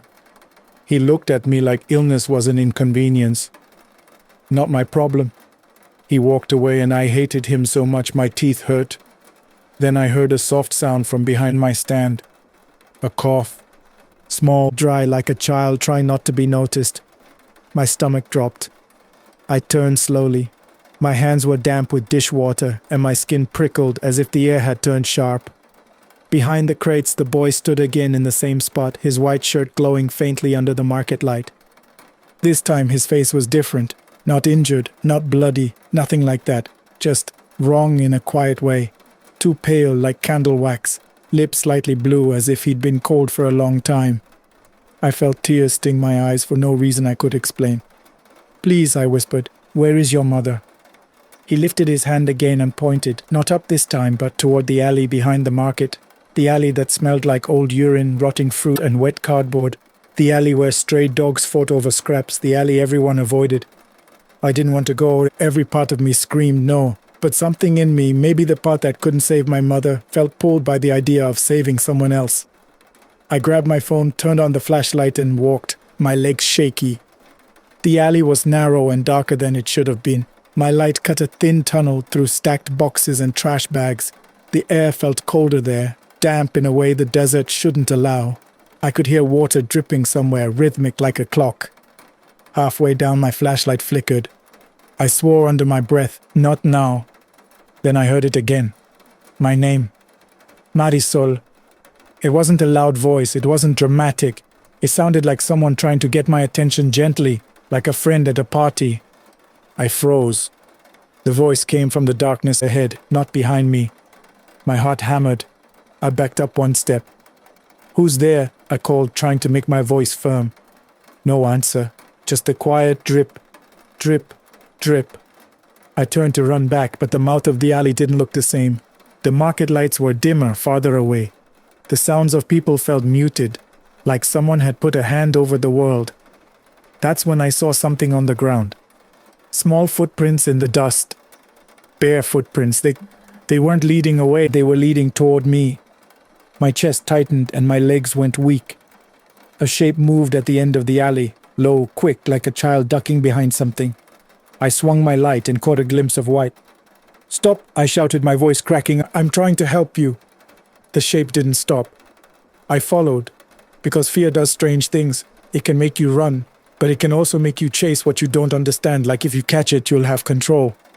At the end of the alley, there was a chain-link fence separating the market from a vacant lot. The lot was littered with broken glass that reflected my phone light like tiny stars. Beyond it, the street ran empty, the asphalt shining faintly. The boy was standing on the other side of the fence. How he got there, I don't know. He looked at me, his eyes still unfocused, and lifted his hand to the fence. On the metal right where his fingers touched, frost bloomed, white and delicate like breath on glass. I stumbled backward, my mouth open, unable to form words. The boy pointed past the lot toward the street where a bus stop sign stood alone, bent slightly like it had been hit before. A bus was there. An old bus, idling, lights on, doors open. But there were no people inside, no driver, no passengers. Just empty seats glowing under the interior light. My phone light flickered again and the bus light flickered with it, as if the two were connected. "Marisol," the soft voice said again, not from the bus, not from the boy, but from somewhere close. Too close, like it was right beside my ear. I spun around and my flashlight beam shook across the fence, the trash, the alley. Nothing. When I looked back, the boy was gone. The bus doors closed slowly, gently, like a mouth deciding not to speak. Then the bus rolled forward, silent, smooth, and disappeared into the empty street, without turning its headlights brighter, without making the sound a bus should make. I ran back to the market, breathless, hands shaking, tears I didn't understand spilling down my face. Cesar was there talking to someone. He glanced at me and frowned. "You okay?" I wanted to tell him what I saw. I wanted to make him feel the same fear, but the market swallowed my words. I packed up early that night. I went home. I sat beside my mother's bed and listened to her breathing, counting each one like it mattered. Here's the part that won't let me go. The next morning, when I unfolded my top to dry it, there was a small wet handprint on the inside, right above where I stood at my table. Perfectly shaped, too small for an adult, too clear to be old. And sometimes when I'm working late and the wind shifts, I hear a child cough behind my stand. My advice is simple. If you're in a market at night and you see a child alone where children don't belong, don't follow them into the shadows no matter how much your heart wants to help. Because the night doesn't always bring you back the same. And now let's move to another voice. Someone who works while the city sleeps, collecting what everyone else throws away. The tape I found on my route. Hello, Senor Williams, and hello to the people of Carreteras de la Oscuridad. My name is Ivan Rios. I work sanitation in Monterrey night shift, and I'm writing because I found something in the trash that should have stayed buried in someone's past. I heard a story on your channel about cursed radio frequencies, and I told myself it was just entertainment. until my own route started answering me back. Turn off the lights and listen, because I swear I'm not the kind of man who invents things. Night garbage work is a strange life. You learn the city by its smells. You can tell the rich neighborhoods by the perfume drifting from their bags, and the poor ones by the sour mix of old food and damp cardboard. You know which streets have dogs that will chase your truck and which ones are quiet enough to hear your own thoughts. That week, I was doing extra shifts because my brother was out of work again, and my mom kept calling like her worries were bills I had to pay. On top of that, I had a court date coming up from a stupid fight months back. Nothing major, but enough to make me feel like the city had my name on a list. My partner on the route was Memo, a quiet guy with tired eyes. We worked in a rhythm: stop, lift, toss, crush, move. The truck's hydraulics groaned like an old animal. The air smelled like diesel and rot. The streetlights made everything look pale and sick. Near a neighborhood by an old industrial area, Memo kicked aside a torn bag and said, "Look at this." There was a small cardboard box taped shut. Not the usual kind. Clean. Careful. Someone had thrown it out like they were trying to get rid of it without looking at it too long. Inside, wrapped in a towel, was a cassette player. Old school, the kind my dad used to have. And with it, one tape labeled in black marker. "Don't play after midnight." Memo snorted. "People are dramatic." I should have left it, but something about it bothered me in a way I couldn't explain, like finding a key on the ground and knowing it fits a door you don't want to open. I took it home anyway. My apartment smelled like laundry detergent and stale ramen. I sat at my kitchen table under the buzzing light, the tape in my hand. It was 12:17 a.m. I laughed at myself. "I'm not superstitious," I said out loud, like the room needed reassurance. I pressed play. At first it was just static, then a low hum, then a voice, male, calm, like a dispatch operator. "Unit 12, respond." I froze. My route truck was Unit 12. I rewound, played again. Same thing. Then the tape clicked and I heard something that made my stomach drop. My own voice. "I copy," the tape said in my exact tone. "On my way." My skin prickled. I stopped the tape and stared at the player like it had grown teeth. I told myself it was coincidence. Maybe someone recorded a sanitation route. Maybe I was imagining the similarity. But the next night on the job, my radio, our real radio, crackled. "Unit 12, dispatch said, respond." Memo looked at me. "That's us." I grabbed the mic. "Copy." And then, through the radio speaker, beneath the real dispatch voice, there was a faint second layer, like an echo. "I copy," it whispered. Memo's eyes widened. "Did you hear that?" I didn't answer. My mouth was dry. We kept moving, trying to ignore it, trying to work like normal. But the night felt wrong now, like the city had a second heartbeat. Streetlights flickered more than usual. Dogs stared too long. The air felt colder, damp around our ankles, like fog that didn't belong. Around 2:30 a.m., we stopped near a closed warehouse lot, the kind of place where graffiti looks like warnings and the shadows feel inhabited. We got out to pull bins from the curb. The metal lids were cold enough to sting. My gloves were damp from leaking bags, and the smell of spoiled meat hit me so hard I gagged. Memo muttered, "Hate this street." "Yeah," I said.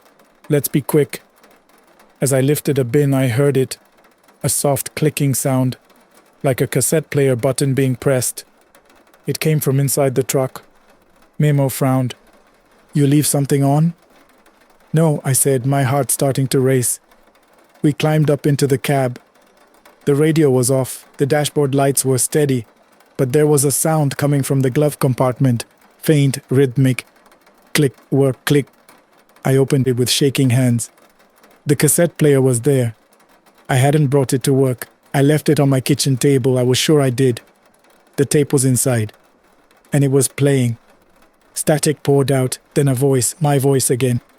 "I'm right behind you," it said softly. Memo stepped back like the sound had pushed him. "What the hell is that?" I hit stop. The player didn't stop. The reels kept turning. I ripped the tape out, my hands trembling, and the sound continued for a second anyway, like the truck itself had learned the recording. Then it stopped. The silence afterward was thick and suffocating. We drove the rest of the route with the radio off, speaking only when we had to. Every time the truck slowed, I felt like something was about to climb into the cab with us. I kept checking the mirrors, expecting to see a face pressed against the glass.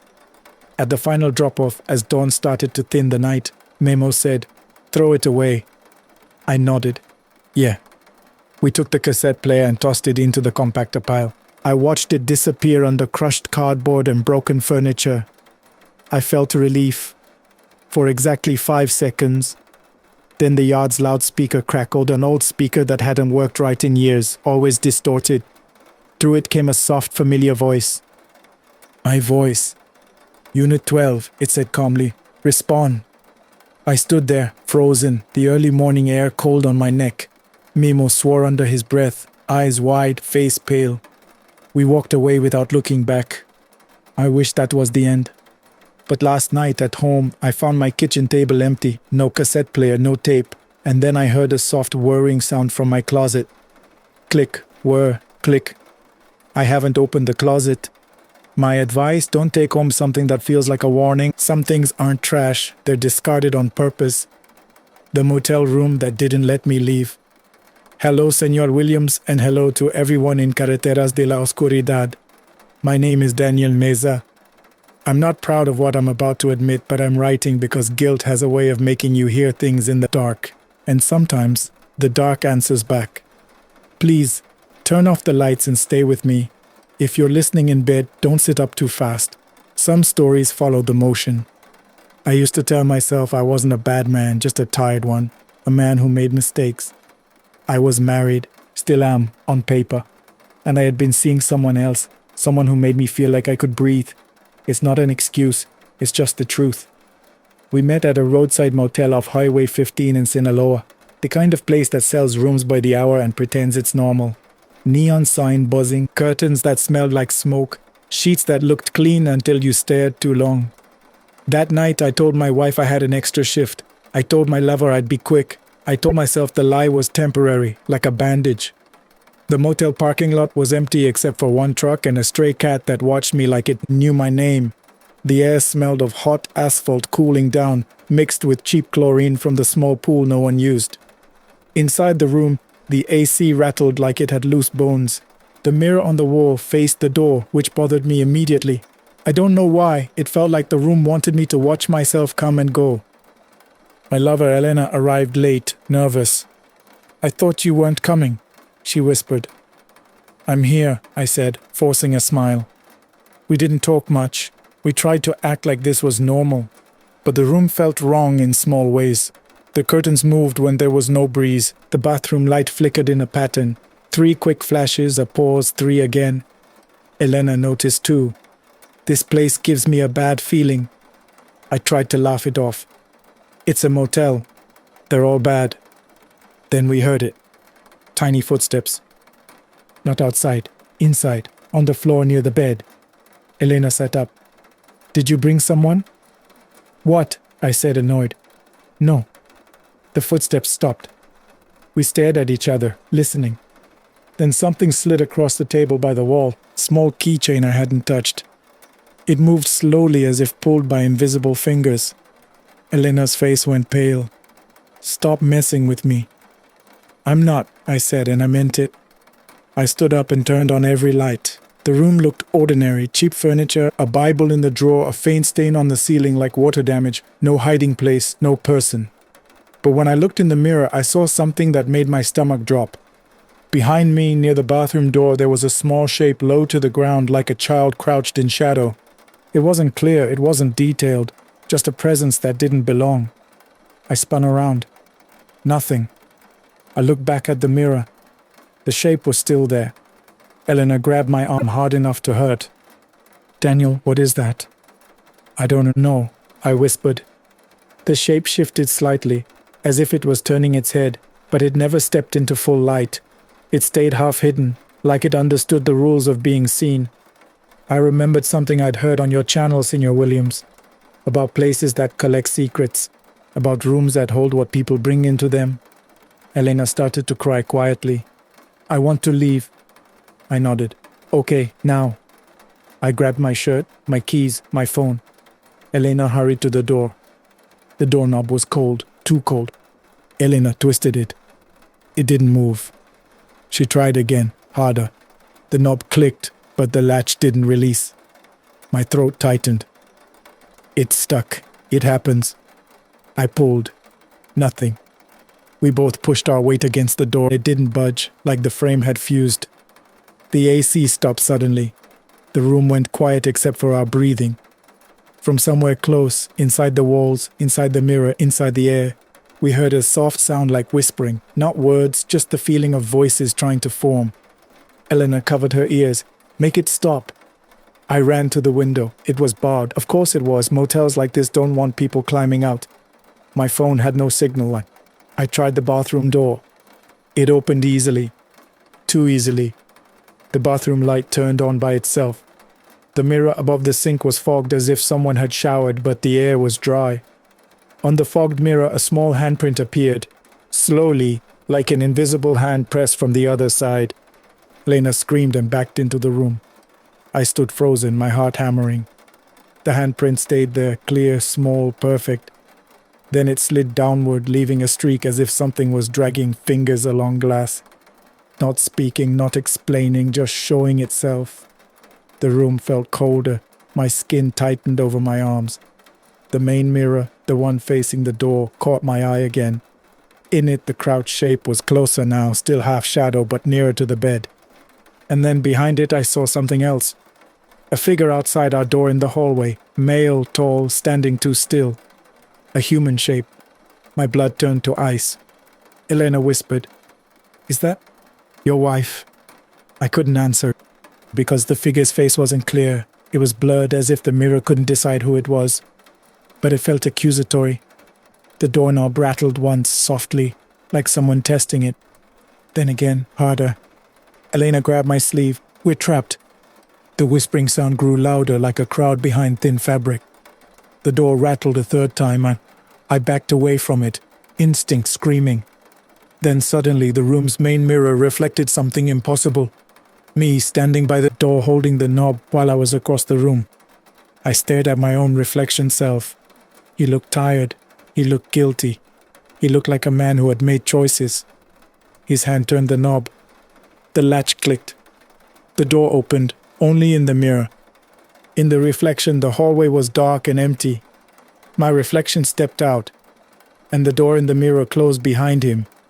In the real room, the door remained shut, unmoving.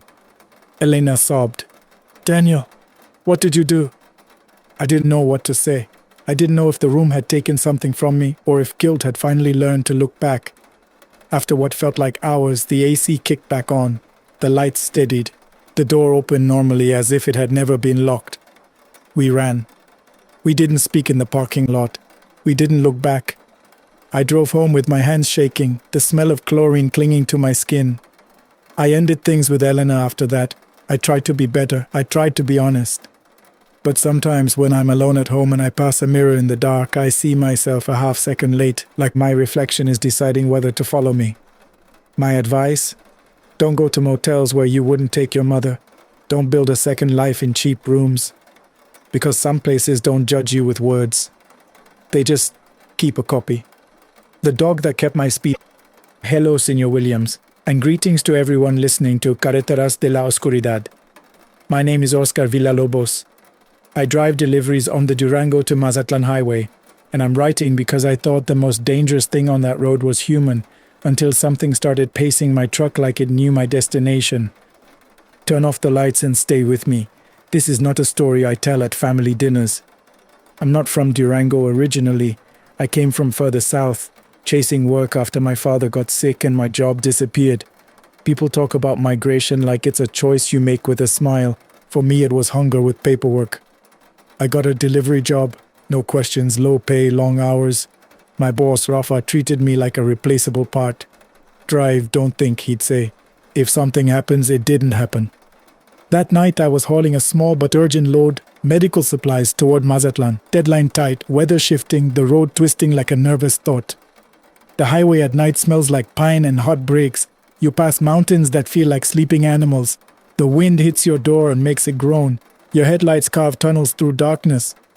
I was already tense because Rafa had warned me about checkpoints, real ones and fake ones. If they stop you, he said, be polite, don't be heroic. I kept my radio low. I kept my eyes scanning. Near a stretch where the road bends sharply and the guardrails look like old scars, I saw it on the shoulder. A dog. Large, dark, running. At first I didn't think anything of it. Dogs chase vehicles sometimes, but this one wasn't chasing. It was pacing me. Same speed, same distance, too smooth for an animal on uneven shoulder. Its paws hit the ground without slipping, without stumbling. It ran like it had practiced.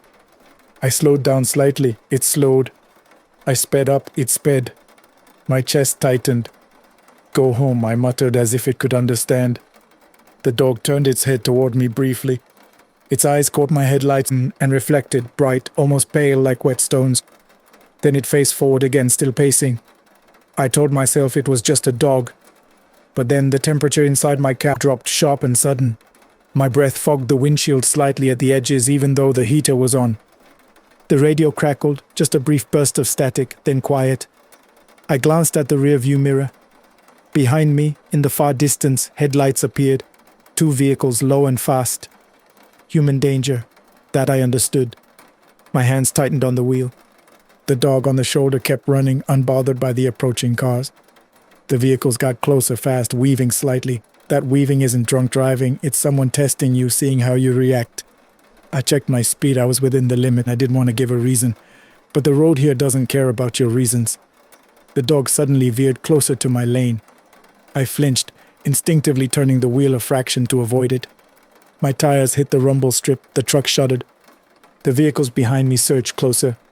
One flashed its high beams, aggressive, demanding. I felt panic rise like bile. A voice in my head, my mother's, said, "Don't provoke them." Another voice, my own fear, said, "They already chose you." The dog looked up at me again, and for a second I swear its face didn't look like a dog's face.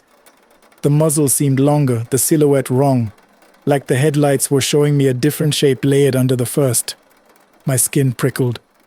The dog leaped forward, faster, as if it wanted to pull me. The first vehicle behind me swerved into the left lane, trying to come alongside.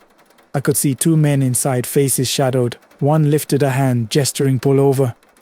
I shook my head, even though they couldn't see it clearly. The dog ran closer to the front of my truck now, just ahead of my headlights, leading me. I didn't want to follow it, but the road was narrow. The men behind me were real. The dog was something else. Ahead, I saw a small service turnoff, just a dirt path barely marked. The kind of turnoff you wouldn't take unless you knew it. The dog veered toward it. My heart pounded. "No," I whispered. But the men behind me were closing in, and I imagined them forcing me off somewhere worse. So I turned. The truck bounced onto the dirt path, suspension groaning, gravel flying. The headlights shook violently, illuminating trees and rocks in jerky flashes. The air smelled like damp soil and pine sap. Behind me, the vehicles hesitated, their headlights hovered at the entrance, then stopped. They didn't follow. I sat there, breathing hard, hands trembling, listening to my engine tick and cool. The silence around me was heavy, layered with night sounds. Distant insects wind through branches. I looked for the dog. It wasn't there. The temperature in the cab rose slightly, like something had released its grip. I waited a long time before moving again. When I finally backed out and returned to the highway, the road was empty. I made the delivery late. Rafa cursed me. I didn't care. But here's the part that keeps me awake. A week later, on the same highway, I saw the dog again. Same shoulder, same pacing. And this time, when it turned its head toward me, the reflection in its eyes looked like a human looking back, briefly, quietly, before it faced forward and kept running, as if it had places to be. My advice: on dangerous roads, fear the people first. But don't assume the night is empty just because you don't see anyone. Sometimes something runs beside you, not to attack, not to help. Just to make sure you don't go where you are not supposed to go. The call button that lit up by itself. Hello, Senor Williams, and hello to everyone in Carreteras de la Oscuridad. My name is Camila Torres. I'm a nurse on the night shift in a public hospital in Guadalajara, and I'm writing because there's a wing of the hospital that doesn't officially operate anymore, but it still calls for help. Turn off the lights, please. If you work nights too, you'll understand how thin reality gets around 3 in the morning. Hospitals at night are their own world. The air always smells like disinfectant and old coffee. The floors shine under fluorescent lights like they're wet even when they're dry. The beeping of monitors becomes a language you hear in your sleep. I took night shifts because I needed the money. My father's diabetes was getting worse and my brother vanished into his own life. I also took nights because the day staff had started whispering about me, about my anxiety, about how I checked locks twice, how I washed my hands until my skin cracked. Camila's paranoid, they said.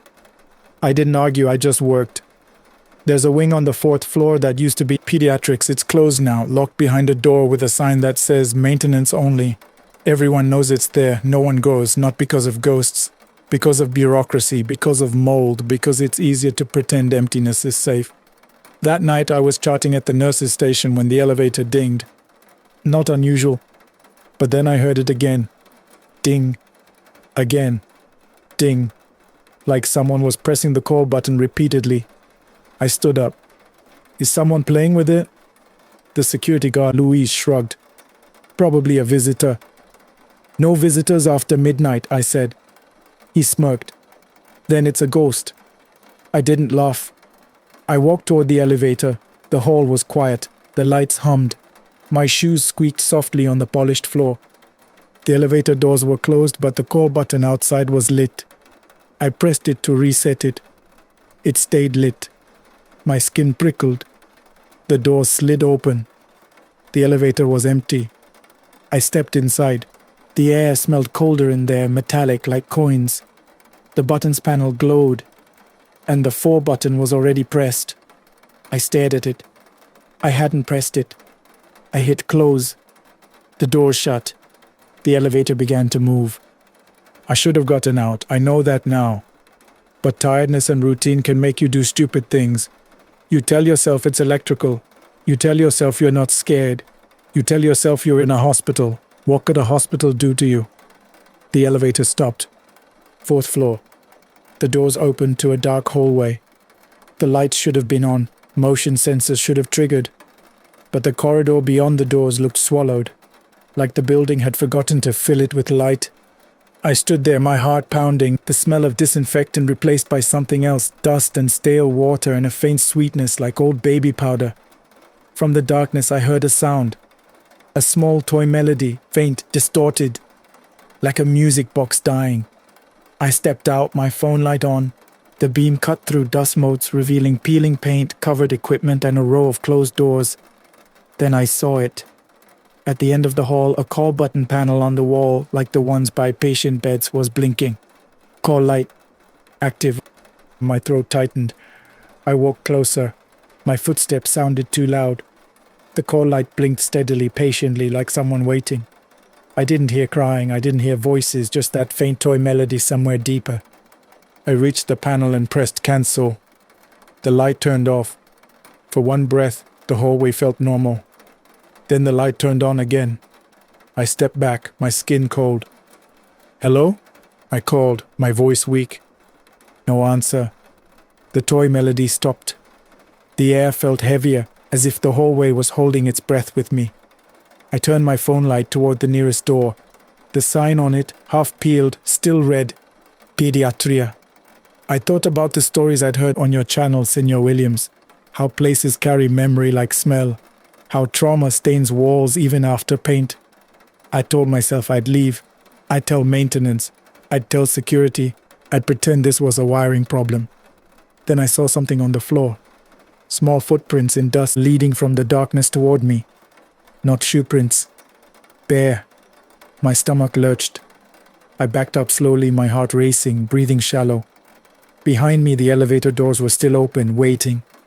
The call light blinked again, faster this time. And then the intercom speaker in the hallway crackled. The old one that wasn't even connected to our current system. A voice came through, thin, distorted, not speaking clearly, but making a sound like someone trying to form words without a throat. Not a human voice you can answer, not something that explains, just the feeling of need. My eyes stung with tears I didn't expect. I turned and ran into the elevator. As the doors closed, I looked back down the hallway. In my phone light's last sweep, I saw a small shape in a doorway, low, still watching. No face clearly, no mouth moving, just a presence that made my bones feel cold. The elevator door shut. I hit the button for the lobby repeatedly like it was a prayer. Back at the nurse's station, Louis looked at my face and stopped joking. "You okay?" I lied. "Wiring issue, I'll report it." But that wasn't the end. Because ever since that night, sometimes when I'm on shift and the hospital is quiet, I see the 4 button light up in the elevator panel by itself like someone is calling it. And sometimes when I'm alone in a hallway, I hear the faintest toy melody behind me, just out of reach of my hearing. My advice? If you work in places where people suffer, hospitals, prisons, shelters, don't assume the building forgets when you do. Some call buttons never stop blinking. The passenger who never looked up. Hello, Senor Williams, and hello to the community of Carreteras de la Oscuridad. My name is Ricardo Ricky Linares. I drive rideshare nights in Tijuana, mostly near the border, and I'm writing because I picked up a passenger who didn't speak and still managed to threaten me. Turn off the lights and stay with me. If you're listening with headphones, keep one ear free. You'll understand why. Night driving in Tijuana is a mix of neon, exhaust, and nerves. You learn which streets to avoid, which corners belong to who, and how to keep your eyes moving without staring. I drove nights because daytime traffic makes me anxious. Nights are quieter, usually.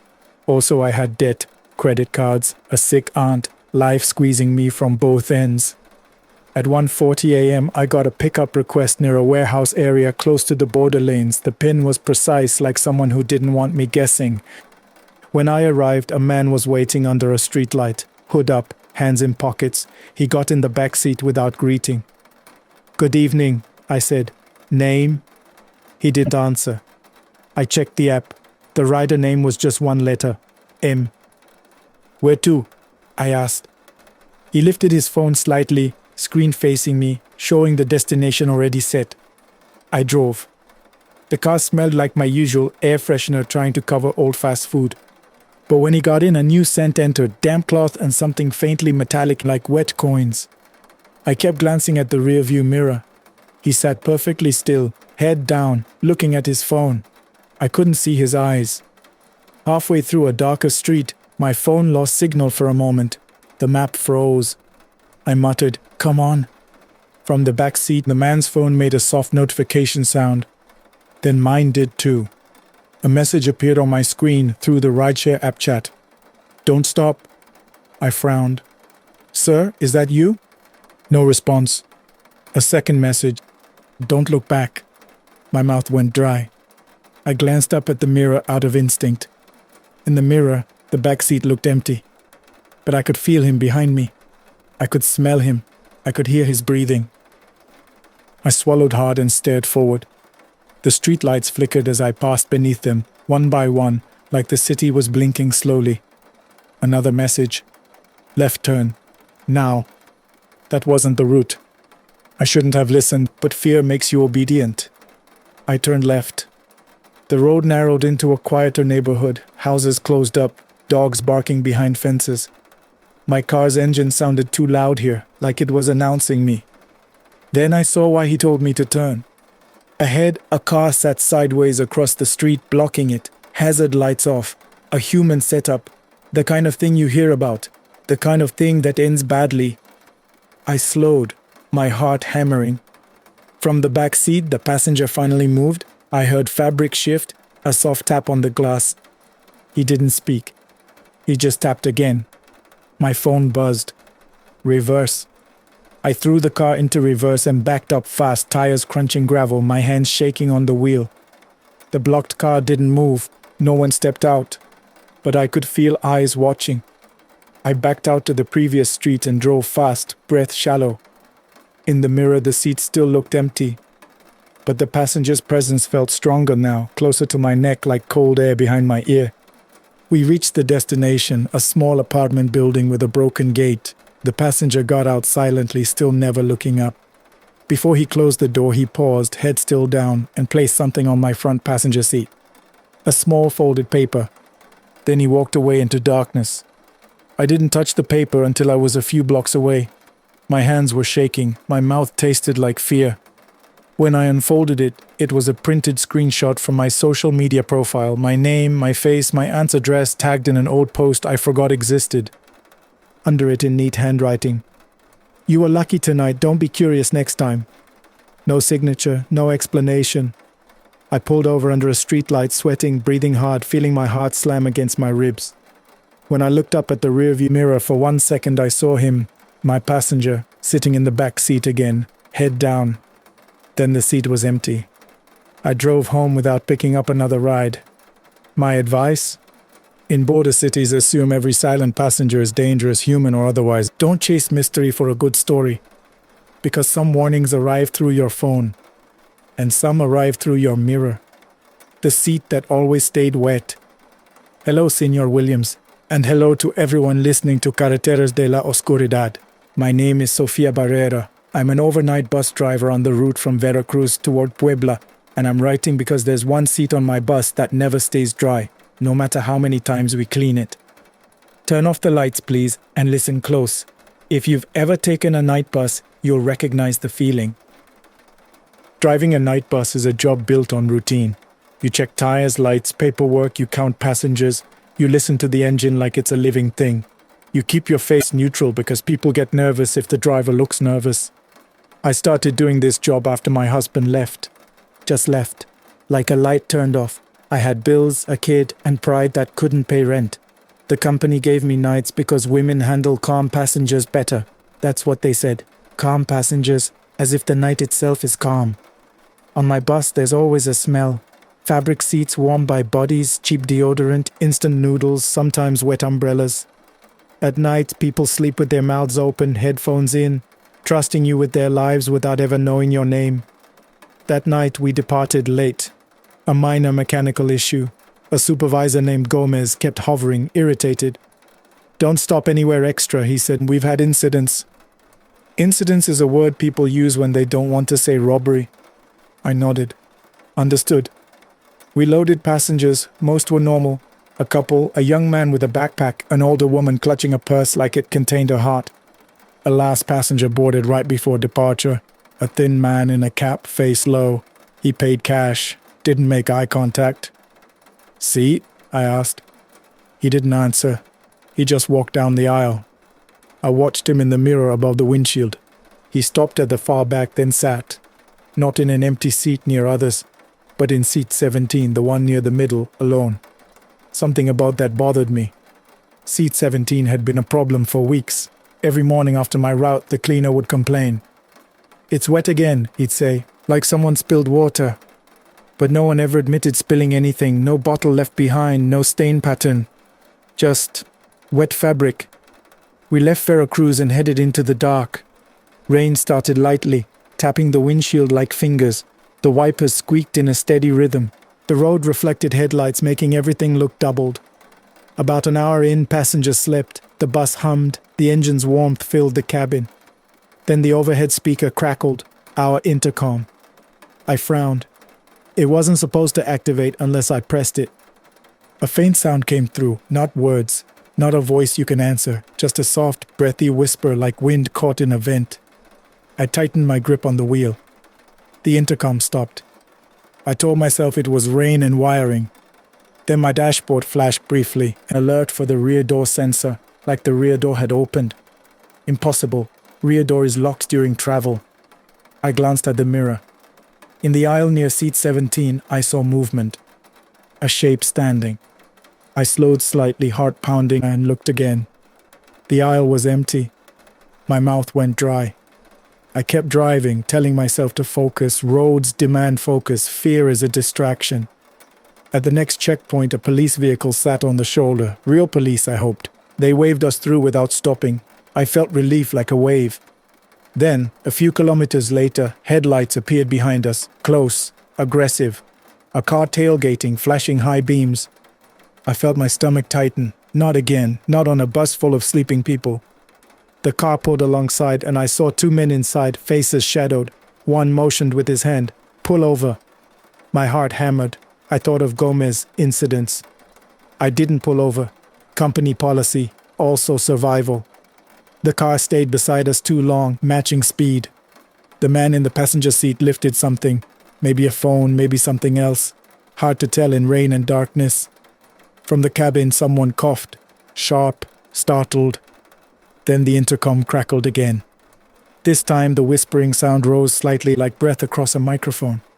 Seat 17's row light flickered. On, off, on, like a pulse.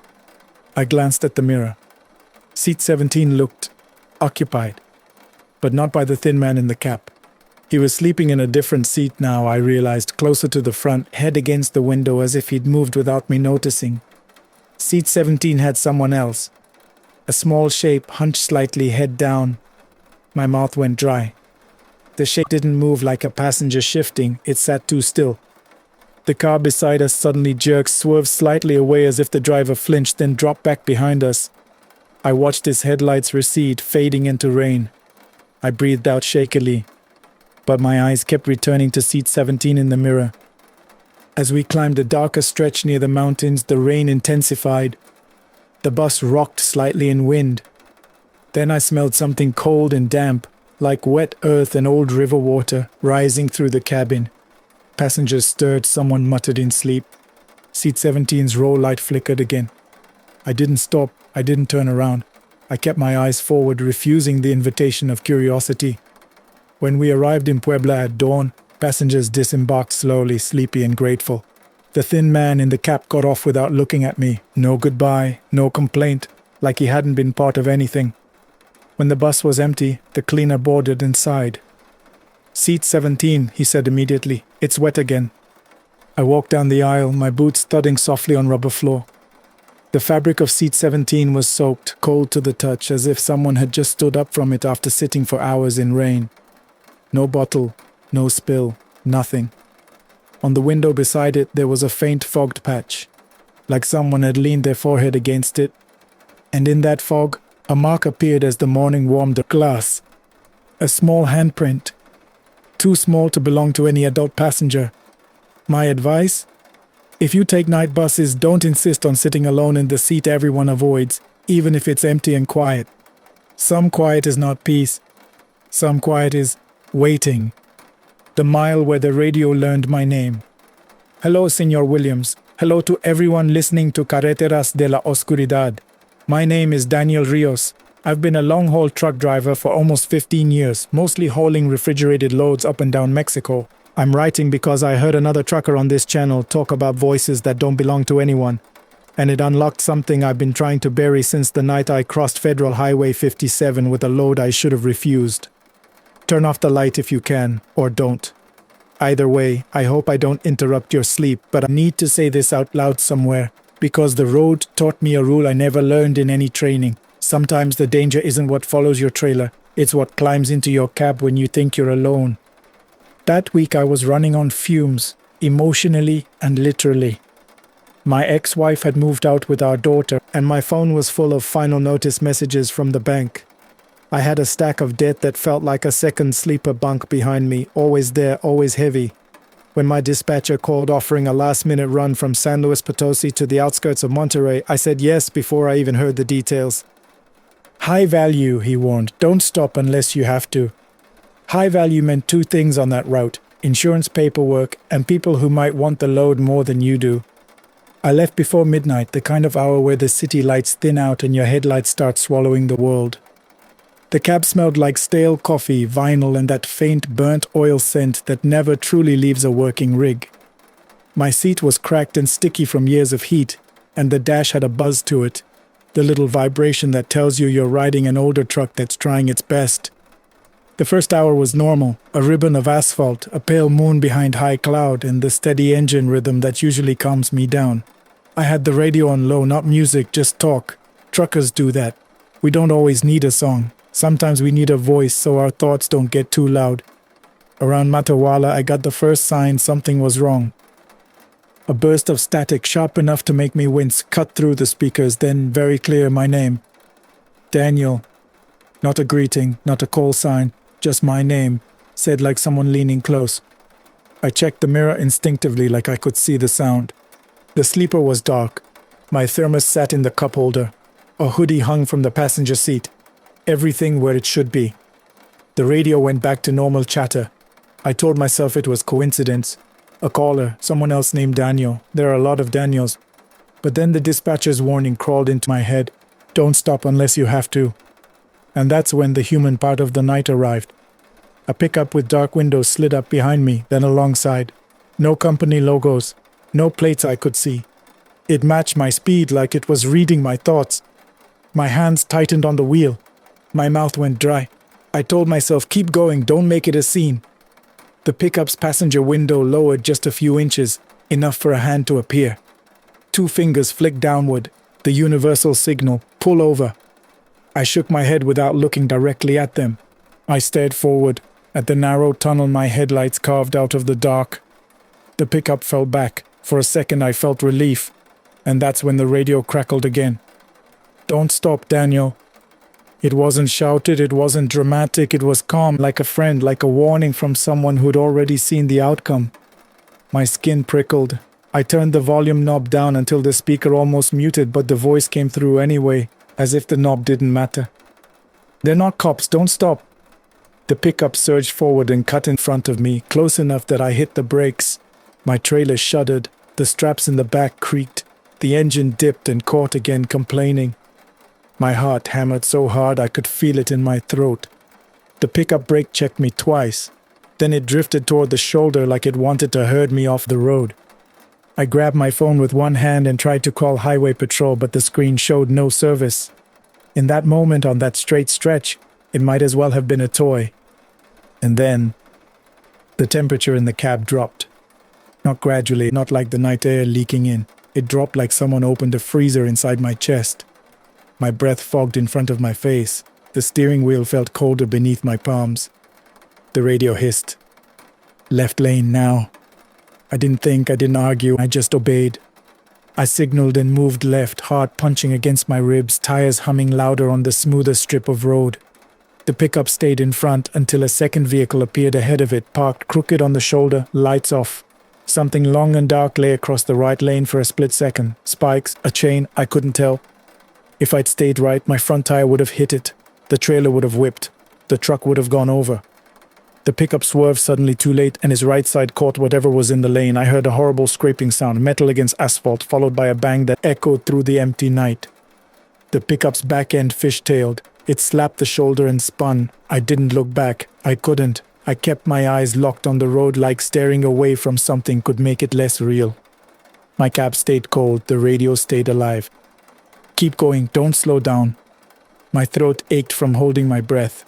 Tears stung my eyes. Not fear tears exactly, but the kind that come when your body is trying to purge poison. I drove like that for another 40 minutes, not stopping, not blinking, following the thin white lines as if they were a rope leading me out of a pit. At a well-lit service station outside Saltillo, I finally pulled in. Bright fluorescents, a few cars, a security guard with a radio at his belt. Life. Normal life. I shut off the engine and sat in silence, palms still clamped on the wheel. The cab warmed slowly like it was returning from somewhere it had no right to go. I walked inside on shaky legs and bought a coffee I didn't want. The cashier looked at me like he could tell something had happened without me saying it. "You okay, Jefe?" he asked. I tried to laugh. It came out thin. Just tired. I paid and stepped back outside.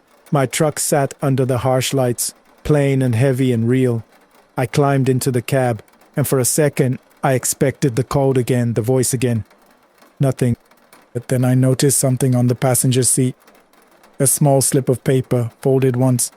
The kind of paper you tear from a receipt roll. I didn't remember leaving anything there. I opened it. It was blank, except for 2 words written in shaky pen like someone had written in the dark. Don't stop. My stomach turned. I checked my pockets, my logbook, the glove compartment. No pen like that. No torn receipt roll. Nothing. I stared at the note until my eyes burned. Then I did the stupidest thing a scared man can do. I told myself it was a prank. Maybe I'd written it earlier and forgotten. Maybe the cashier slipped it in by accident. Maybe my mind was trying to stitch meaning onto chaos. But then the radio clicked on by itself, no station, no chatter. Just breathing, soft, slow, close to the mic. And underneath it, a faint sound like tires on gravel. I yanked the power knob and the radio died completely. Not muted. Dead. That's when I realized the note wasn't the worst part. The worst part was that someone had been listening with me, and it knew my name the way a debt collector knows your address. I made it to Monterey, delivered the load, Didn't tell my dispatcher what happened. I kept the note in my wallet for months, like a talisman I hated but couldn't throw away. Even now, I avoid stopping on long empty stretches of 57, especially near Matawala. If my phone loses signal, I keep driving until I see lights and other people. And my advice is simple, not moral, just survival. If a stranger tries to pull you over in the dark on a lonely highway, don't stop. Even if they look official, even if they flash lights, even if your fear begs you to end the chase. Because on that road, I learned that the night can set traps with human hands. And sometimes the only warning you get comes from something that never shows its face. And now, another story from the roads where fear doesn't need an explanation, only a moment. The woman who sold blessings behind the night market. Hello, Senor Williams, and hello to the whole Carreteras de la Oscuridad community. My name is Marisol Sanchez. I sell snacks and cigarettes from a small stand near a night market in Guadalajara, the kind that comes alive after midnight. Music, lights, people pretending they're not tired. I'm writing because I used to listen to these stories to stay awake during my shifts, and I always thought, at least I'm surrounded by people, nothing can happen here. I was wrong. Apaguen la luz if you want, or keep it on. It won't change what I saw, but maybe it would keep you from imagining too much. I was closing my stand when it started. The last customers had drifted away, and the market's noise had thinned into scattered laughter and distant engines. The air smelled like fried dough, sweat, and exhaust. My hands were sticky from soda syrup. My feet hurt from standing all night on uneven pavement. I had been working extra shifts because my mother was sick. Not a dramatic illness, worse than that. A slow one. Medications that cost more every month. Doctor visits that felt like paying a fee to hear bad news in a polite voice. And I had other problems too, ones you don't say out loud. An ex who didn't accept being an ex. A landlord who wanted rent early. A constant nervousness that made me jump when someone called my name. That night, as I counted cash under the little bulb of my stand, a woman appeared beside my table like she'd stepped out of the shadow itself. I didn't hear her approach. No footsteps, no rustle of clothes. Just there. She looked ordinary at first glance, older, maybe in her 50s, wrapped in a dark shawl. But the smell that followed her didn't belong in a market. It was sharp and clean salt and something like wet earth, the scent you get after rain when you dig too deep. "You work hard, Nina," she said. Her voice was normal, human, nothing supernatural. That's what made it worse, because it meant she could have been anyone. "Yeah," I said carefully, holding my money pouch close. "We all do." She smiled like she understood more than I wanted her to. "Your mother, she's tired." My stomach dropped. I hadn't mentioned my mother to anyone there. "Who are you?" I asked. Instead of answering, she reached into her shawl and pulled out a small bundle tied with red thread. It looked like herbs, dry leaves, maybe rosemary or something I couldn't recognize. "Protection," she said softly, "for the road between life and sleep." I don't believe in those things. I grew up hearing stories, sure, like everyone in Mexico does, but belief is a luxury when you're counting coins. Still, the way she said it made my skin tighten. "I'm fine," I told her. "I'm closing." She leaned closer. Her eyes were dark but not empty, just too steady. "You've been followed," she whispered. "Not by spirits, by a man who doesn't like the word no." My throat went dry. Images flashed in my mind. My ex's car idling across the street the way he used to watch without blinking. I tried to keep my face calm. "You're wrong." She smiled again. "I'm not. And tonight he's near." That's when I heard it. An engine that wasn't passing through, but circling. Slow. Patient. I glanced toward the street and saw a car parked under a dead streetlight, half hidden. I couldn't see the driver, but I felt the weight of attention like a hand on my neck. My chest tightened, my hands shook as I folded my table. The woman placed the herb bundle on my counter. "Take it, no payment, just don't throw it away." I stared at it. "Why would you help me?" She didn't answer directly. She just said, "Because you listen to stories and stories listen back." That sentence made my stomach twist. It sounded like nonsense, but it landed like truth. I shoved the bundle into my bag without thinking, more to get rid of her than to accept her offer. "Thanks," I said flatly. She nodded once, then walked away into the thinning market crowd. Except the crowd wasn't there anymore. Vendors had mostly packed up. The music was off. The street had gone quiet in the way it gets quiet when the city is still awake but pretending not to be. and I couldn't see her. It was like she dissolved into the air. I told myself my eyes were tired, my mind was anxious. People come and go. I zipped my bag, locked my stand, and started walking toward the bus stop a few blocks away. I kept to the brighter streets, the ones with open stores and security cameras. But the engine followed. Slow at first, then closer. The car rolled behind me at walking speed, like a predator that didn't need to run. I didn't look back right away. I didn't want to confirm it. But when I did, I saw the same car from earlier, lights off, creeping along. My heart hammered, my hands went cold. I dug my phone out, but the screen showed low battery. Of course it did. I tried to call a friend. It rang once, then died. The car stopped. A door opened. I heard a man's voice, low and familiar. Marisol. My legs turned to water and I didn't answer. I kept walking faster. Marisol, he said again, closer. Don't act like you don't hear me. I turned into a side street without thinking, one that was darker and narrower. It was a mistake. I knew it the second I did it, but panic doesn't care about logic. The car followed, rolling in behind me. And then the air changed. It got heavy, not humid heavy, like the space itself thickened. The streetlights flickered. The sound of the city seemed to dull, like someone turned the volume down on reality. I stopped. I don't know why. My body just stopped, like an animal freezing. I looked ahead and saw something that didn't make sense. At the far end of the street, under a weak streetlight, there were tiny footprints in the dust near the curb, bare footprints, child-sized, leading toward the light. But there was no child. The footprints moved, appearing one by one as if an invisible person was walking. My breath caught, the hair on my arms lifted. Behind me, the car door slammed, footsteps approached, my ex's steps, heavy, impatient. Don't run, he called, we need to talk. The invisible footprints stopped. The streetlight above them blinked twice, then held steady. In the glow I saw something else, a shape in the corner of my eye, crouched near a doorway, small, hunched, wrapped in shadow. I couldn't see its face, I couldn't see its hands, but I felt it watching. A whisper slid through the air, so faint I thought it was my own breath at first. Not words, just the soft sound of someone shushing. My ex reached me. I smelled his cologne and anger. He grabbed my wrist, not hard enough to leave a mark, but hard enough to remind me he could. You think you can ignore me? He hissed. I tried to pull free. Let go. He smiled without warmth. Or what? The streetlight flickered again, harder this time. The air dropped in temperature, and I saw my ex's smile falter as he glanced past me down the street. What the? He muttered. He let go of my wrist. For a second I thought he'd changed his mind. Then I realized he was staring at the footprints. The footprints began moving again toward us. My ex stepped back. I felt him hesitate, like some part of his brain recognized danger that wasn't human. What is that? He whispered. I didn't answer. I couldn't. The shape near the doorway shifted just slightly, and I heard that shushing sound again, closer, like it was in my ear. My ex took another step back toward the car. His confidence leaked out of him like air from a punctured tire.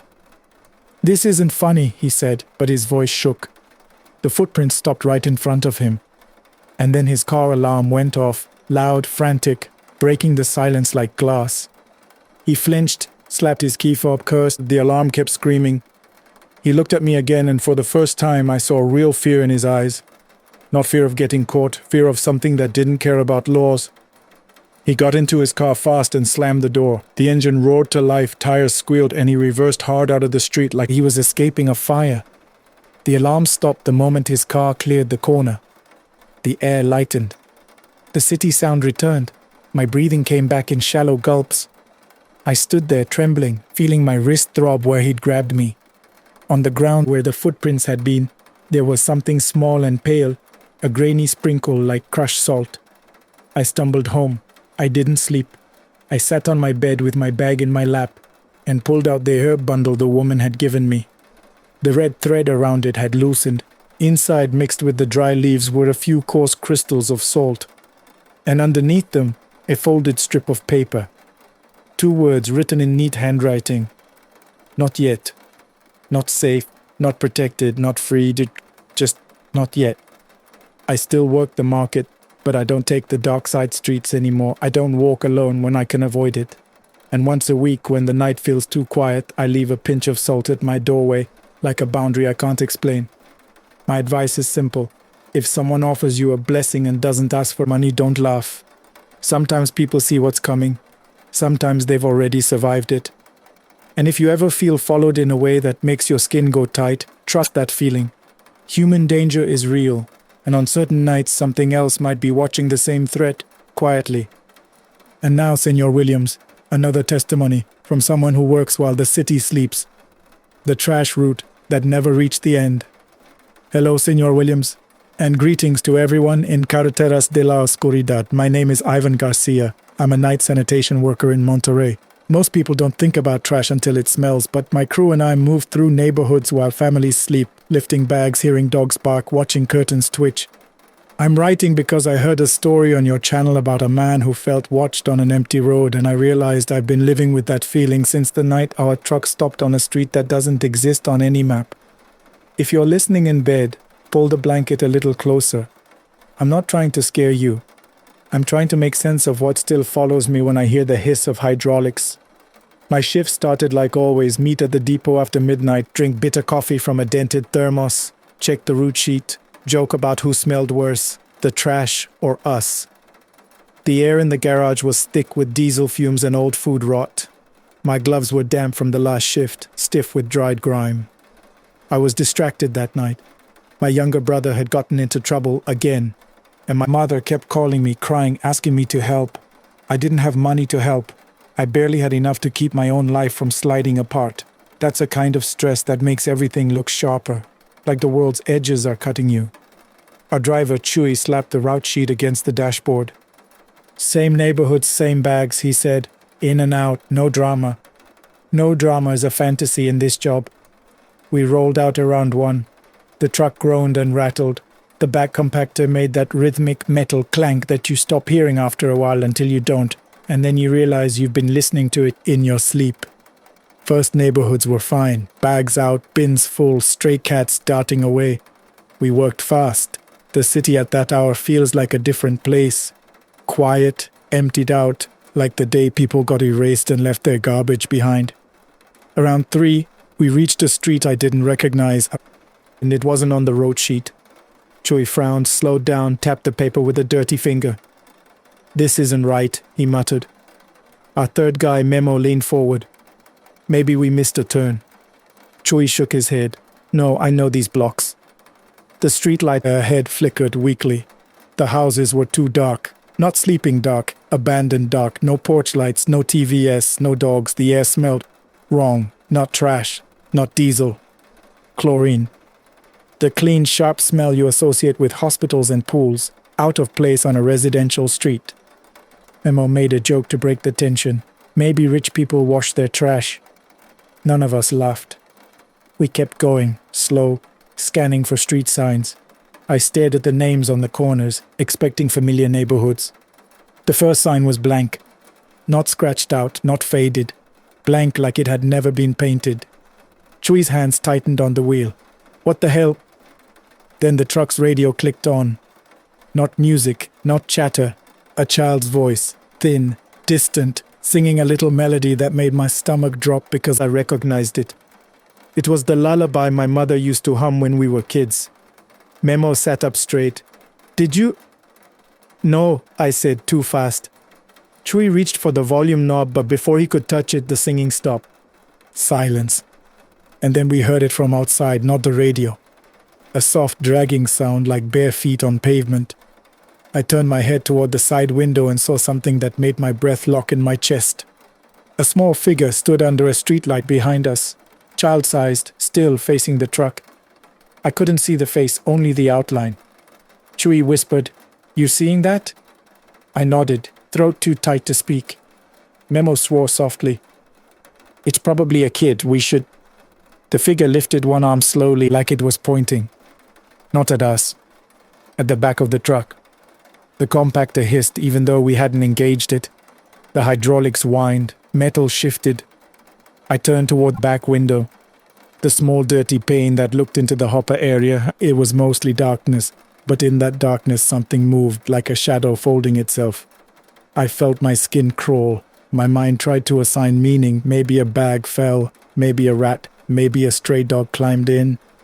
But the movement wasn't animal, it was too deliberate. Chewie swallowed. We're leaving. He pressed the gas. The truck moved forward and the child figure didn't run after us. It stayed under the streetlight, watching. As we rolled away, I saw something else beside it. Another small outline and another, like more children stepping out of the dark. No faces, no voices, just silhouettes. The chlorine smell intensified until my eyes watered. "Where are we?" Memo asked, voice high. Chewie didn't answer. His knuckles were white on the wheel. The street ahead stretched longer than it should have. A straight road in a city full of turns. We passed the same crooked mailbox twice. We passed a mural of a saint twice. The same crack in the sidewalk. The same abandoned bicycle leaning against a wall. I told myself we were looping, but Chewie wasn't turning. "We're not moving," I whispered, watching the streetlights pass, then pass again. Memo's breathing got loud. "Stop the truck! Stop! Something's wrong!" Chewie slammed the brakes.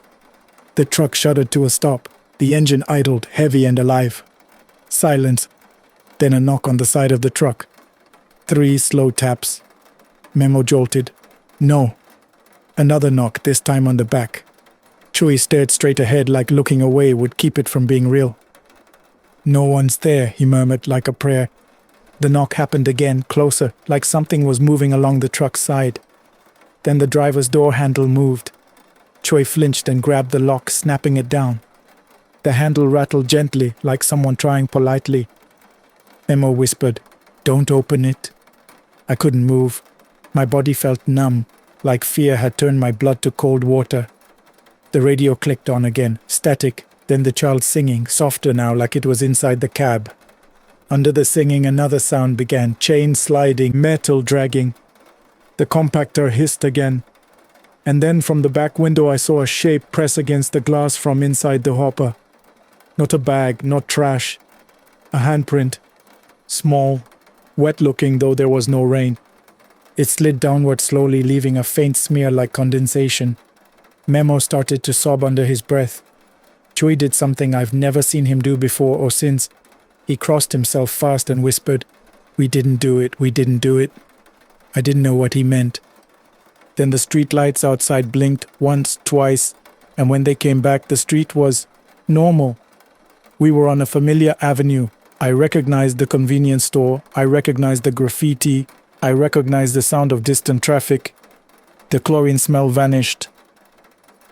The radio went back to a normal station like nothing had happened. Chewie didn't stop. He drove us straight back to the depot, ignoring the route sheet, ignoring the work, ignoring everything. At the depot, we climbed out on shaky legs. The night air smelled like diesel again, comforting in a sick way. Chewie opened the back hopper cautiously, like he expected something to jump out. It was full of trash, like always. But near the edge, tucked between bags, was something that didn't belong. A small plastic bracelet, cheap, the kind kids get at clinics, the kind with a name printed on it. The name was smudged, but I could read it. Ivan. My legs went weak. I stared at it until my vision tunneled. Chewie dropped it like it burned him. Memo backed away, shaking his head. No. None of us reported it. Who would we tell? Our supervisor would laugh. The police would ask if we were drunk, and we weren't. We were just tired men who had seen something that didn't fit into the world. After that night, I asked to change routes. I told them I had family issues. I told them anything. I didn't want to go near that street again. But sometimes when I'm on shift and the truck stops at a quiet corner, I smell chlorine for a second, just a hint, and I hear a soft humming under the engine, like a lullaby that knows my name. My advice, if you work at night and you find yourself on a street you don't recognize, don't keep going just because you're supposed to finish the job. Turn around, find light, find other people. Because some places aren't lost. They're waiting. And now, one more story from the kind of night where mistakes follow you into rooms with locked doors. The motel room with no mirror. Hello, Senor Williams. Good evening to the whole audience of Carreteras de la Oscuridad. My name is Angel Herrera. I'm not proud of the reason I'm writing. I'm a married man, and I was on the road for work. Construction contracts, short deadlines, cheap motels. I made choices that felt small in the moment and huge afterward. I'm telling this because I heard someone on your channel mention that the road punishes secrets in strange ways. I didn't believe that until I stayed in a motel off the highway near Culiacan, Sinaloa, a place that looked normal from the outside and felt wrong the second the door shut behind me. If you're listening in bed, I'm sorry. I know some of you come here to relax, but I also know the people who listen to these stories understand that fear doesn't always come from monsters. Sometimes it comes from guilt and from the way the world reacts to it. I was driving late, exhausted, with my phone full of missed calls I didn't want to answer. My wife had been suspicious for months. I had been lying for longer. Every lie feels like a bump you tell yourself you'll fix later until you realize your whole life is driving on a damaged tire. That night I wasn't thinking about ghosts or criminals. I was thinking about getting to a room, taking a shower, and pretending I was still the man my family believed I was. The motel was one of those roadside places with a flickering neon sign and a parking lot full of oil stains. The clerk behind the glass barely looked at me. The air smelled like bleach and cigarettes trying to hide something older. "Cash," he said. I paid. He slid the key under the window without touching my hand. "Room 9, he muttered. Outside a dog barked once, then went silent. Room 9's door stuck when I pushed it open like it didn't want to move. Inside, the place was dim and stale. The sheets looked clean but felt rough. The AC rattled. The room smelled like chlorine and damp wood. I turned on the bathroom light, expecting that harsh mirror glow. There was no mirror. Not shattered, not covered, just missing. A blank space above the sink where the screws were still there, as if someone had removed it carefully. I stared at that empty wall longer than I should have. I told myself it was cheap maintenance, theft, anything. I took a shower, the water ran lukewarm, the curtain stuck to my skin. I scrubbed hard like I could wash off my own decisions. When I came out, my phone buzzed. A message from an unknown number. "Don't sleep." My stomach tightened. I looked through the peephole. The hallway was empty. I told myself it was a scam, a wrong number, the kind of thing people send to scare strangers. Then my phone buzzed again. "You're not alone in there." I laughed. One sharp sound that didn't feel like mine. I locked the door and double-checked the latch. I pulled the curtain aside to check the window. It faced the parking lot. A few cars, no one staring. I tried calling the front desk. The line rang and rang, then clicked into dead silence. No dial tone, nothing. The AC rattled louder, then suddenly stopped. The room went too quiet. In that silence, I heard a soft sound from the bathroom, like a fingertip tapping ceramic. Tap, tap, tap. I froze. The taps weren't random. They were steady, patient. I stared at the bathroom doorway. The light was still on. The empty mirror spot was just visible from where I stood. Tap, tap. I swallowed. "Hello?" I called out, feeling ridiculous. No answer. I walked toward the bathroom slowly, like the floor might break under me. My skin tightened with that cold anticipation you get right before something bad happens. The tapping stopped the moment I reached the sink. I leaned in, staring at the blank wall where the mirror should be, as if a mirror could have shown me a threat. That's when I noticed something on the wall, faint at first like condensation. A smear, then another. As if a hand had pressed there from the other side. My breath caught, I stepped back. The air grew cold, suddenly sharply, and the smell of chlorine deepened until it stung my nose. Behind me, the TV turned on by itself. Static. A harsh, snowy screen with a faint hiss. Then the static cleared for half a second and I saw a shape on the screen, tall, thin, standing in a hallway that looked like mine. The shape didn't move like a person. It shifted, like shadow trying to stand upright. I lunged for the remote and hit power. The TV stayed on. Static again. My phone buzzed. "Look at the door." I didn't want to. My whole body screamed not to. But I looked. The motel door, locked, had a shadow at the bottom, on the thin strip of light under it. The shadow wasn't shaped like feet. It was too wide, too fluid, like smoke pooling. And then the doorknob turned. Slowly. Gently. Like someone testing it. I backed away until I hit the bed. My heart hammered so hard I felt dizzy. The doorknob turned again. The latch held. And then I heard something else. A second sound, not at the door. A scraping above me. I looked up. The ceiling vent cover, old metal, was slightly shifted like it had been moved recently. A soft, dry sound came from inside the vent like someone breathing through dust. I whispered, "No." The vent cover trembled slightly, then settled. My phone buzzed again, and the message wasn't words this time. It was an audio clip, 5 seconds long. My own voice recorded, whispering, "I'm sorry." I hadn't said that in the room. Not out loud. I felt something in me crack, panic mixed with guilt, like the motel was squeezing my secrets out of me and turning them into threats. I grabbed my keys, my wallet, my phone. I didn't even put shoes on. I yanked the door open. The hallway was empty, but the air was colder out there than it should have been, and the lights above the doors flickered. As I stepped out, I saw something at the far end of the hallway, near the stairs. A figure crouched low, too low, like it didn't have bones the way we do. It didn't speak, it didn't rush me. It just watched. And I felt it deep in my chest, that it wasn't there for money, it wasn't there for my body. It was there for the part of me I'd been trying to hide from myself. I ran, barefoot across the parking lot, gravel cutting my soles. I didn't care. I got in my truck, slammed the door, locked it, started the engine with shaking hands. As my headlights swept across the motel, I saw room 9's window, curtain open now. And in the glass, reflecting my headlights, there was something that should have been impossible. A mirror-like shine. As if the room had suddenly grown a mirror again, just long enough to show me a silhouette standing behind the curtain, taller than any man I know. I drove until sunrise. I didn't stop. I didn't sleep. I didn't look in my rearview mirror for longer than a second at a time. When I finally pulled over at a busy gas station hours away, I washed my face in the bathroom and stared at myself in a real mirror under bright lights. I looked like a man who'd aged years in one night. My phone buzzed one last time from that unknown number. Go home. No threats, no explanations. Just an order that felt like mercy and punishment at the same time. I went home. I told my wife the truth. Not because I became brave, but because after that night, lying felt like standing in front of a door that keeps turning its own knob. My advice: don't rent the cheapest room just because you think you deserve it.